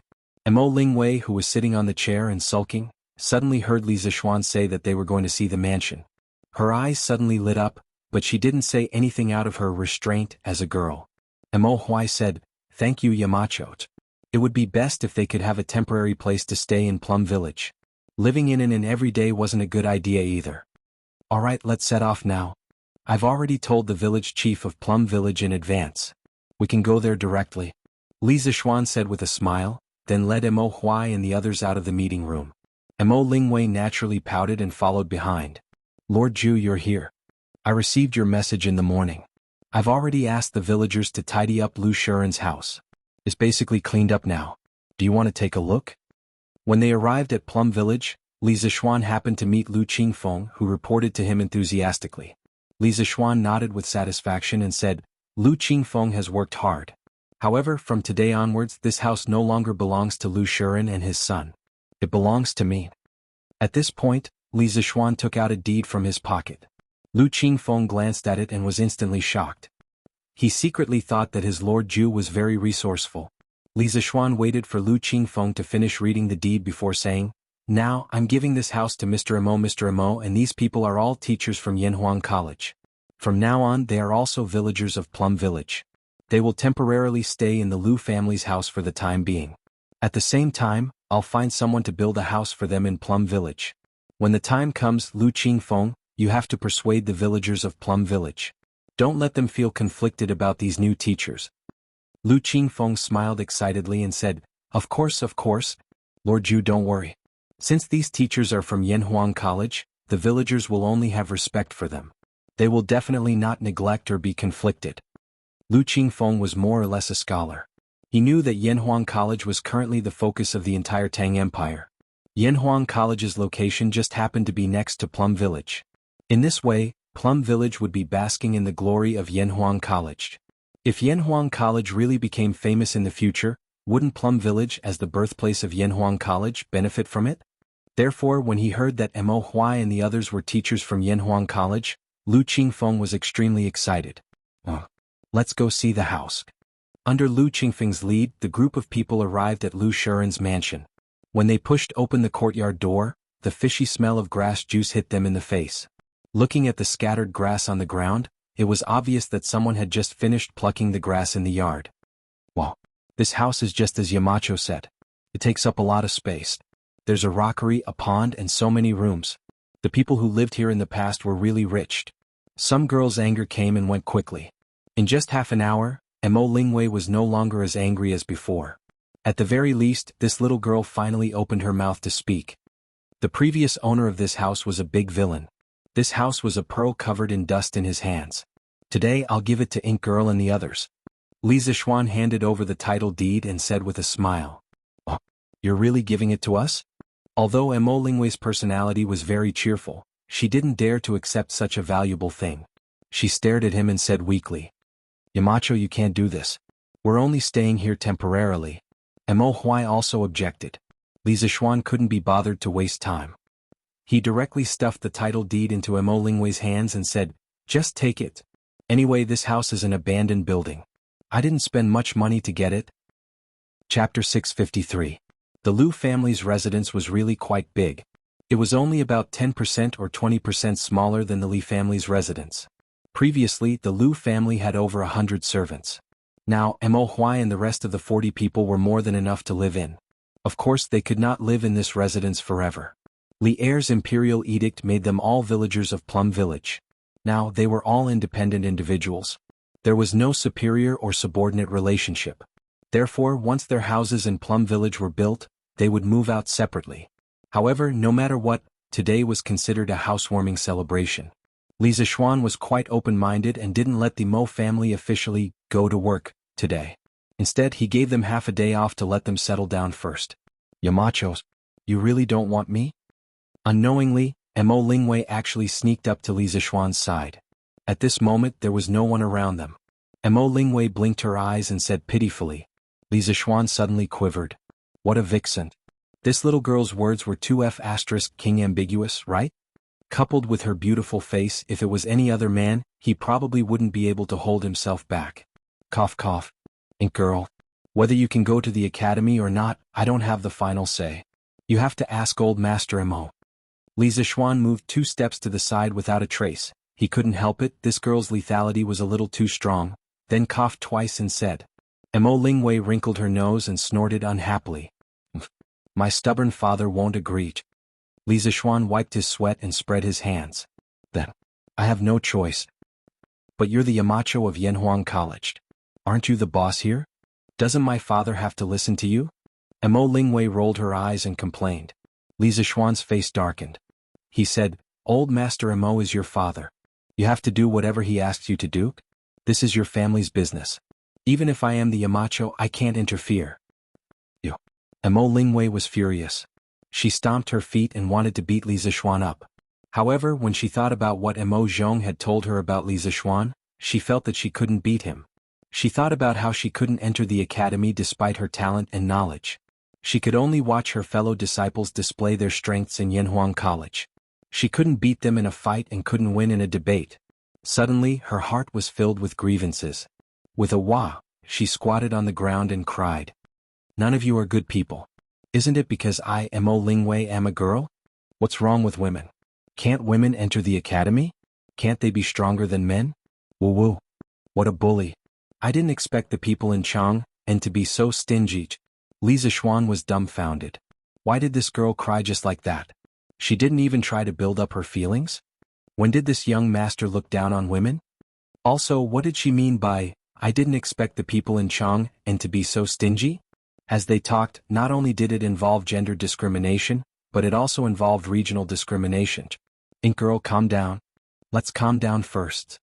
Li Zixuan wanted to pull Mo Lingwei up, but the ancient etiquette was strict. Men and women shouldn't touch each other. Thus, he could only squat down and say anxiously, This one has never meant to look down on women. To be honest, in my family, my mother's status is higher than my father's. If my mother says one, my father doesn't dare to say two. My wife and I are the same. Tell me, how can I look down on women? If this girl kept crying like this, it was hard to guarantee that no one would pass by and see her. At that time, people would think that he did something to her. Then, wouldn't he be unable to explain himself even if he had 8 mouths? Therefore, in order to make Mo Lingwei stop crying as soon as possible, Li Zixuan also put in a lot of effort. He instantly sold himself and his father out. As expected, Mo Lingwei paused for a moment and suddenly laughed. Perhaps she felt that it was inappropriate for her to laugh at this time, so she quickly stopped laughing and rolled her eyes at Li Zixuan. Is that really the case? Yamacho, you're a dignified county man. Are you afraid of your wife? Li Zixuan touched his nose and said, I'm not lying to you. It's really like that in my family. Speaking of this, he suddenly said seriously, but this isn't called fear, it's respect. My father respects my mother and I also respect my wife. There's no such thing as fear. Everyone said that people were afraid of their wives or were henpecked, but in fact, there were very few people who were truly afraid of their wives. Most people's fear wasn't real fear but respect for their wives. For example, Fang Xianling, a famous official who was afraid of his wife, was he really afraid of his wife? In fact, that wasn't the case. Everyone thought that Fang Xianling was afraid of Lady Fang, but they didn't know that the couple had a touching story. Before Fang Xianling became famous, he was sick and dying. He said to his wife, Madame Lu, I'm dying. You're still young and can't be a widow. You should remarry and serve the new husband well. When Madame Lu heard Fang Xianling's considerate words, she was very sad. She cried and went into the room. She stabbed one of her eyes with a sharp weapon to show her husband that she was determined not to remarry. Later, Fang Xianling recovered from his illness and was very grateful to Madame Lu. He treated her with courtesy for the rest of his life. Therefore, the virtuous official of the great Tang, Fang Xianling, should be said to respect his wife, who could resolutely drink poisoned wine and not be afraid. Respect? When Mo Lingwei heard this, her expression became a little inexplicable. At this moment, this girl didn't have time to cry. She opened her mouth and looked at Li Zixuan with a complicated expression. After a while she said, Your mother and wife are really happy. Li Zixuan grinned and said, Hey, of course. When my mother was willing to marry my father, didn't she believe that my father could give her happiness? As a man, how can I let down a woman's trust? Forget it, let's not talk about this. Girl, take it easy. There are so many fun places in Jianghu. You don't have to go to the academy. Li Zixuan noticed that Mo Lingwei's gaze was becoming more and more strange. He quickly stopped the previous topic and tried to persuade her. He didn't intend to flirt with other women. Besides, although Mo Lingwei was cute and lively, she was not his cup of tea. He didn't want to have a headache every day. After that, Li Zixuan stood up and prepared to go back to the academy. As long as Mo Lingwei stopped crying, it would be fine. He didn't have the obligation to help her solve her family problems. But Yanhuang College is more fun than Jianghu. I still want to go to the academy. Yacho, don't underestimate me. I, Mo Lingwei, know everything that the followers of the Mo family know. Li Zixuan staggered and hurriedly quickened his pace to escape. There was no way to reason with this girl. Chapter 654. Whoa. Second Master Lu, why did you buy so many cold melons? After getting rid of the little witch, Li Zixuan planned to return to Yanhuang College to deal with official business. When he walked to the entrance of the village, he saw Second Master Lu driving an ox cart towards him. The ox cart was filled with watermelons. He was puzzled and couldn't help but go forward and ask, Yo, Lord Zhu, you're here. When Second Master Lu saw that it was Li Zixuan, he quickly stopped the ox cart and greeted him. Then he replied, Hey, aren't the students about to go up the mountain for the exam? I was thinking of getting a cart of watermelons and selling them to the examinees to quench their thirst. When Li Zixuan heard this, he said happily, "Ha, I didn't expect Second Master Lu to be so business-minded." Lu Wanshan waved his hand and said, "This wasn't my idea. It was Mei Jun's wife Han Xiaomei. Yes, she's the sister of Han Xiaodong from the Han family village. You should know her, Lord Ju." Han Xiaodong? Li Zixuan suddenly understood. He still had an impression of Han Xiaodong, so he smiled and said, "Well, Mei Jun married a good wife. She's quite smart. Did the other farmers in our village also prepare all kinds of goods?" Lu Wanshan grinned and said, "Of course. Of course, everyone has to earn money together. But don't worry, Lord Ju. We won't raise the price. We'll sell it at whatever price is sold in Chang and city. Anyway, we have nothing to do. We'll be satisfied with the travel expenses." Li Zixuan shook his head and said, "I still believe in Second Master Lu's character. It's not that I won't let you raise the price. After all, Yunshan is so high. It's quite hard to go up and down. It's not impossible to raise the price a little. But there must be a limit to everything. Second Master Lu, go back and discuss with Lu Lijing and my father-in-law. We will set up a standard for the price of goods and set up a monitoring team. In the future, Yanhuang College will attract a lot of people to Plum Village. I won't allow there to be any malicious cheating here." According to Li Zixuan's plan, they would rely on Yanhuang College to develop a batch of new technologies in the next few years. These new technologies would definitely bring about new industries and more people. This would also bring about considerable profits for the Han family manor and Plum Village's villagers. However, as the saying goes, huge profits move people's hearts. When that time came, it was inevitable that some villagers would deliberately rip off their customers in order to make quick money. Once this situation was spread out, the reputation of Plum Village and the Han family manor would be completely ruined. Even Yanhuang College would be affected. Such examples could be found everywhere in his previous life. Li Zixuan had no choice but to guard against them. Lu Wanshan frowned and said with an ugly expression, "Don't worry, Lord Ju. We will tell everyone in advance. At that time, if anyone dares to tarnish the reputation of our Plum Village and the Han family village, this set of old bones will personally knock on their door." Thank you for your trouble, Second Master Lu. Li Zixuan said politely, then said goodbye to Second Master Lu and walked in the direction of Yunshan. In the afternoon he accompanied Mo Huai and the others to look at the courtyard, so he didn't ride a horse. "Uncle Zhong, help me think of a way to... I have to go out today." The next day in the backyard of the D residence, Di Jishuan dragged the old housekeeper into the study and whispered sneakily. Housekeeper Zhong's face was bitter. He pushed Di Jishuan's hand away and said, "Young master, why haven't you given up yet? If old master finds out that you still want to go to Yanhuang College, you will suffer again." Di Jishuan said anxiously, "Uncle Zhong, if you don't tell him, how will my father know? Besides, this time I just want to take the exam and see how I am doing in mathematics. After all, I have been studying this course by myself for more than a month. You have to let me see how good I am, right? Don't worry whether I can pass the exam or not, I will not go to Yanhuang College. I will definitely go back to Bingzhou to prepare for the exams." Housekeeper Zhong shook his head and said, "No, young master. Old master has ordered that whoever dares to let you out in these 3 days will have their legs broken. There are 4 or 5 guards watching the front yard." When Di Jishuan heard this, he couldn't help but think that his father was really ruthless. His brain was working very fast. After a while, he said to the old housekeeper, "Uncle Zhong, if I don't take the exam, I'm afraid I will feel uneasy. It will affect my progress in preparing for the exam. How about this, I will secretly climb over the wall and leave. You can pretend that you didn't see it. Even if my father finds out, he won't blame you. How about that?" The old housekeeper was shocked and hurriedly pulled Di Jishuan, afraid that he would really climb over the wall. Then he said, "Young master, you can't. The wall in the mansion is so high. If you accidentally fall and something bad happens to you, no one in the mansion can bear the responsibility." In fact, the wall in the D mansion was quite high. It was definitely not like some ancient dramas where the young lady could easily climb over by stepping on the back of the servant girl. Seeing that Di Jishuan didn't seem to give up, the old housekeeper continued, "Besides, old master will come back after the court. He will definitely look for you. Young master, even if you go to Yanhuang College to register, once old master finds you coming back, he will lock you up. You won't be able to go to Yanhuang College to take the exam tomorrow."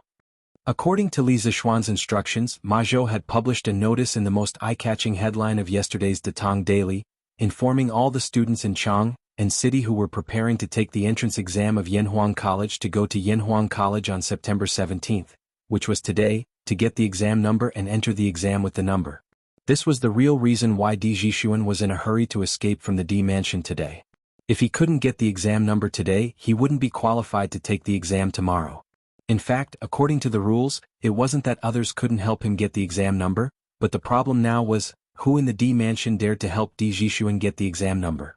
Wasn't that asking for death? That was why Di Jishuan wanted to sneak out. However, what housekeeper Zhong said was not unreasonable. His house was 4 or 5 miles away from Yanhuang College. Even if he rode a horse, it would take nearly 2 hours to go back and forth. What's more, there might be many people waiting in line on Yunshan Mountain. In that case, he couldn't guarantee that he would come back before his father, and his intentions would be exposed. He would have even less chance to sneak out and take the entrance exam of Yanhuang College tomorrow. What should I do? At this moment, Di Jishuan was like an ant on a hot pan. He was very anxious. Once he set his mind on something, he would do whatever it took to accomplish it. Now, this feeling of helplessness made him very unhappy. Young master, I think you'd better give up. Old master is doing this for your own good. Don't do anything stupid. Alas. The old housekeeper persuaded and then left with a sigh. Only Di Jishuan was left in the room with a bitter face. Chapter 655. It's finally the day of the exam. After 2 months of hard work, we'll finally be able to see if we succeed or fail tomorrow. South of Chang and City Jianghu Academy.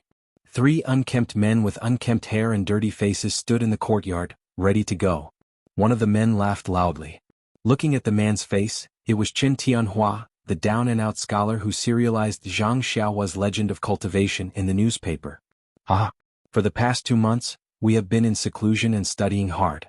Luckily, Tianhua, you gave that child from the Wang family some benefits and let him send us newspapers every day. Otherwise, wouldn't we have missed the exam number plate today? Hua Hongyi's image was not much better at the moment. However, this guy's actions were naturally graceful, as if he was not affected by any external factors. He always looked so comfortable and indifferent. Qin Tianhua smiled and said, perhaps this is the saying, a scholar doesn't go out but knows everything in the world. I have to say, Li Xinnan's Datang Daily has really given us a lot of convenience. A scholar doesn't go out but knows everything in the world. This saying first came from chapter 47 of Laozi. One doesn't go out but knows everything in the world. One doesn't follow the rules but knows the heavenly Tao. One goes out far but one knows little. That's why the saints don't know, don't see and don't do. Hua Hongyi nodded in agreement. Seeing the two of them chatting, Liao Feichen couldn't help but say gloomily, I say, why are the two of you so confident? You don't seem to be nervous about tomorrow's exam at all? Hua Hongyi smiled faintly and said, nervous? What's the use of being nervous? Besides, we're all prepared for the exam, what's there to be nervous about? If we unfortunately don't make it, it only means that our qualifications are not good enough. It's useless to be nervous now. Qin Tianhua was more attentive. He felt that Liao Feichen seemed to be a little nervous, so he pondered for a moment and said, Feichen, brother Hua is right. The most important thing in the exam is to prepare for it. It's useless to be nervous. Besides, the three of us don't have any reason to be nervous. Liao Feichen asked curiously, why? You must know that the number of students who applied for Yanhuang College this time is more than the number of people who took the imperial examination. Of course, he had also read this information from the newspaper. Qin Tianhua smiled confidently and said, because we were the first batch to know about Yanhuang College's enrollment information, and we also started preparing for the exam as soon as possible. This time, the students who applied for Yanhuang College came from the 365 provinces and counties of Great Tang.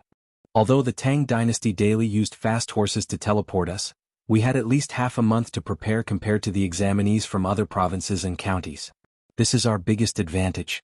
In addition, we also got someone to buy the May exam papers from the School of Mathematics, so we have a certain understanding of the style of the male examinees from Li County. Therefore, in this entrance exam, other than the students from the School of Mathematics, the three of us have the biggest advantage. What reason do we have not to be confident? If we really don't get in, then we can only say, Heaven's death is not my fault for fighting. Heaven's death is not my fault for fighting, from the 7th volume of the Records of the Western Han Dynasty, Xiangyu Benji. Hua Hongyi nodded repeatedly when he heard Qin Tianhua's explanation. In the end he couldn't help but praise, Tianhua, your analysis is still the best. I presume Feichen's heart will be at ease after hearing what you said. Haha, I realize that I'm even more confident now. Liao Feichen was obviously relieved. He nodded and said, that's right. After hearing what Tianhua said, I feel more at ease. Let's go to Yanhuang College. Qin Tianhua and Hua Hongyi had no objections, and the three of them went out together. On the way, smelling the fresh air and looking at the birds and flowers, Qin Tianhua sighed and said, it's so comfortable outside. Even breathing is so much smoother. Liao Feichen was speechless and said, let's go quickly. If we're late, we'll have to queue for a long time again. This kid obviously knew everything about Li Zixuan very well. For the scooters, carriages, mirrors, etc., one had to queue. For the newspapers and cheap books, one had to queue. For the Drunken Immortal restaurants, chicken, Drunken Immortal, dongpa pork, meatballs, etc., one also had to queue. Therefore, Liao Feichen believed that there was an 80% chance that they would have to queue to get the exam number this time. The other two felt that it was reasonable and quickened their pace. However, Hua Hongyi was still walking and said, if the three of us all pass this time, then we'll have to help each other in Yanhuang College. How about giving the three of us a title? Liao Feichen rolled his eyes and said disinterestedly, boring. Qin Tianhua was interested and said, that's a good idea. In my opinion, how about we call ourselves the Three Heroes of Jianghu? After all, the three of us met at Jianghu Academy and spent more than 4 years there. Hua Hongyi laughed and said, good. That's a good name. I agree. Liao Feichen thought about it and also felt that the name was not bad. He nodded and said, then I agree. Qin Tianhua clapped his hands and said, then it's settled. From now on, the three of us will be called the Three Heroes of Jianghu. After deciding on the name, the three of them seemed to be in high spirits. They walked with a majestic gait. After a while, Hua Hongyi suddenly said, oh, that's right. After this exam, Tianhua, your Zhang Xiaohua's biography of a cultivator, and Feichen, your long immortal journey, have to be updated as soon as possible. Otherwise, we'll all have nothing to eat. It's time to update. Qin Tianhua subconsciously agreed. However, after saying that, he immediately realized that something was wrong. He said angrily, F***CK.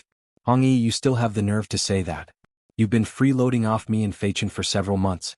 Every day you said that you wouldn't freeload off us after your novel was published. In the end, until now, there's not even a shadow of your novel. Liao Feichen also quickly agreed and said, that's right, that's right. Hongyi, tell us quickly. How long more before your novel is published? Although they spoke fiercely, the two of them were not really angry. This was because before they started writing novels, they were the poorest. At that time, Hua Hongyi was the one who helped them. Therefore, now that Hua Hongyi was freeloading off them for several months, they were willing to accept it. When Hua Hongyi heard the condemnation of his two classmates, he couldn't help but blush. He coughed twice and said embarrassedly, cough cough. This soon I'll be able to publish it. Actually, only he knew that he hadn't even started writing his novel. Chapter 656. A while ago, Qin Tianhua and Hua Hongyi stopped updating their novels in order to prepare for Yanhuang College's entrance exam. Of course, they told the Datang Daily's editorial department the reason for the suspension.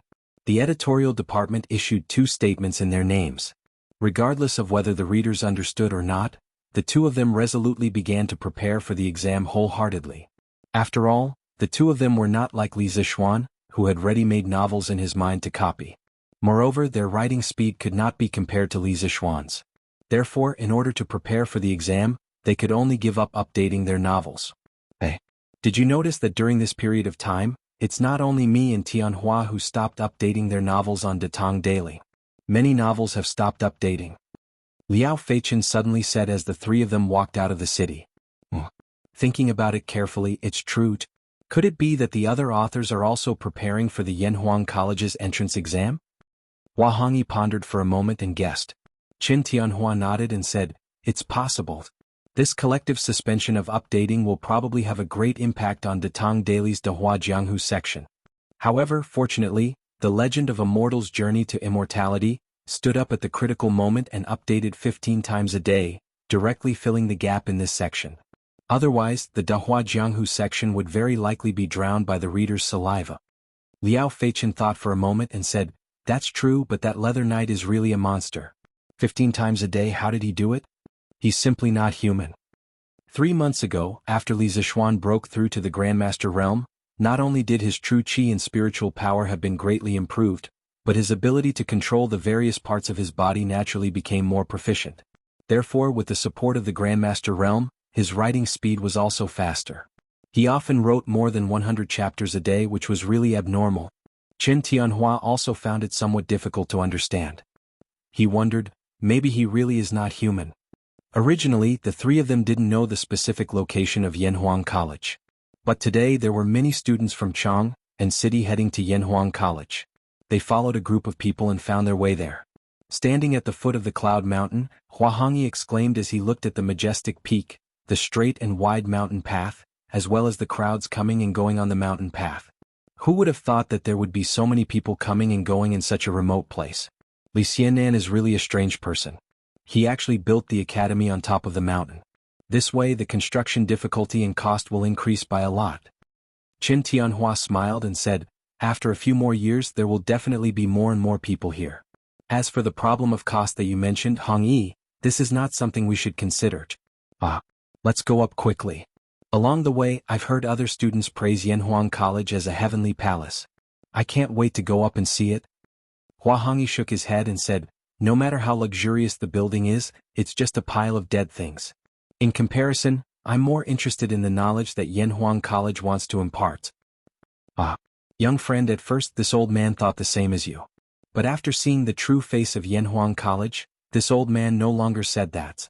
At this moment, on the mountain path, an old man in a blue shirt holding a book walked over while laughing. Liao Feichen, Huahongyi and Qin Tianhua were shocked and took 2 steps back. There was no other reason other than the strong smell of alcohol on this old man. Fine. This old man won't say much. You kids can go up the mountain and have a look. After all, what you hear may be false, but seeing is believing. When the old man saw the reactions of the 3 people, he laughed awkwardly and then floated away.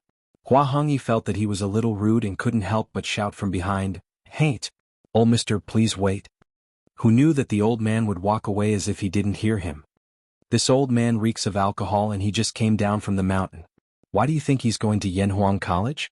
Liao Feichen looked at the old man's back and muttered.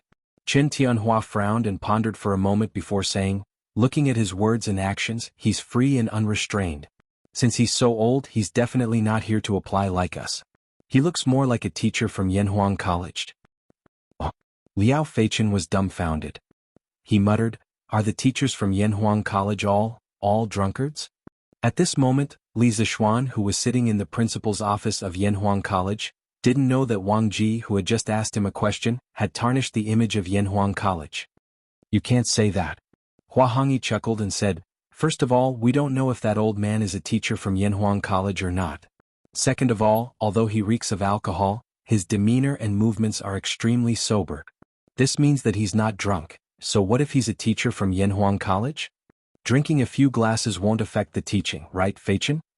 Liao Feichen waved his hand and said, yes, what you said is reasonable. Since Hong Yi is so analytical, when will your novel be published? Huahongyi choked and said helplessly, why are you talking about this all of a sudden? Qin Tianhua and Liao Feichen couldn't help but burst into laughter. All right. Stop laughing. Let's go up the mountain. Huahongyi urged with a dark expression. Yes. Let's go up the mountain. Liao Feichen came to his senses and said anxiously. Qin Tianhua finally remembered what they were here for today. He quickly said, yes, let's go up the mountain. Thus, the 3 fellows who were chatting happily only started to climb up the stairs to the top of the mountain. Half an hour later. Phew. We're finally here. I'm so tired. Oh my god. Liao Feichen was the first to reach the peak. Huahongyi and Qin Tianhua, who were behind him, first heard this guy say that he was tired, then they heard an extremely exaggerated scream. Qin Tianhua shouted in puzzlement, Feichen, what's wrong? Liao Feichen was in a state of deep shock and naturally didn't have time to answer. Qin Tianhua didn't hear a response and thought that something had happened to Qin Tianhua. He hurriedly said to Huahongyi beside him, Hongyi, let's go up and take a look. The 2 of them quickened their pace. After a while they both reached the top of the mountain. Seeing Liao Feichen standing there in a daze, Qin Tianhua couldn't help but nudge him and say, Feichen, why, oh my god. Chapter 657. This? When Huahongyi saw that Qin Tianhua and Liao Feichen were both staring blankly in front of them, he couldn't help but feel a little puzzled. When he followed the direction of their gazes, he was also stunned. What kind of scene was that? The road was greenish-gray, and the wall was surrounded by black iron bars. Behind the wall, there was a huge building with a very different style.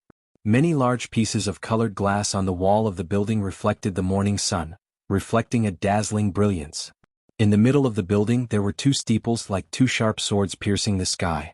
Moreover, they could vaguely see that behind the building, there were many other similar buildings. From their angle they couldn't see the whole picture of the college. From this, it could be seen that the college occupied a large area. Oh my God! This Yanhuang College's construction is too. Hua Hongyi was so shocked that his mouth was wide open, and he didn't know what to say. Those examinees weren't talking nonsense. This Yanhuang College is really like a palace of immortals. Liao Feichen had never seen such a domineering college. He wiped his saliva and added on Hua Hongyi's unfinished words. The architectural style is very different from ordinary buildings, but if you look carefully, you can still feel a majestic aura coming from it. Moreover, the materials used for this building are rare, and its height is amazing. It's really uncanny workmanship, and it's not an exaggeration to call it a palace of immortals. Chen Tianhua looked up at the central twin steeples of the Guanghua building, and his heart was surging with emotions. He couldn't help but exclaim in admiration. At this moment, Hua Hongyi suddenly thought of the old man in blue he had just met at the foot of the mountain. He said, "That old man was right. Now that I see the true appearance of Yanhuang College, I can't say those words." That sentence was naturally referring to him saying that Yanhuang College's buildings were just a pile of dead things. Okay. Hurry up and line up. Don't you see that there are so many people in front of you? Liao Feichen urged. The other two were stunned. Only then did they notice that there were dozens of long lines at the entrance of Yanhuang College. Their attention had just been attracted by the magnificent Guanghua building, so they didn't pay attention to this side. Now that they saw it, they didn't dare to blindly sigh here and hurriedly walked to the place where the crowd was queuing. Among the sea of people, there were many who knew each other, and a large portion of them were former students of the School of Mathematics. Ah, Iron Egg, you're here too. Sun Zifen, who was in the first row on the east side, laughed out loud. Iron Egg smiled and said, "Well, today is such an important day, of course I have to come. But Zifen, why did you come in person?" Today's Iron Egg's words and actions were far beyond those of his peers. It could only be said that the people he came into contact with were different, and the speed at which his abilities and thoughts improved was also different. Anyway, since I have nothing to do at home, why don't I come to the academy to see my former classmates and catch up on the old days? Besides, the establishment of Yanhuang College is due to our efforts. Isn't it wonderful to come and see the fruits of our labor praised by others? Sun Zifen smiled proudly. Iron Egg was speechless. He thought that the reason of seeing his former classmates and so on was definitely secondary. The main reason was at the back, right? Iron Egg, this is... After Sun Zifen was done being proud, he noticed that there was a chubby boy behind Iron Egg who was following Iron Egg step by step. Sun Zifen asked, "Oh, this is a friend of mine from the same village. His name is Guqi. Because of some things he has some contact with my master. He has taught himself pinyin and arithmetic before. He is still young, and this time he is mainly here to see the entrance exam of Yanhuang College. It doesn't matter if he can pass or not." Iron Egg pulled Guqi out and introduced him. Then he saw that Guqi was a little confused and uneasy, so he patted Guqi's shoulder and said, "Sure enough, don't be nervous. This is Sun Zifen, a very good classmate of mine. He is very easygoing." "Ah, Iron Egg is right, I like to make friends the most. Sure enough, it is nice to meet you for the first time." When Sun Zifen heard that Guqi had some contact with Li Zishuan, he couldn't help but feel a sense of familiarity, so he took the initiative to greet Guqi. Guqi was a little at a loss and scratched his head. After a long while he stuttered, Brother Zifen. The academy you built, the academy is really beautiful." His stuttering had been cured long ago, but the habit of speaking over the years made him unable to help but stutter whenever he was nervous. Sun Zifen didn't care about this, because Guqi's last sentence made him feel a little smug. "Ah, sure enough, you have a good eye. If you can pass the entrance exam to Yanhuang College this time, then I, Sun Zifen, will protect you in the future. If anyone dares to bully you, just use my names." Iron Egg's eyebrows twitched as he listened. What did he mean by "sure enough, you have a good eye"? Sun Zifen's words were getting more and more ridiculous. He couldn't help but criticize him in his heart. Guqi liked to be praised the most. Sun Zifan's unintentional words made him feel that this person in front of him was quite easy to get along with, so he scratched his head and smiled. Thank you, Brother Zifan. Iron Egg rolled his eyes and was speechless as he looked at the two people who he had never met before chatting so enthusiastically. Yamacho, as of now, there are nearly 800 candidates who have received the exam number plates, and there are still a large number of candidates lining up in front of the academy. Therefore, a conservative estimate is that there will be at least 2,000 candidates taking the entrance exam this year.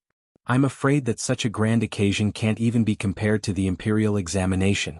On the 10th floor of the Guanghua building in the principal's office, Yen Silu excitedly reported to Li Zixuan. At first, he agreed to join Yanhuang College only because of Li Gang's invitation and Li Zixuan's school philosophy. In fact, he himself was not optimistic about Yanhuang College's situation in the first few years. He never expected such a grand occasion to happen today, which made him very excited.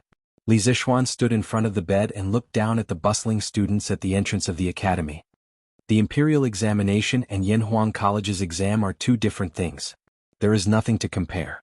In the future, most of the students from Yanhuang College will take the imperial examination.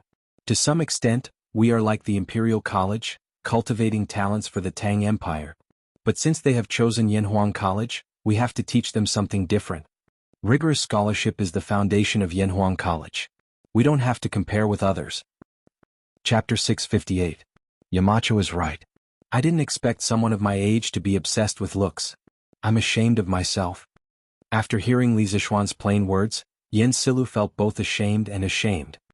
He cupped his hands and said, "Thank you for your generosity."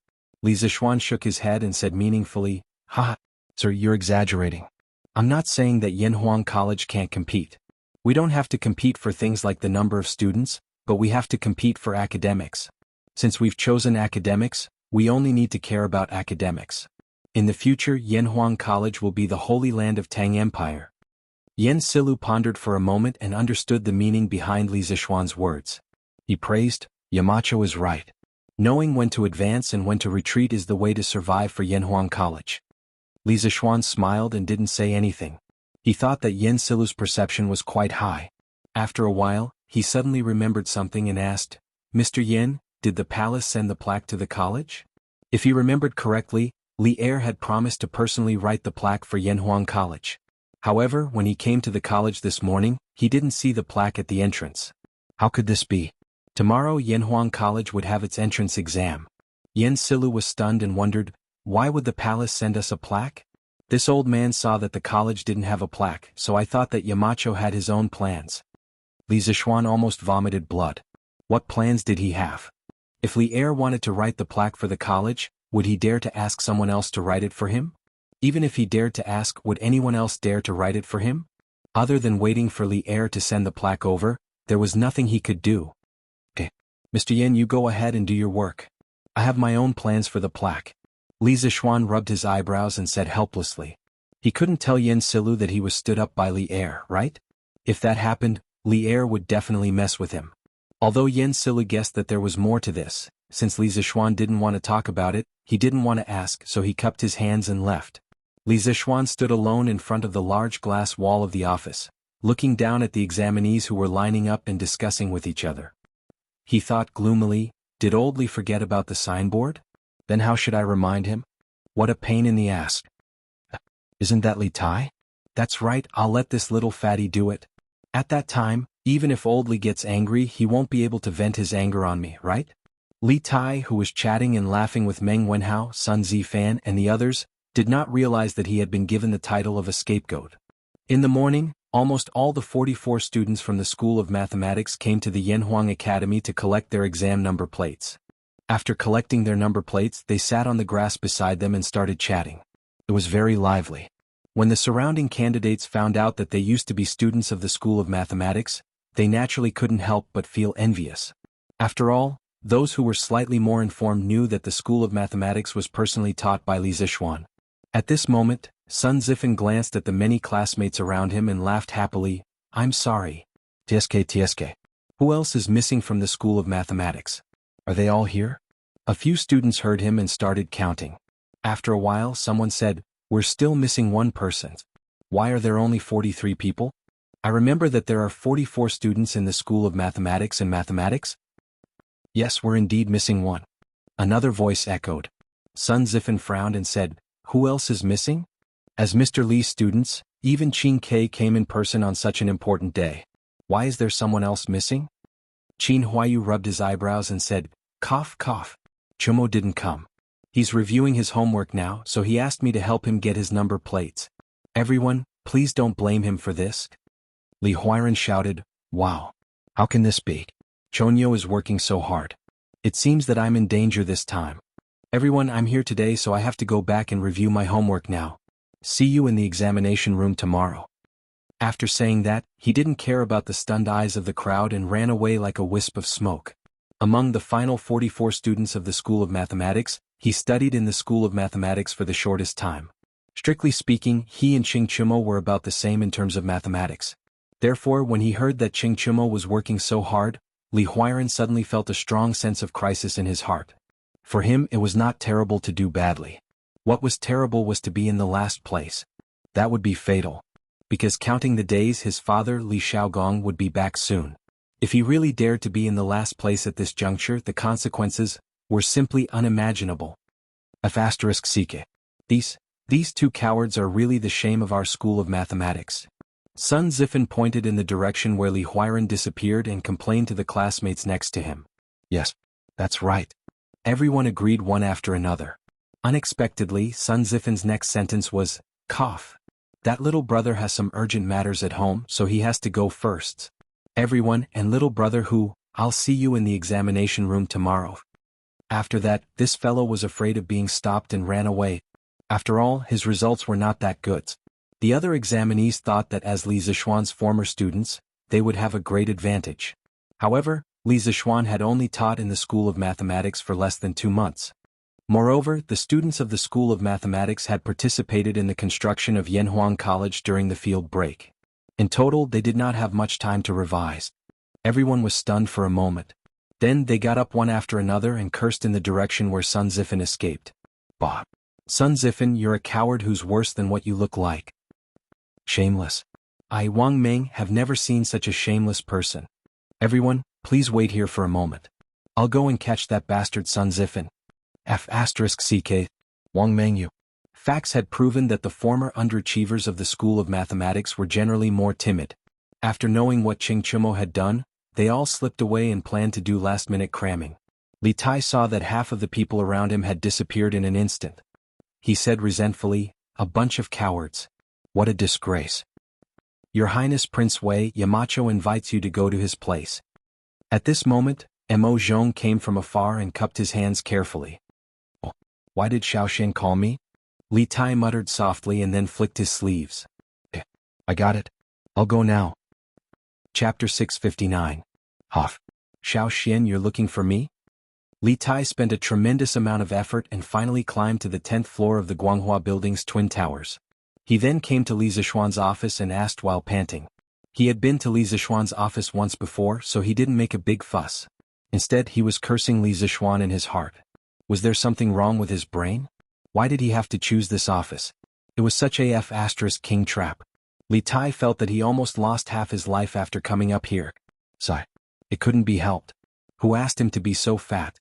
Although Li Zishuan had become Yanhuang College's Yamacho, and Li Gang Yan Silu, and the others of the older generation had changed to calling him Yamacho, Li Tai, Ching Chumo, and the others who were close friends with Li Zishuan still called Li Zishuan by his name in private. Oh. Qingke, do you have to go this far? The last time you came to my office you were also like this. In my opinion, you need to lose some weight. Li Zishuan wanted to get straight to the point, but when he saw Li Tai looking like he would collapse at any moment, he couldn't help but speak out of turn. After all, Li Tai was really too fat. In the long run there would definitely be problems. Only he dared to say this. If it was someone else, Li Tai would definitely flip out. Li Tai panted for a while, then gulped down a cup of tea and said, Ha! It wasn't easy for me to get this fat. Why should I lose weight? Besides, it's so hard to lose weight. I can't stand it. This reason was so strong. Li Zishuan was instantly speechless. After pausing for a while, he said somewhat maliciously, Hey, since you don't want to reduce it, there will be someone willing to help you in a few days. Li Tai immediately sensed danger. He widened his eyes and pointed at Li Zishuan. Damn. Little Xian, I've always treated you well. If you need help, I'll help you without asking for anything in return. What do you mean by this? Tell me, what are you plotting? Li Zishuan said unhappily. Qingye, why are you so agitated? I'm not going to cut off your flesh. Look at how scared you are. Li Tai said angrily. Who knows what kind of evil ideas you have in mind? Who would be able to stand it if you deliberately set people up? In the end, the little fatty suddenly reacted and said, Oh right, when I helped you complete the geography textbook, you promised me that I could take 3 days off in the first month of school. Does that still count? Li Zishuan thought about it. 3 days was 3 days. The military training lasted for a month. What was the harm in letting this kid off for 3 days? So he nodded and said, Of course it counts. Li Tai was instantly relieved and said happily, That's good. That's good. Then he returned to the topic and asked, Little Xian, why are you looking for me today? Li Zishuan sighed and pointed at Yanhuang College's gate downstairs. It's about the academy's plaques. Previously, His Majesty said that he would personally inscribe the plaque for Yanhuang College. Perhaps because it was a long time ago and His Majesty was usually very busy, he forgot about this matter. I want you to help remind His Majesty. After all, Yanhuang College is about to start. Li Tai couldn't help but be stunned. It was the first time he heard that his father would go back on his word. He smacked his lips and was about to agree when he suddenly rolled his eyes, crossed his arms and said calmly, So that's how it is. I can help you, but little Xian, shouldn't you also give me something? Li Zishuan was confused and said, What do I have to give you? I'll give you a string of money? ****. Li Tai was so angry that he couldn't help but curse. Li Zishuan didn't lack money, but Li Tai didn't lack money now either. I don't want your money. I want to say that I'll help you get the plaque for the academy. When school starts, you'll give me 3 days off, how about that? This time it was Li Zishuan's turn to be angry. His old face darkened and he said, You wish, kid. You'll also be a student of the academy in the future. You have a part in the academy's affairs. If you can't get the plaque done this time, do you believe that I won't cancel your previous 3 days of leave? Faced with this almost shameless method, Li Tai was immediately dumbfounded. He said in a flustered and exasperated manner, You, as a Yamacho of Yanhuang College, how can you do something so untrustworthy? Li Zishuan immediately retorted, Then as a member of Yanhuang College, how can you not have a sense of collective responsibility? Li Tai was speechless. After a while he said hatefully, Fine. Very good. You win. After saying that, the little fatty's face darkened and he left the principal's office. Li Zishuan looked at his back and said to himself, Hein. This little fatty always likes to think of ways to take advantage of loopholes. However, it won't be long before you'll thank me for my persistence today. Your Majesty, the Prince of Wei requests an audience. In Ganlu Hall, after the morning court, Li Er didn't hurry to read the memorials. Instead, he came here on a whim to practice calligraphy. Just as he was in a trance, the chamberlain suddenly came in and whispered, Announce? Li Er didn't even raise his head and spat out a word from his mouth. Your son greets Imperial Father. In a flash, Li Tai came in from outside the hall and bowed to Li Er. Didn't Qingke go to Yanhuang College in the morning? Why are you back so soon? Under normal circumstances, when Li Er was practicing calligraphy, he hated being disturbed by others the most. But today the person who disturbed him was Li Tai, so the result was naturally different. He loved his son Li Tai very much. So, at this moment he was earnestly copying calligraphy as he spoke to Li Tai. Imperial Father, I came back after catching up with my classmates. Imperial Father is in a good mood today. Are you copying Wang Youjuan's calligraphy again? Li Tai didn't know how to tell Li Er about the plaque of the Yanhuang Academy, but when he saw that Li Er was practicing calligraphy, he suddenly had a good idea. He took a step forward and whispered to Li Er, Brother Li Er, I'll tell you about it. Qingke, come and take a look at Imperial Father's calligraphy. How is it? Coincidentally, at this moment, Li Er finished the last stroke.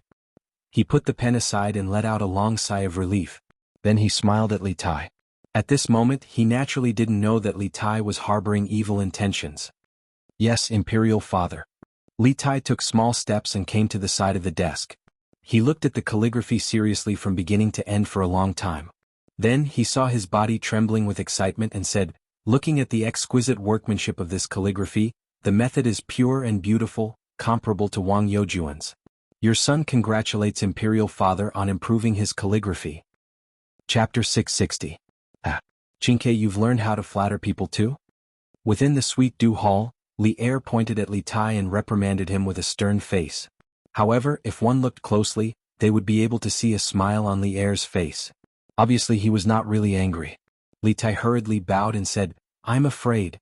Everything I said just now was from the bottom of my heart." Even if Yu Shaojian were to personally appraise it, he would still be full of praise for father's calligraphy. The Yu Shaojian he was referring to was the secretary Yu Shernan, one of the 4 famous calligraphers of the early Tang dynasty. Li Er did not deny it and said casually, "Oh? Is that so?" After spending so much time with Li Zixuan, Li Tai had also become an actor. He said with a sincere face, he said sincerely, "I've been copying Wang Youjuan's calligraphy for a year, but I've never been able to find the right path. Today when I saw father's calligraphy, I suddenly felt enlightened.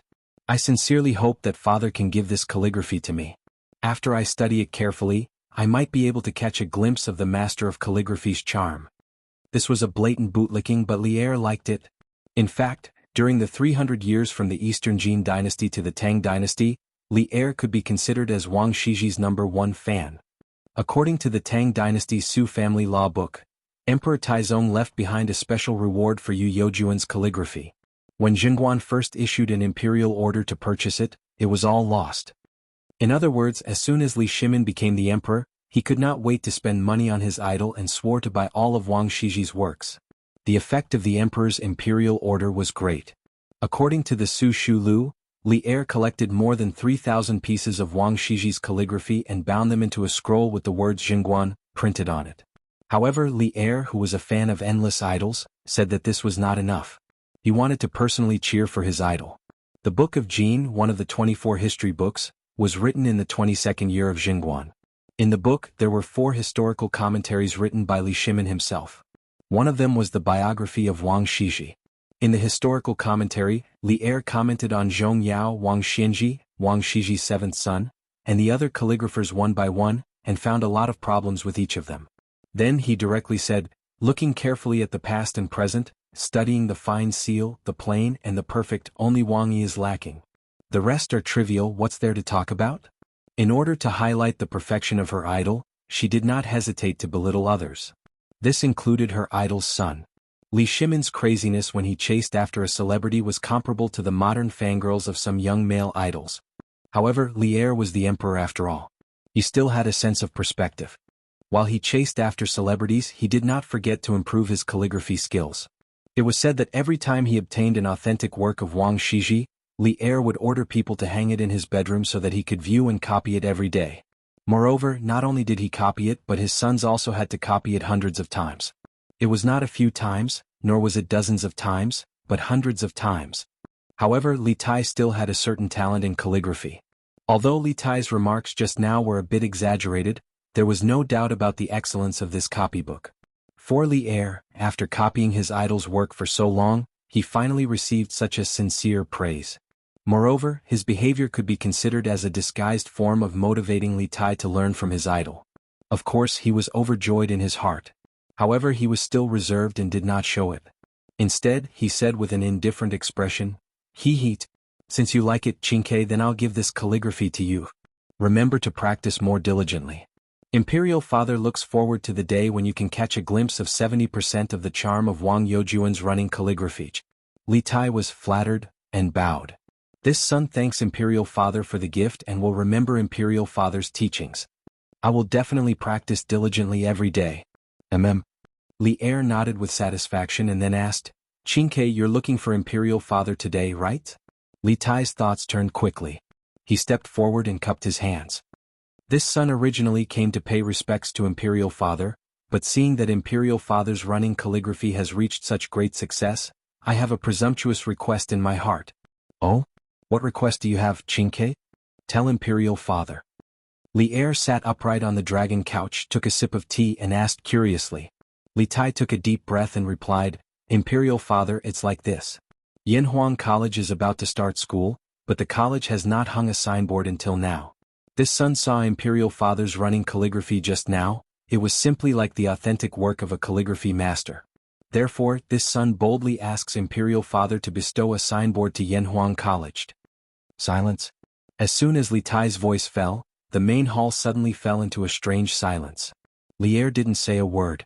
His action of holding the teacup also froze in the air, and the scene seemed to be frozen there. In fact, Li Er's heart was not calm at all, because Li Tai's words made him suddenly recall something. 3 months ago, the 8 professors of the Imperial College, led by Cui Shanyu, jointly impeached Li Zixuan for corrupting the academic atmosphere, disrupting the teaching order of the Imperial College, and privately teaching miscellaneous studies.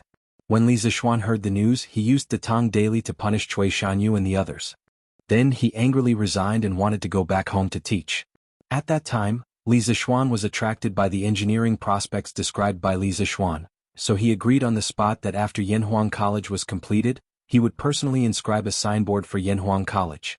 However, after such a long time, during which Li Zixuan was assassinated, the 7 cultivators sect was destroyed, the Cui family was involved, and then there were constant storms in Chang'an City.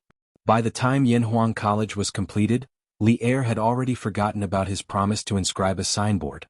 Now, Li Tai suddenly mentioned this matter in front of him. Was it intentional? Or was it unintentional? After pondering for a long time, Li Er finally returned to normal. He put down the teacup, looked at Li Tai and nodded. Good. This emperor will inscribe a signboard for Yanhuang College. Whether Li Tai did it intentionally or not, since he didn't take the initiative to point it out, Li Er didn't need to take the initiative to mention what happened 3 months ago. After all, as a father, he still needed to maintain a bit of dignity in front of his children. The son thanks father. Of course, the little fatty mentioned it intentionally, but his acting skills were pretty good. For a moment, Li Er couldn't tell whether it was real or fake. Li Er came to the dragon desk. Li Tai eagerly spread out the rice paper for Li Er and began to grind it on the side, looking like a lackey. Li Er closed his eyes and concentrated for a moment. Then he suddenly opened his eyes and decisively started to write. The tip of the brush was like the tip of a sword, and the rice paper was like a battlefield. The brush moved like dragons and snakes, majestic and majestic. After a while, the words Yanhuang College appeared on the paper. All right. Qingke, you can take it. This emperor is going to eat at your mother's place. Li Er waved his hand and walked out of the palace alone, leaving Li Tai alone here. Chapter 661. Could it be that father saw through it? Wouldn't that be self-defeating? Not good, not good, this time it's a big loss. I was King tricked by Xiao Xian again. CK. Li Tai held Li Er's calligraphy as he walked on the palace road. The more he thought about it, the more he felt that something was wrong. He felt that Li Er must have seen through something, otherwise his attitude wouldn't be so different. After realizing this, he couldn't help but curse Li Zixuan in his heart. He knew that this kind of thing wasn't easy to do, but he still insisted on letting him do it. He was simply deliberately tricking him. After lunch, Li Tai personally went to Yanhuang College and gave the calligraphy to Li Zixuan. Li Tai, who felt that he had sacrificed a lot, naturally asked Li Zixuan to compensate him in other aspects such as holidays and so on. When Li Zixuan heard the cause and effect, he naturally scoffed at the little fatty's excuse. With how much Li Er doted on Li Tai, he didn't believe that Li Er would blame the little fatty for such a small matter. This was because Li Er was usually quite magnanimous. Under his insistence, he naturally didn't agree to the humiliating terms that Li Tai proposed. Li Tai had no choice but to leave. Hey, this little fatty is really... Li Zixuan muttered to himself. Then he was attracted by the 4 large words Yanhuang College written in bold calligraphy. Although he didn't understand calligraphy, he could see a trace of sharpness from these words. Compared to the words that Chu Suiliang had inscribed on the signboard of Chitsu Pavilion, these 4 words were more natural and more soul-stirring. Good calligraphy. Li Zixuan praised from the bottom of his heart. Perhaps he had asked Li Er to inscribe these words to give Yanhuang College an extra layer of protection. But now it seemed that the calligraphy level of these 4 words alone was enough to serve as the signboard of Yanhuang College. Mo Yun, send this calligraphy to Pang Feiji downstairs and ask him to send it to the workshop quickly. Tell the workshop to make the signboard of the college before the day after tomorrow. Li Zixuan took the calligraphy and handed it to Mo Yun as he ordered. Yes, Yamacho. Mo Yun took the calligraphy and turned to leave in a very capable manner. There were a total of 11 followers of the school of Mo in the Mo family who majored in martial arts. Among them, Mo Zhong and Mo Yun's realm was the highest, both in the late stage of qi refining. Most of the rest were in the early or middle stage of qi refining. These people together could be considered a very powerful force. Therefore, the security of the college was mainly in charge of this team of followers of the school of Mo. The team of guards led by Pang Feiji was mainly responsible for the safety of Li Zixuan's family. Because there were too many candidates coming to Yunshan today, Brother Chicken had specially brought people to help maintain order. After Mo Yun left, Li Zixuan got up and walked to the glass wall. He lowered his head to look at the situation below. Mo Zhong saw this behind him and couldn't help but wipe the cold sweat on his forehead. He had been in this office for a few days, but he didn't dare to stand by the glass wall and look down like Li Zixuan. This position was really too high. Even a qi refining master would fall to his death. Mo Zhong informed Li Gang, Yen Silu, and the leaders of the various departments of the college to meet in the conference room in 2 hours. Li Zixuan saw that the crowd below was not as big as it was in the morning, and it seemed to be decreasing. He knew that almost all the candidates who wanted to take the exam had come, so he turned around and gave the order. Yes, Yamacho. Mo Zhong cupped his hands in salute and left as well. At this time, Li Zixuan couldn't help but think of Di Jixuan's figure. He had spent 90% of his time in this office today, and he often looked down from time to time. He saw many familiar figures, but he didn't see Di Jixuan. Maybe I missed him? Li Zixuan shook his head. There were so many candidates today. No matter how good his eyesight was, it was impossible for him to see all of them. 2 hours later in the conference room of Guanghua Building. Today thousands of candidates came to the college. Thanks to everyone's coordination, we were able to keep things in order without any trouble. Thank you for your hard work. Li Zixuan saw that everyone was present, so he stood up and said politely. It's not hard at all. It's what we should do. Everyone cupped their hands and said modestly. Only Wang Ji sat there awkwardly. He drank a little when he came this morning, and Li Gang was afraid that his drunken appearance would affect the image of the college among the students, so he let him go back first. Among everyone present, he was the only one who didn't help much. Well, Mr. Yin, can you count the number of students who came to pick up their exam number plates today? Li Zixuan looked at Yen Silu and asked. Yen Silu was already prepared. He looked at the booklet beside him, then stood up and said, It's unlikely that there will be many candidates today. I don't think there will be many examinees here at this time. Let me tell you the statistics before I came to this room. According to the data submitted by the teachers in charge today, there are a total of 2,118 examinees who came to collect their number plates. Compared to the final number of people who signed up according to the Tang Daily, 3,890 examinees, the reference rate for this entrance exam is much higher than the previous estimate. Li Zixuan nodded solemnly and said, Everyone must have heard that since so many candidates came to pick up their exam number plates today, it means that the number of students who will be taking the exam tomorrow will be roughly the same number. With so many students taking the exam, it means that there are also many students who are optimistic about the future of Yanhuang College. This is something to be happy about. At the same time, we must be aware of the heavy responsibility on our shoulders. We can't let down those who trust us. Therefore, the Academy will increase the invigilation efforts tomorrow. The leaders of each department must clearly instruct the invigilators under them to correct their invigilation attitude. They must not be absent-minded during the invigilation period, and they must have zero tolerance for cheating. During the exam in the morning and afternoon, I will personally go to each examination hall to inspect. If any cheating is found in any examination hall without the invigilator noticing, a demerit will be recorded. At the same time, the corresponding department leader will be held responsible. I need to remind everyone that these demerits will affect the evaluation of teachers' titles at the end of the academic year. Please pay attention to it. In this exam, we must let all the candidates feel fair and just.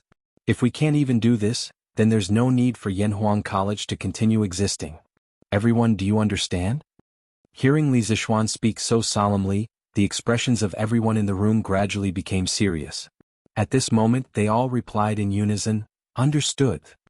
Chapter 662. Yanhuang College's exam was divided into 2 parts. In the morning, it was a combined exam for classics and morality. In the afternoon, it was a single-subject exam for mathematics. The duration of the exam was 4 hours. The questions for the classics section were set by Li Gang and Li Zixuan. Li Zixuan had repeatedly instructed them to lower the difficulty and not set any tricky questions. Of course, the 2 old men were unwilling at first, but Li Zixuan kept persuading them so they could only agree in the end. The questions for the morality and mathematics section were, of course, set by Li Zixuan himself. He had already given out the test papers 5 days ago. After the printing, all the test papers were guarded by Wu Ho 24 hours a day in the workshop. There was no way that the questions would be leaked in advance. Now everything was ready. All that was left was the east wind. The next day, when Chang'an City's east gate opened, thousands of examinees who had been waiting at the city gate for a long time filed out.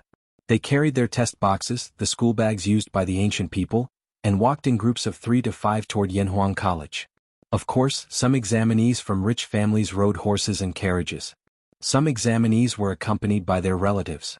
In order to make it in time for Yanhuang College's exam, all the examinees gathered here. In an instant, the streets near the east gate became unusually congested. Chang'an City's Wu Ho was also on guard. Yuchi Jingda didn't even attend the morning court and personally commanded. Most of the Wu Ho mansion were transferred here to ease the congestion. Sigh. I didn't expect there to be so many students. Little Xian's Yanhuang College is quite successful. My Baolin should be able to get in, right? Yuchi Jingda was dressed in martial attire and stood on a nearby tower. Looking at the dense crowd below, he was both melancholy and happy. D mansion backyard. Bang bang. Young master, you should get up and have breakfast. Butler Zhong gently knocked on the door and shouted inside. A moment later, a voice came from inside. Uncle Zhong, I'm not eating. Being locked up in the residence every day is like being in jail. How can I have the mood to eat? Hearing this, Butler Zhong hurriedly knocked on the door again and said, Little young master, you didn't eat last night. Master is very angry. When he left this morning, he specifically told this old man to let you eat some rice no matter what. Please don't make things difficult for this old man and don't starve your body. In the room, Di Jishuan's voice sounded a little impatient. He said, Uncle Zhong, don't try to persuade me. I'm really not hungry. Please don't bother me. Let me sleep for a while. Since I can't get out, are you not going to let me sleep? Hearing this obviously childish words, Butler Zhong sighed helplessly. Young master, this old man also wants you to leave, but no one dares to disobey master's orders. Besides, you can leave the residence as you wish tomorrow. Come out and eat something. Umph. Uncle Zhong, you know what I'm thinking. What's the use of me going out tomorrow? Take it away quickly. I won't eat it. Also, ask all the servants in the backyard to leave. Don't disturb my sleep. Otherwise, if I really make a scene, no one will have a good time. Hearing the extremely impatient tone in Di Jishuan's voice, Butler Zhong hurriedly said, Okay. This old man will leave now. Ask them to leave too. Young master, if you're hungry, call me at any time. After that, the old butler quickly left with the food box. This was because he knew that Di Jishuan was right. If he really made a scene, everyone in the residence would suffer. As long as Di Jishuan could be quiet and everyone was safe and sound, Butler Zhong would be satisfied. These people are finally all gone. In the room, Di Jishuan muttered excitedly as he watched Butler Zhong instruct all the servants to leave the backyard through the crack of the door. Looking at this guy's dressing, all his clothes were neat and tidy. He didn't look like someone who had just woken up. Obviously what he said just now was all a lie. Alas, this is my last chance. Ancestors of the Di family, please bless me, Di Jishuan. Di Jishuan clasped his hands together and muttered a few words softly. Then he turned around, took a bundle from the table and left the room. When he arrived at the courtyard, he walked straight to the northwest corner. There was a huge rock that was half the height of a person there. Di Jishuan looked around worriedly. When he saw that there was no one around, he heaved a sigh of relief and muttered to himself, Hain't. Fortunately, no one noticed that there was an extra rock here. Otherwise, if they reported it to my father, the old man would be suspicious again. Shaking his head, Di Jishuan leaped onto the huge rock. Then he used all his strength to finally climb up the wall. Looking at the bluestone floor outside the wall, Di Jishuan gritted his teeth and jumped down. Ouch. Ouch, ouch, ouch. Ouch. The Di family's wall was almost 10 feet high. It would be strange if Di Jishuan didn't get hurt when he jumped down like that. Di Jishuan hugged his right foot. His eyes and eyebrows were in pain. He sucked in cold air as he pressed on his right ankle. Ouch. This won't do. There's not much time left. I have to go to Yanhuang College as soon as possible. Otherwise this jump will be in vain. Thinking of this, Di Jishuan endured the pain and stood up. Then he limped toward the gate. Hey. The big brother in front, wait up. The more Di Jishuan walked, the more difficult it was for him to walk. The piercing pain in his ankle made him sweat all over. Just when he was about to give up, he saw a middle-aged man driving a flatbed cart pass by him. His heart stirred and he hurriedly yelled out, "Hey, hey! Young master, are you calling me?" The middle-aged man heard him and hurriedly reined in the old horse that was pulling the cart. He turned around and asked.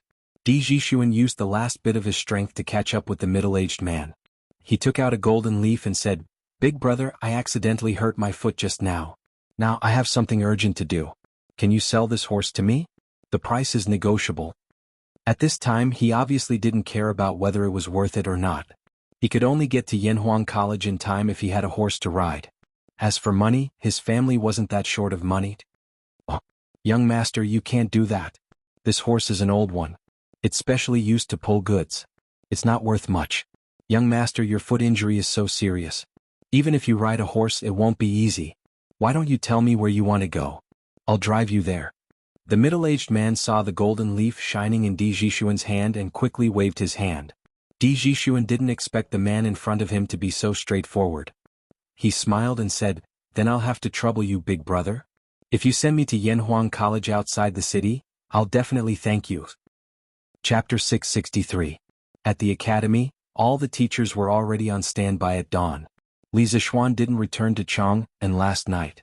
Instead, he stayed in Yunshan's courtyard. Early in the morning he left his wife's warmth and came to Yanhuang College. In fact, the teachers of the academy were almost ready. However, Li Zishuan was afraid that something they couldn't handle would happen, so he came so early. Seeing that it was still early, Li Zishuan invited Yen Silu, Li Gang, and Mo Huai to have breakfast together in the academy's cafeteria. As for Wang Ji, the old man had just moved his luggage from his brother's house to the academy after the meeting yesterday afternoon. He was sleeping in the dormitory now. As early as 2 days ago, the academy's cafeteria had officially started operating. The chefs that were invited had all been trained by the drunken immortal house, so their skills were naturally excellent. Moreover, the style of cooking had also been greatly influenced by Li Zishuan. The four of them sat together and ate breakfast, steamed buns, porridge and salted vegetables.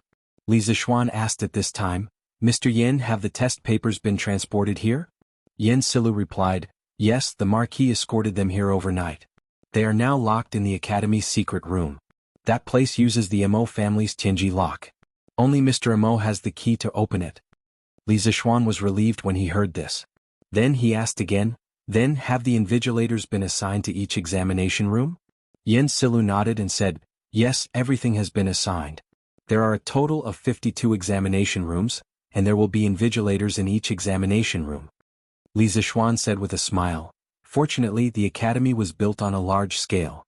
Otherwise, our academy wouldn't be able to bear this examination alone." Li Gang slurped 2 mouthfuls of porridge and said with a smile, "Only you have the guts to build an academy on such a large scale for the first time. Judging from the current size of the academy, it won't be enough even if more than 2,000 examinees are admitted." Li Zishuan shook his head and said, "You can't say that. Yanhuang College's students study for at least 3 years, and the longest is 6 years. There will be students from other grades after that. How can you recruit so many people at once?" Li Gang suddenly understood and said, "Yo, that's true. Speaking of which, the food in this academy is really unique. This old man may have to eat and drink here in the future." This Yen wholeheartedly agrees with Brother Li's words. Yes, the food of the academy is indeed delicious. Yen Silu and Mo Huai agreed in agreement. Li Zishuan laughed and said, If the 3 of you like it, you can eat it at Yanhuang College for the rest of your lives." That's exactly what I was thinking. At 6:30 a.m., the first batch of examinees arrived at Yanhuang College. However, there was still more than an hour before the start of the exam, so they naturally couldn't enter the academy. They could only sit on the grass in front of the academy and wait for the academy to let the examinees in. Hugua, Iron Egg, what a coincidence to meet the 2 of you again. As time passed, more and more students arrived at the academy. Sun Zifen had just arrived and saw 2 familiar figures sitting on the grass in front of him. He quickly went forward and greeted them. "Hello, Brother Zifen," Hugua said with a smile. Looks like Zifen's expression means that he's determined to pass this exam, right?" Iron Egg joked with a smile. Sun Zifen's face turned red. He liked to show off in front of strangers, but in front of a friend like Iron Egg he didn't need to show off. He said unhappily, "No matter how determined I am, can I be more determined than Iron Egg?" You're Mr. Li's core disciple. Speaking of this, he suddenly leaned in front of Iron Egg, then lowered his voice and said, Iron Egg, tell me honestly, did Mr. Li leak a few exam questions to you? With our relationship you have to take care of me. Iron Egg didn't know whether to laugh or cry. He took 2 steps back to keep a distance from son Ziffin and said, Brother Ziffin, don't talk nonsense. Master is definitely not the kind of person you said he was. Besides, I've been busy with martial arts recently and haven't spent much time on my studies. Son Ziffin widened his eyes and said in surprise, Iron Egg, you actually know martial arts. That's amazing, amazing. In the future, if I'm bullied at the academy, you have to help me. On the side, who scratched his head in puzzlement and thought, Brother Ziffin clearly said he would protect me yesterday. Why is he asking Iron Egg now?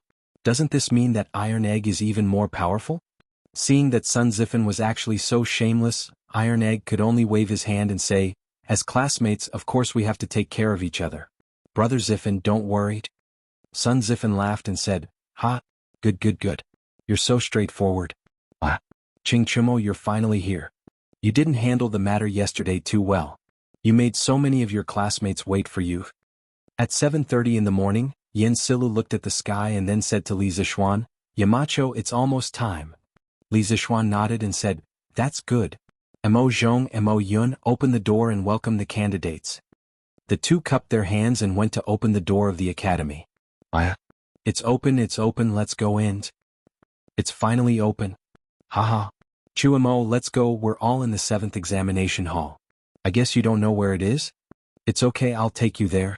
But after the exam, you have to treat me to a big meal. Cheng Chumo.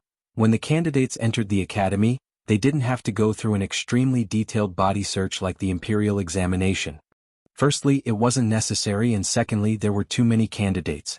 During the imperial examination, everyone would have a special examination booth, which gave the candidates a lot of room to cheat. However, Yanhuang College was different. With more than 50 people in one examination hall, everything in the hall was clear at a glance. If anyone cheated, the teachers above would immediately notice. Half an hour later, all the candidates gathered outside the academy entered Yanhuang College and found their examination hall. Li Zixuan thought for a while and said, it's time for the exam, close the door.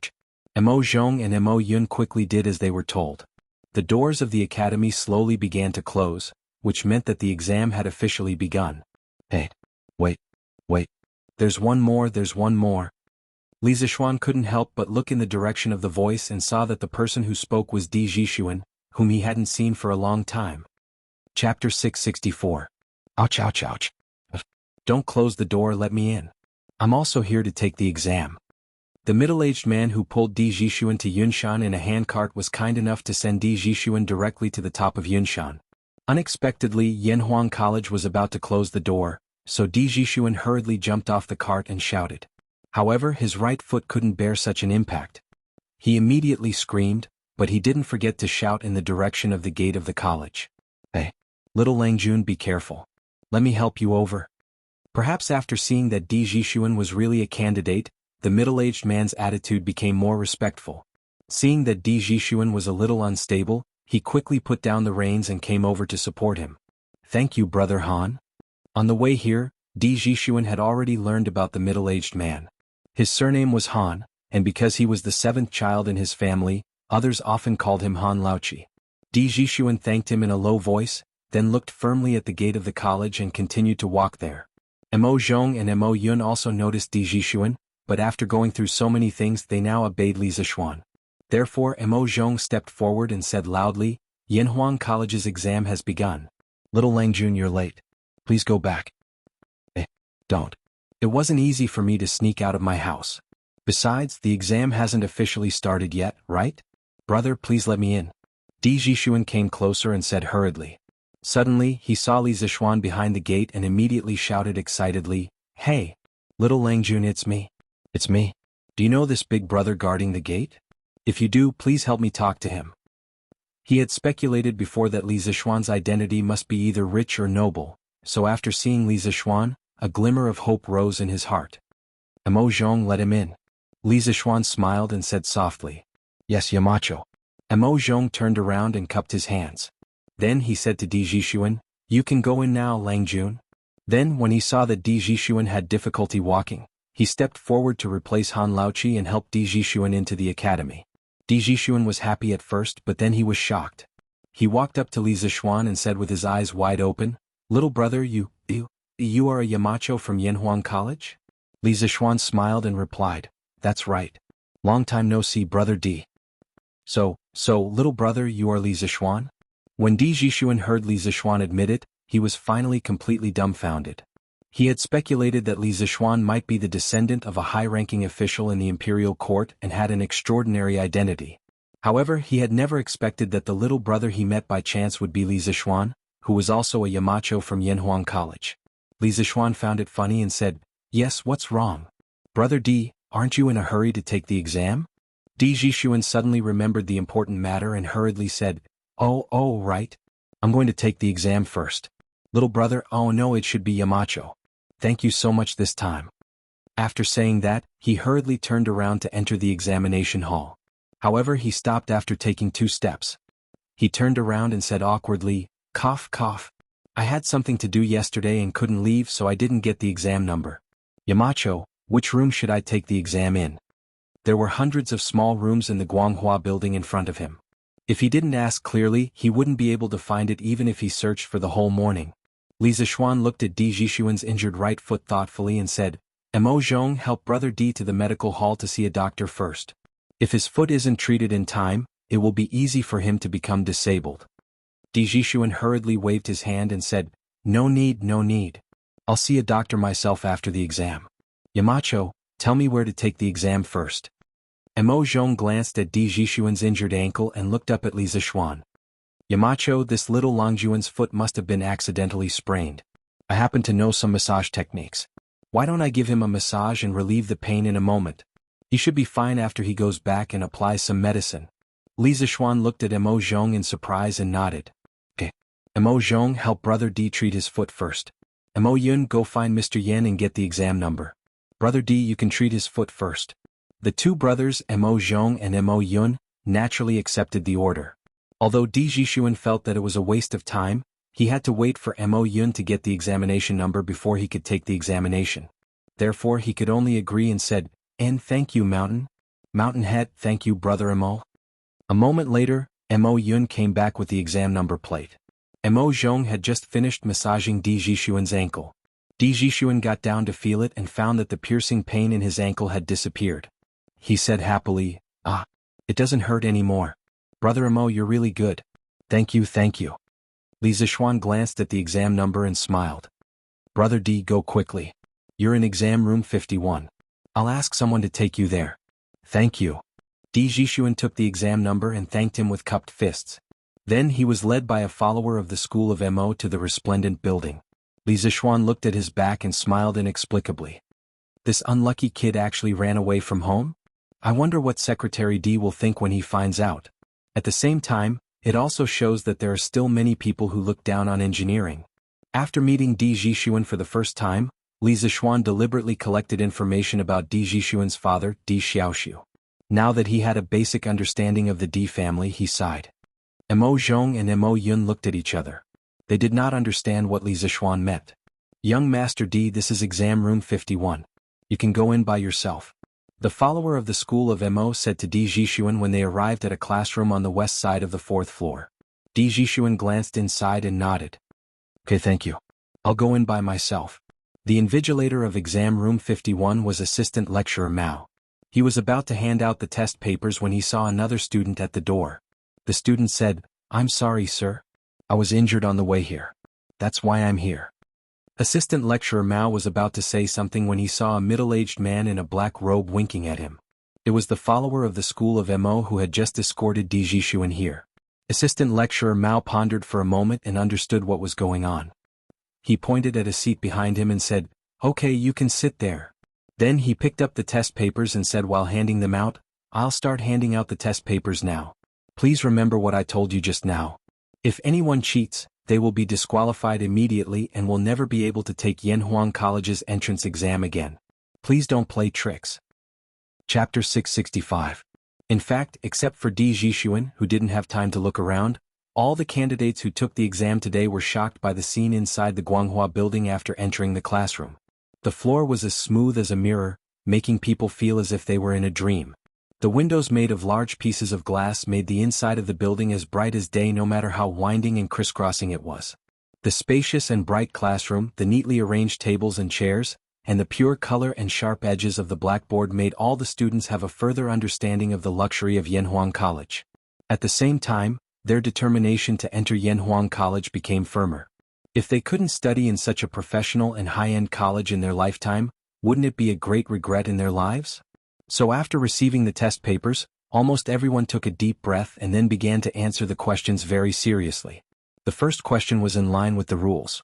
Empty and empty, the people can't find a name. Towering, it has success, it has an article. This sentence was taken from the Analects of Confucius. It was a very famous paragraph in which Confucius praised Yao. The general idea was that Yao was so great that people couldn't find a word to describe his praise. His achievements were so outstanding that they were like the light of the sun shining in all directions. Generally, when the candidates answered the questions, they only needed to praise the great achievements of the ancient sages, and then praise the current emperor's literary and martial virtues, express their loyalty, and say that they had the ambition to become the pillar of the country, to share the worries of the emperor, and so on to get a high score. It could be said that this was a relatively open question, and also a question with a very clear political position. Li Gang's questions were really stable. At least Li Erwi liked it very much.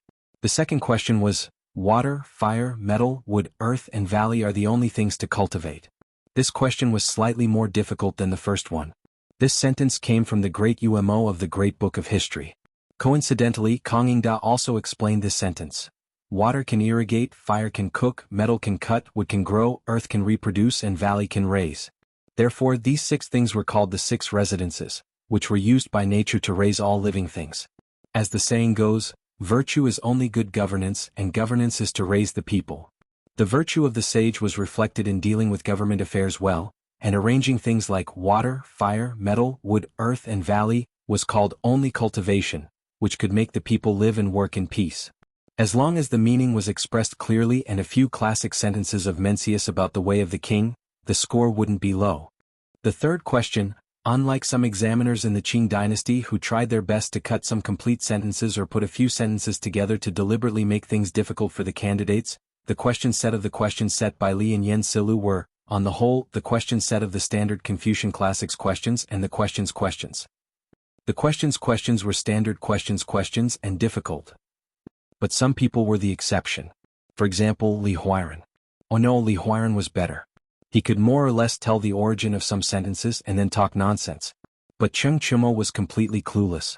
He didn't know where one of the 12 Confucian classics questions came from, let alone the meaning of the question. So after gritting his teeth for a while, he resolutely gave up on the Confucian classics part and went straight to the next part of the questions. There were many people in the same situation as him, such as Iron Egg and Hu Zhen, who had never learned the 4 books and 5 classics. They were basically people who had learned mathematics halfway. So for the 4 books and 5 classics, they were basically at the same level as Cheng Chumo. Fortunately, the Confucian classics only accounted for 30% of the total score of the whole entrance exam. As long as they got high marks in the other parts, they also had a great chance of passing the exam. But the other parts of the questions were not simple, at least not as simple as they seemed on the surface. In the moral test part, there are no good or bad options in the following questions. You just need to choose the option that is most consistent with your actual situation. Your answers are only for testing and research purposes. Please feel free to answer. What does this mean? Could it be that this so-called moral test part is a freebie question for everyone? No matter what I choose, it will be correct? When Cheng Chumo saw this strange question, he was surprised. Normal people would have the same thoughts as him when they saw this kind of question. However, as a former student of the mathematics school and a close friend who knew Li Zishuan's character very well, Cheng Chumo became witty this time. That's not right. Looking at the style of these questions, only Xiao Xian would come up with this kind of question. But if these questions are really freebies, then what's the point of Xiao Xian coming up with these questions? This kid must be lying. Is he trying to trick me? No way. The score for each option is definitely different. I have to choose carefully. It just so happens that I don't have to do those stupid questions in front of me. I have plenty of time. It had to be said that at this critical moment, Cheng Chumo's random thought had completely saved him.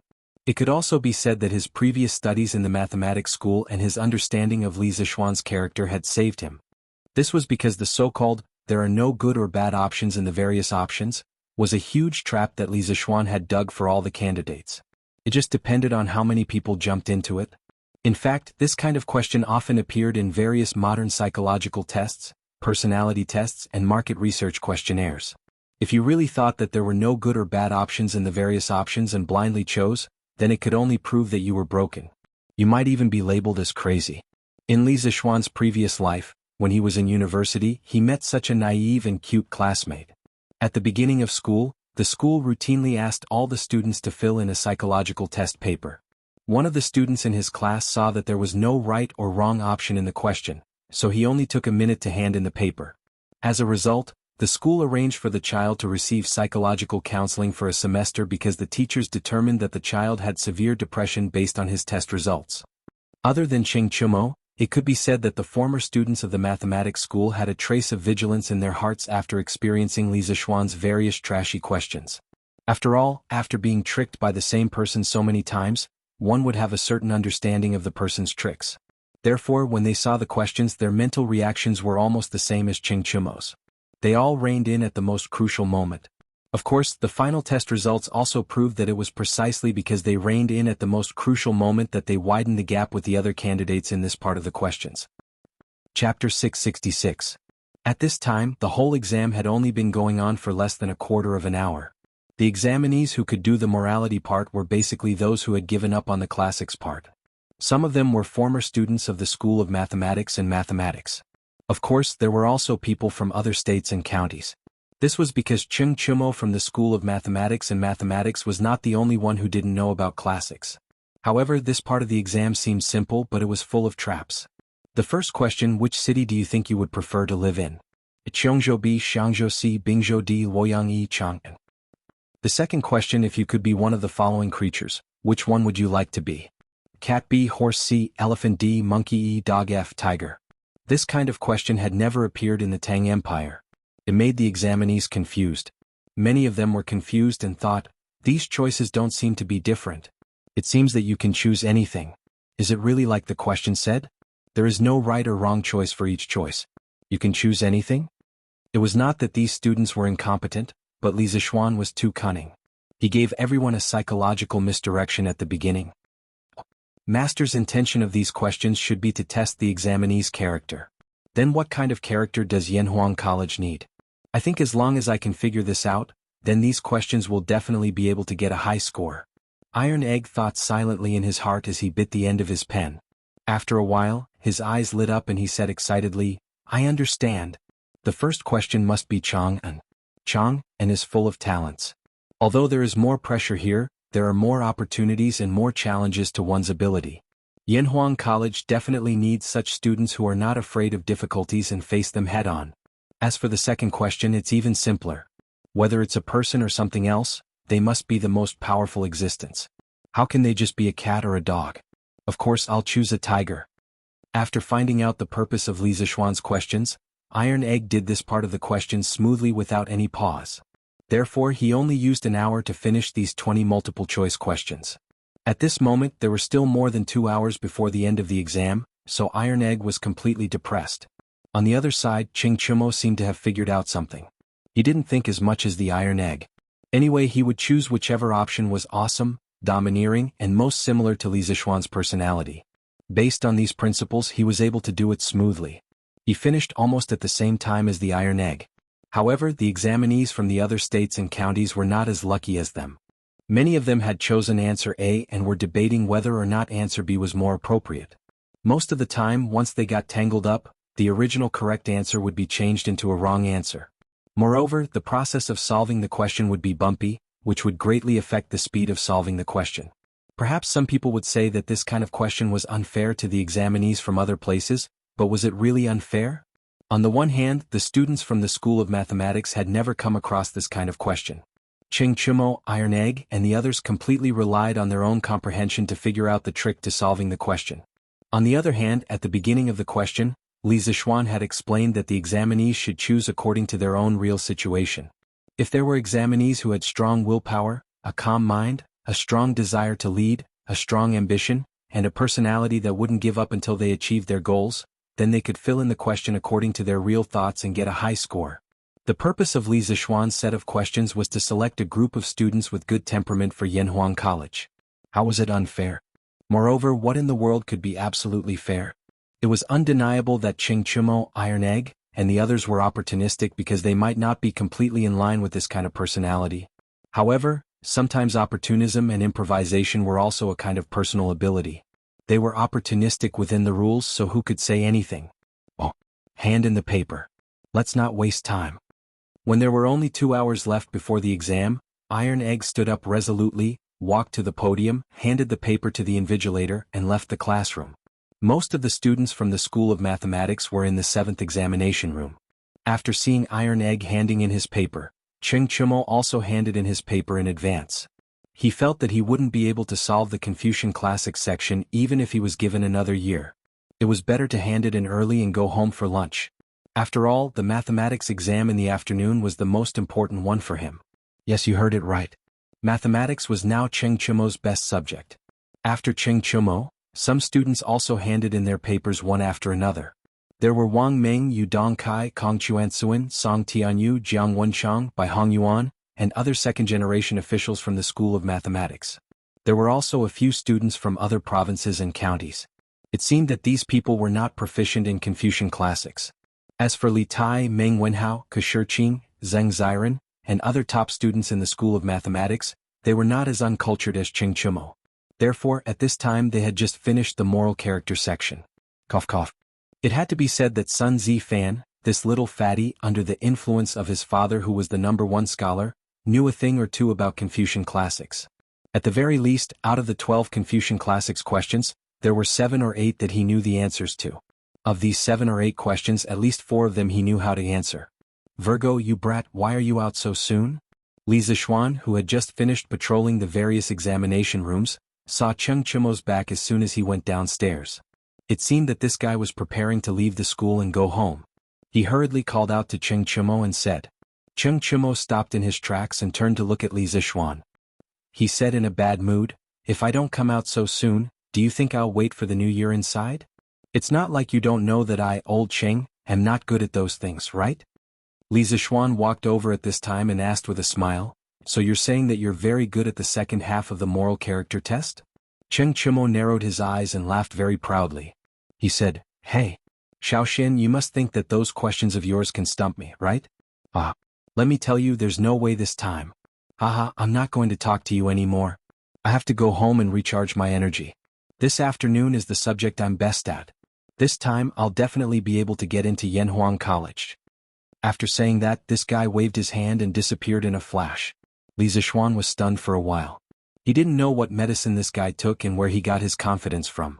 Moreover, because of Cheng Chumo, even if this time Cheng Chumo didn't do well in the exam, Li Zixuan would use special means to recruit him into the school. Now it seemed that he could save this step.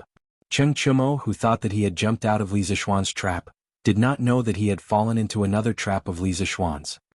Chapter 667. Including Li Zixuan, there were a total of 77 teachers in the Yanhuang Academy.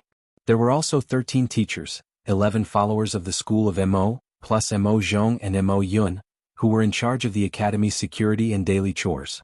Other than the 52 teachers who were supposed to invigilate the exam, the rest of the teachers were assigned as volunteers to deal with any unexpected situations that might arise at any time. It was close to noon, less than an hour before the end of the exam. Suddenly, a young teacher hurriedly found Li Zixuan and said, Mountain leader, it's not good. Di Xiaoxiu, Minister Di, has come to the mountain gate.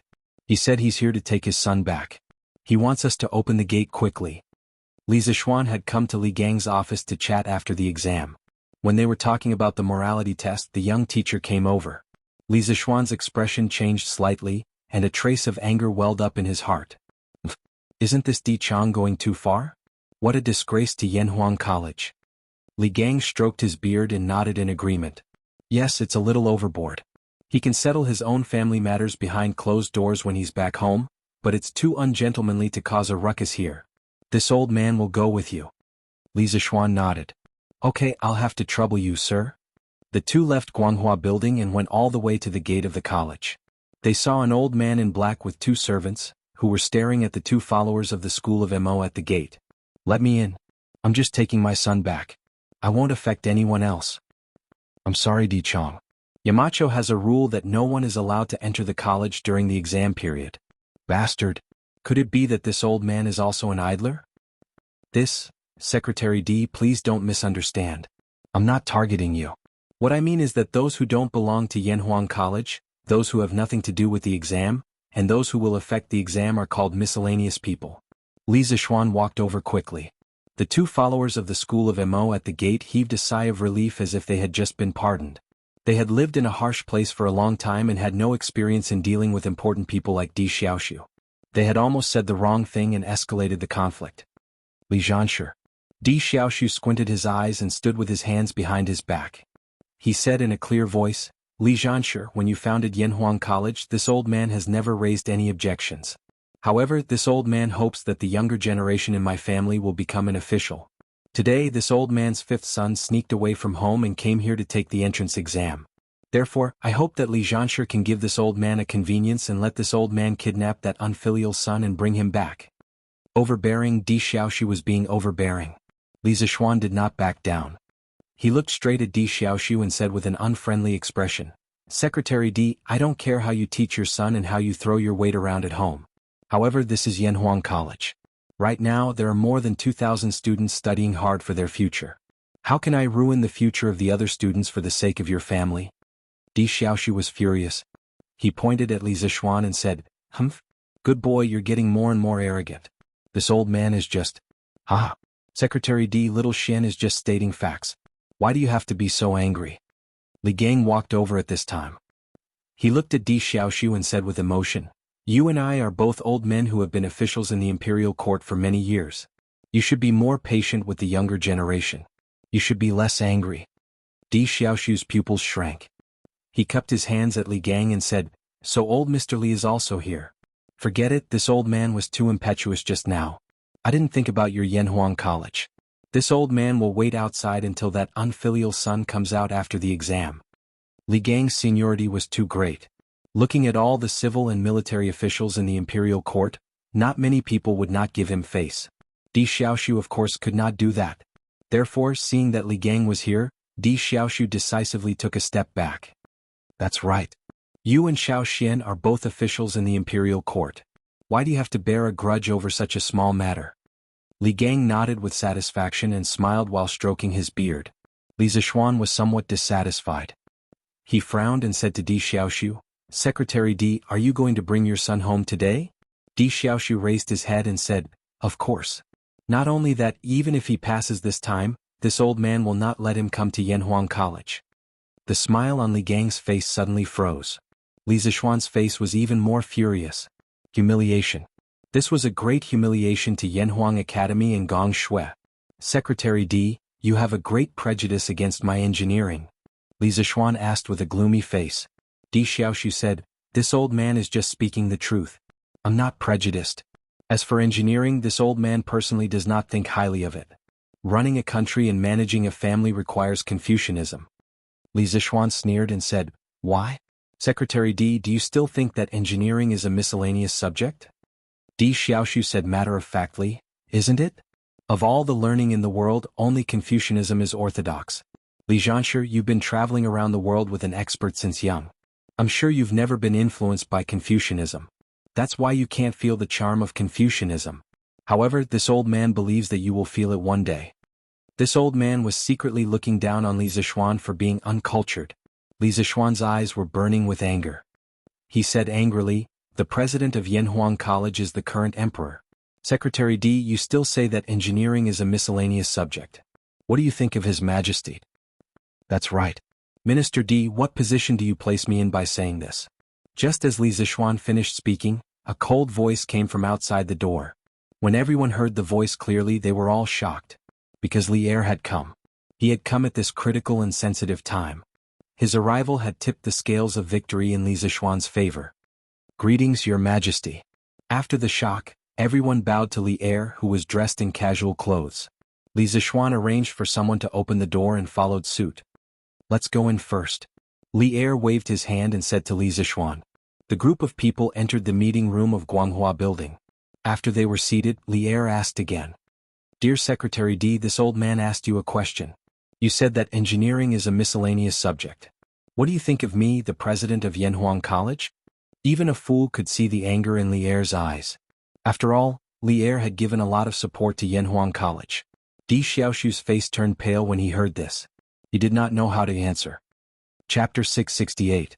After the morning court session, Li Er remembered that Yanhuang College was holding an entrance exam. Ever since he, Zhang Sun, Yang Fei, and their children visited Yanhuang College after its completion, he was shocked. At the same time, he was looking forward to the future of Yanhuang College. Li Er reckoned that the examination over there was not over yet. Thus, on a whim, he decided to go to Yanhuang Academy to take a look. Who knew that as soon as he climbed up the cloud mountain, he would hear the conversation between Di Xiaoshu and Li Zixuan. Li Er, who was originally full of anticipation, suddenly felt as if a bucket of cold water had been poured over his heart. Your Majesty, I was impatient for my son and spoke indiscreetly. Please forgive me, Your Majesty. In all of the Great Tang, only a few people dared to directly confront the enraged Li Er. It was clear that Di Xiaoshu was not one of them. Sensing Li Er's aggressive gaze and the powerful pressure radiating from his body, Di Xiaoshu hesitated for a moment before bowing and begging for forgiveness. Impatient for your son? Li Er was still a little dissatisfied.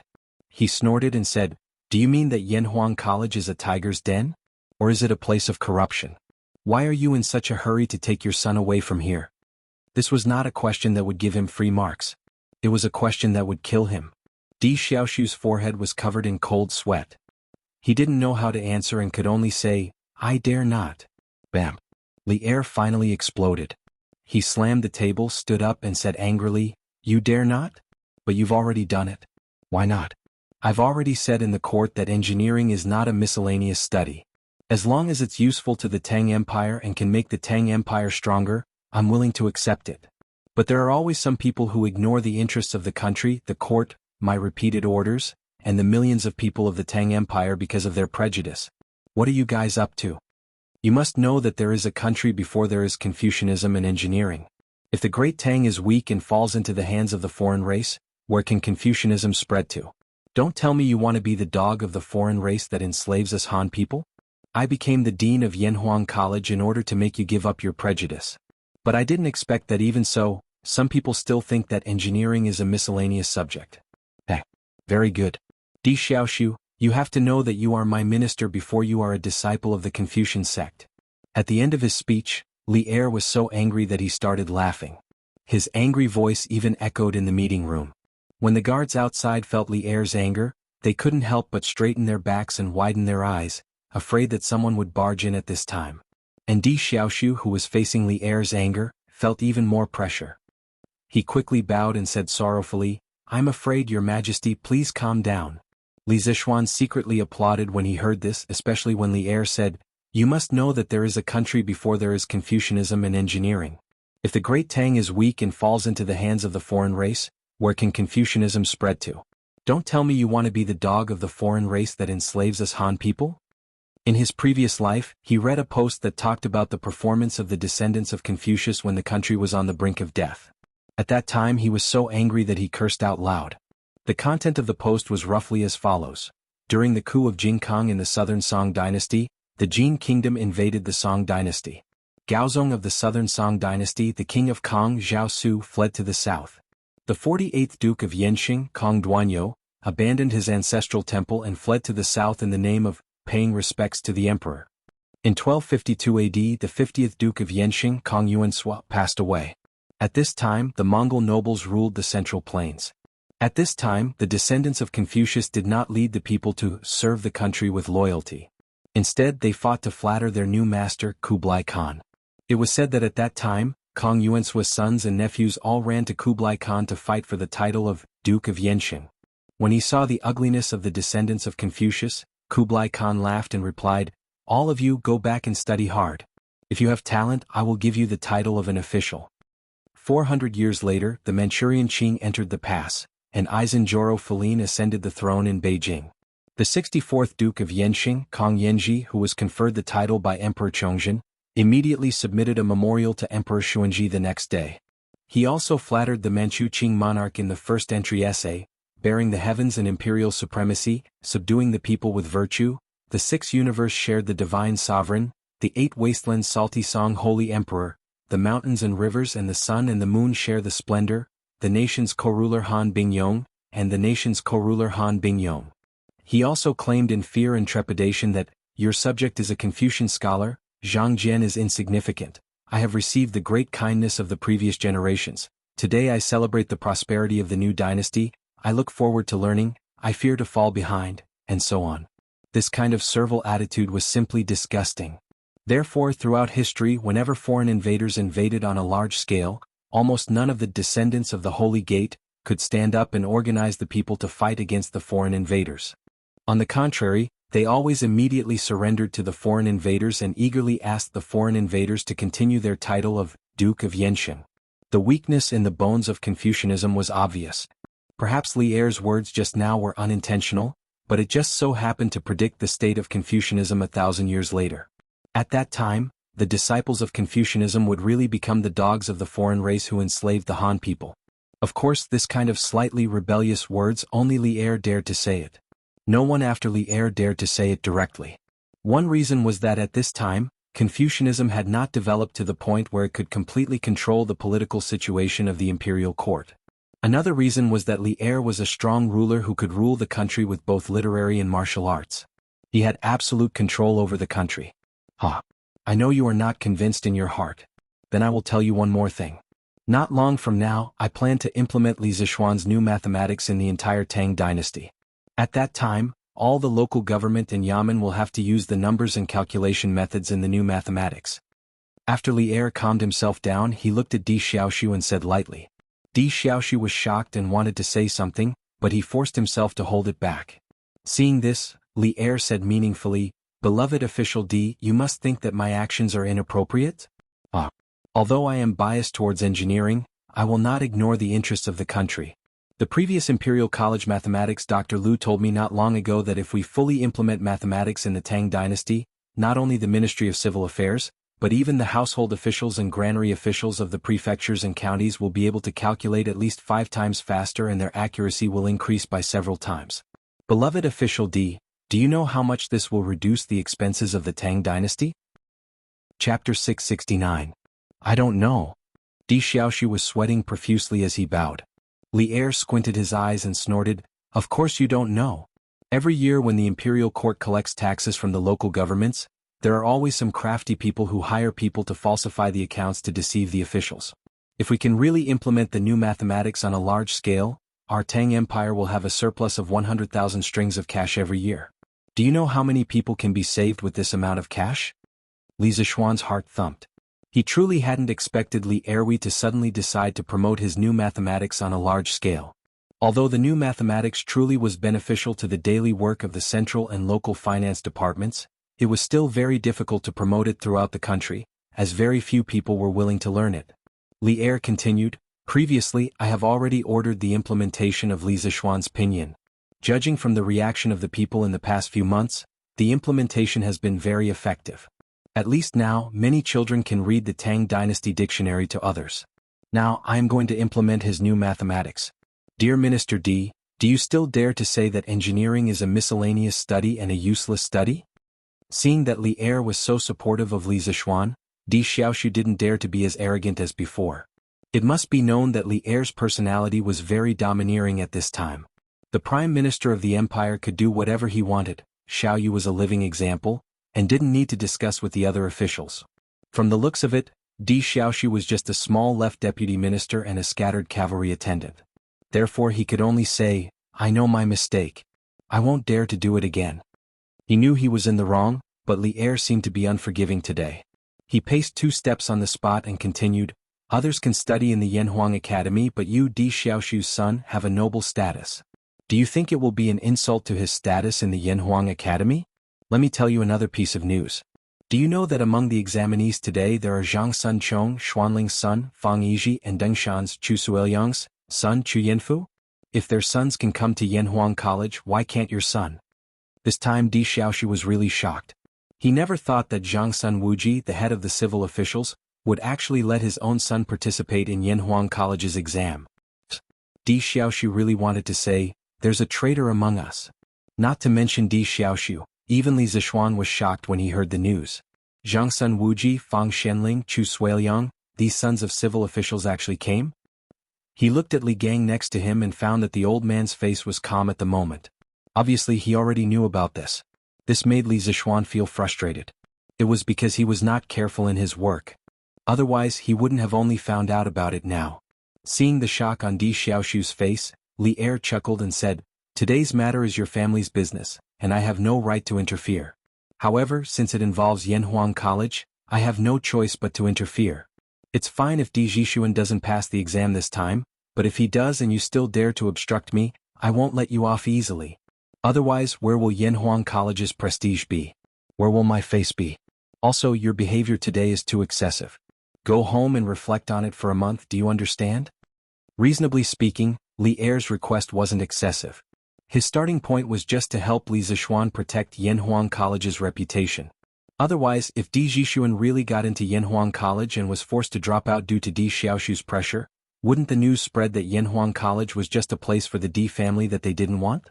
In this way, not only would Yanhuang College's reputation be damaged, but Li Er's plan of using engineering to weaken the aristocratic families and balance Confucianism would also fail.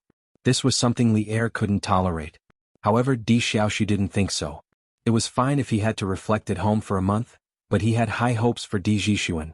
Thus he couldn't help but say, "Your Majesty, this? What?" Li Er's eyes flashed with a trace of fierceness, and his voice became a little dangerous. Di Xiaoshu trembled and finally bowed his head and said, "This old official obeys." Li Er nodded with satisfaction and said, "Well, in this case, Minister Di, you can go back. We just finished the morning court and Minister Di came here. You must be physically and mentally tired. You'd better go back and have a good rest." Di Xiaoshu was speechless. He wanted to wait here until the morning's exam was over and hint Di Zhishuan not to do his best for the exam. However, Li Er asked him to go home directly, which really blocked his last escape route. He had no choice but to salute and say, "Thank you for your understanding, Your Majesty. This old official will take his leave." At this point he could only pray in his heart that Di Zhishuan's arithmetic level was terrible. After Di Xiaoshu left, Li Er looked at Li Zishuan and said, "Where do these candidates have lunch at noon? Boy, do you have any arrangements?" Ching Chumo was a special case. He handed in his paper early and lived close to the college so he could go home for lunch and take a nap. However, for most of the students they could only eat lunch at Yanhuang College or near Yanhuang College. Otherwise, it was very likely that they would be late for the afternoon exam. The afternoon exam time was 1:30 in the afternoon. Li Zishuan replied with a smile, "Your Majesty, thank you for your concern. I have already arranged it. The college's canteen will be open to the candidates at noon. It can accommodate more than 1,000 people at the same time. If anyone thinks the food in the canteen is too expensive, they can also eat in the Plum Village and the Han Village at the foot of the mountain. The villagers there have prepared all kinds of food today." Li Er stared at him and said, "Oh, what? Boy, do you need money to feed the students?" It was no wonder that Li Zishuan had such thoughts. It was because Li Zishuan's usual style of doing things was very rich. Especially when he built Yanhuang College, he threw away hundreds of thousands of coins without batting an eye. After Li Zishuan heard this, he almost vomited blood. What did he mean he needed money to feed the students? Was this something King Human would say? When he was in school in his previous life, he had to swipe his campus card to eat. "Your Majesty, the ingredients used in the college's cooking were all bought by me at a high price. This is all cost. You can't let me run the college for 2 years and throw away all my family's wealth, right?" Li Zishuan said with a sullen face. Li Er was happy when he saw this and said, "Go, go, go. Do you think I don't know your background? You're actually complaining to me about being poor. Let's not talk about other things.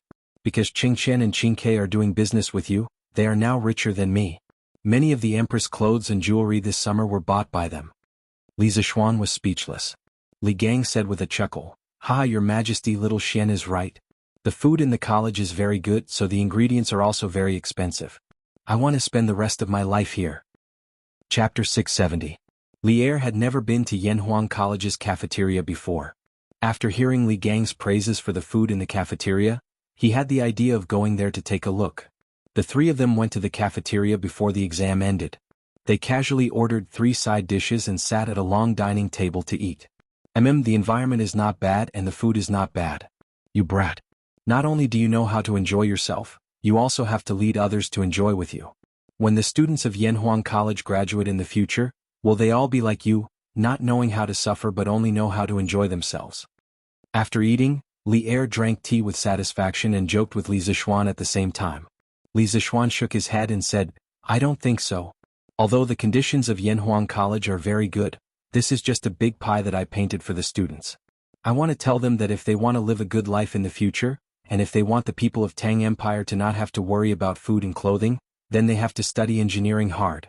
Moreover, for most students, if they want to eat well and study well in Yanhuang College, they have to put in a lot of effort. It doesn't mean that they don't need to suffer.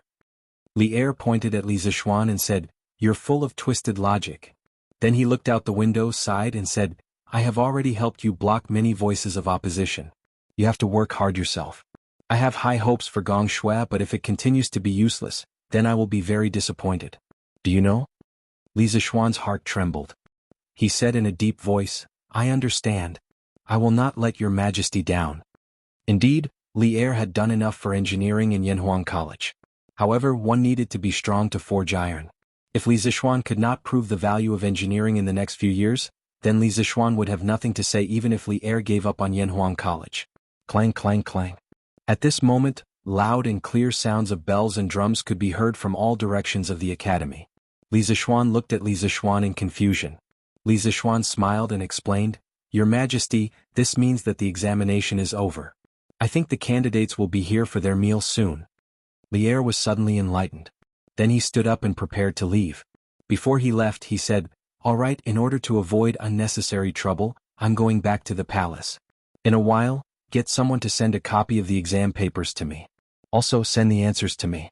I'll have time to see what kind of questions you've set this time. Li Zishuan thought for a while. Li Er wouldn't reveal the questions and answers for the afternoon exam, would he? In this world, the person who could bribe Li Er to help cheat probably hadn't been born yet. Thus, he cupped his hands and replied, Yes. Hey, Jianhua, how did you do? Are you confident? Liao Feichen asked with a smile as he walked downstairs. The legendary heroes of Jin and Yu were gathered together again. Qin Tianhua said angrily, There's another exam in the afternoon. It's too early to say if I'm confident or not. Let's think about where to go to fill our stomachs first. Hua Hongyi laughed and said, Haha, that's right. The world is big, but eating is the most important. Only when we fill our stomachs will we have the energy to deal with the afternoon exams. Anyway, he didn't need to pay for his meals recently, so this guy was the happiest. Liao Feichen rolled his eyes. He thought for a while and said, Why don't we go to the academy's cafeteria to eat? Didn't the gentleman at the entrance say that today's candidates can eat at Yanhuang College's cafeteria? Qin Tianhua hesitated and said, But who knows if the food here is expensive or not? We've seen the luxury of Yanhuang College today. What if the price of the food in the cafeteria is as luxurious as the high-rise buildings here? How can we afford it? Why don't we go to the villager's house at the foot of the mountain to eat? Tianhua, you're the author of Zhang Xiaohua's biography of a cultivator. You have thousands of followers. How can you shrink back from such a small matter? Hearing this, Hua Hongyi fanned the flames from the side. Qin Tianhua was furious. Just as he was about to explode, he heard Liao Feichen say, Let's go and take a look first. I don't think Lord Li will use these dishes to make money wantonly. Besides, if it's really ridiculously expensive, we'll go down the mountain to eat. Tianhua, what do you think? Qin Tianhua said helplessly, Since you've already said it, what else can I do? Let's go? Let's go. The two of them laughed excitedly and hurriedly followed him. When they arrived at the cafeteria of Yanhuang College, the three of them were once again amazed by the huge building and the luxurious decorations. Qin Tianhua touched his wallet and swallowed his saliva. In the end, he still walked in under the urging of the two guys behind him. After entering, they realized that there were already hundreds of examinees inside. Moreover, they were divided into more than 10 lines. It looked like they were queuing up for food. So many people are here to eat. It doesn't look expensive? Liao Feichen said with a smile when he saw the scene. Qin Tianhua did not deny it. He randomly chose a shorter line and walked in.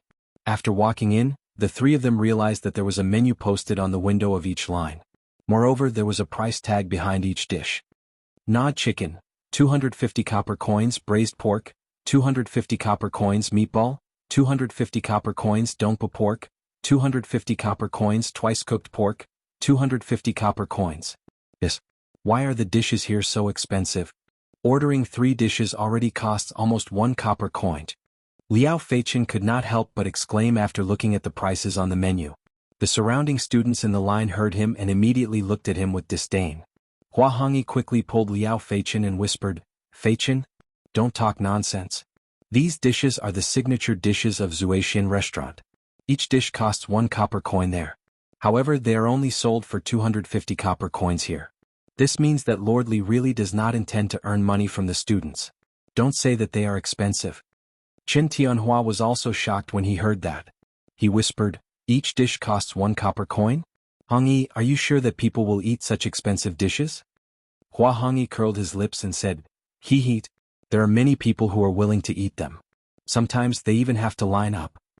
Liao Feichen clicked his tongue and said, "Wow, there are so many rich people in Chang'an City. However, if we really calculate it this way, wouldn't we have earned more than 500 copper coins just by randomly eating a dish here today?" Chen Tianhua was speechless and said, "You can calculate it this way." In the end, the 3 of them only bought a plate of braised pork and a plate of gnawed chicken. Even so, Chen Tianhua felt the pinch because he was the one who paid for it. Previously, it was said that Yanhuang College's first batch of students did not have to pay tuition fees and that it was a chance for us poor students. But now, it seems that with these dishes, how many poor students can afford to eat them every day? Chapter 671. You can't say that. Maybe the food in our line is more expensive. Look at the people next to us. Their food is very different from ours. Maybe the price is different too? Hearing Chen Tianhua's complaint, Hua Hongyi looked around and couldn't help but say. Chen Tianhua also looked around and said, "No wonder the line we were in just now had the least people. It turns out that the food there is the most expensive." Liao Feichen grinned and said, "He, we've already bought it. Why are you still talking about this? Let's eat first." Chen Tianhua and Hua Hongyi saw that most of the food on their plate was gone. They roared in unison, "F***CK. Shut up, Feichen." Qingke, I didn't expect that not only do we have to line up to eat, but we also have to pay for it ourselves. Li Ku and Li Tai sat opposite each other near a window. Looking at the 4 dishes on the table, Li Ku said with a smile. Li Tai pouted and said as if he was used to it, "What's so strange about that? Mr. Li is a person who values rules very much. He is most particular about treating everyone equally. Aku, you'll stay in Yanhuang College for a long time in the future. Little brother, let me remind you not to try to cut the line. If Mr. Li finds out, no one can save you." Li Tai and Li Ku were born only a month apart, so Li Tai wasn't used to calling Li Ku elder brother. Instead he called him by his name. Hearing how scary this guy was, Li Ku couldn't help but shrink his neck and said weakly, "Ah Tai, is this really as serious as you say it?" Li Tai stuffed a piece of chicken into his mouth and said with a lisp, "Oh, of course. How can I cheat, you not hurt?" Li Ku answered in a muffled voice. Then, seeing how happy Li Tai was eating, he couldn't help but pick up a piece of braised pork and put it into his mouth. The child suddenly opened his eyes wide and exclaimed with a lisp, "Oh, why is the food at Yanhuang College so delicious?" When Li Tai heard that, a sense of superiority immediately rose in his heart. As he ate he said proudly, "Of course. The dishes we're eating are all the signature dishes of the Drunken Immortal restaurant. Of course, there are many dishes here that the Drunken Immortal restaurant doesn't have. In any case, in my opinion, the food here is even better than the Imperial Palace." Although what Li Tai said was a little exaggerated, Li Tai thought about it seriously and nodded in agreement. Yes, that's true. Wouldn't it be great to study in Yanhuang College in the future? Li Tai was just about to nod his head in agreement when he suddenly remembered that Li Zishuan had said not long ago that Yanhuang College would help him lose weight during the first month of school. The little fatty immediately withered and said in a depressed tone, "Maybe." After saying that, he turned his grief and indignation into appetite and stuffed the meat into his mouth. Li Ku didn't know why Li Tai's mood suddenly became depressed when he was clearly very happy. He paused and deliberately changed the topic. "Li Tai, in the exam this morning, that so-called moral test, is it really like what the questions say? There's no right or wrong, no good or bad choices." Cough. "Aku, you don't really believe it, do you? That's Mr. Li's evil scheme." When Li Tai heard that, he immediately spat out the rice and almost choked himself to death. He recovered and said to Li Ku.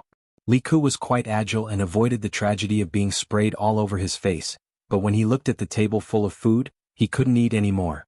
However, after listening to Li Tai's words, he was a little curious. Evil scheme? Could it be that the questions are all lies? When Li Tai saw that the table full of food had been sprayed into such an unsightly state by him, he was a little embarrassed. He touched his nose embarrassedly and said, "Of course it's a lie. Ako, if you believe it and randomly choose, then you're finished.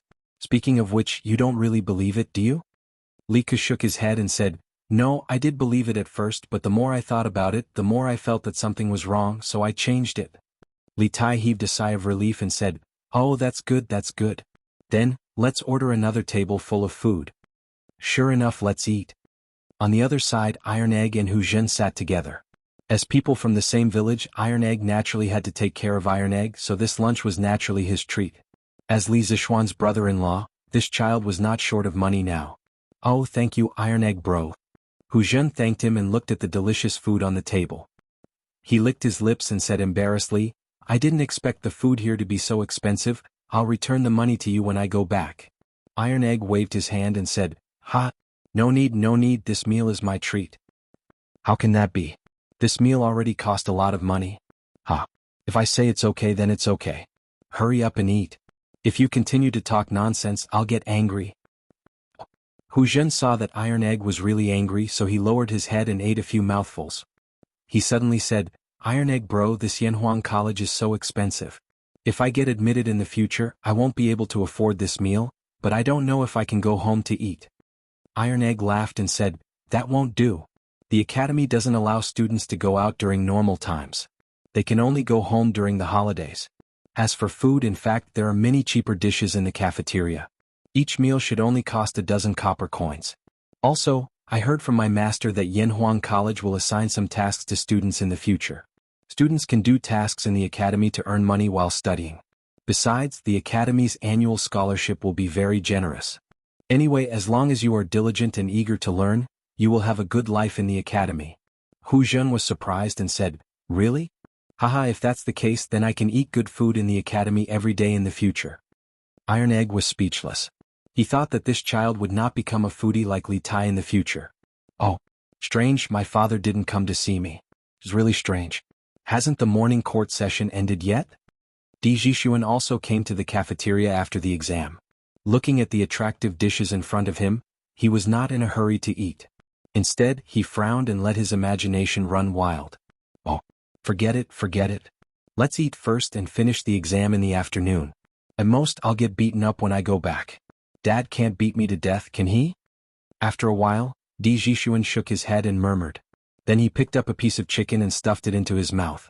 Feeling the burnt and meat aroma, Di Jishuan opened his eyes wide and almost swallowed his chopsticks. "Oh, delicious, really F***ing delicious.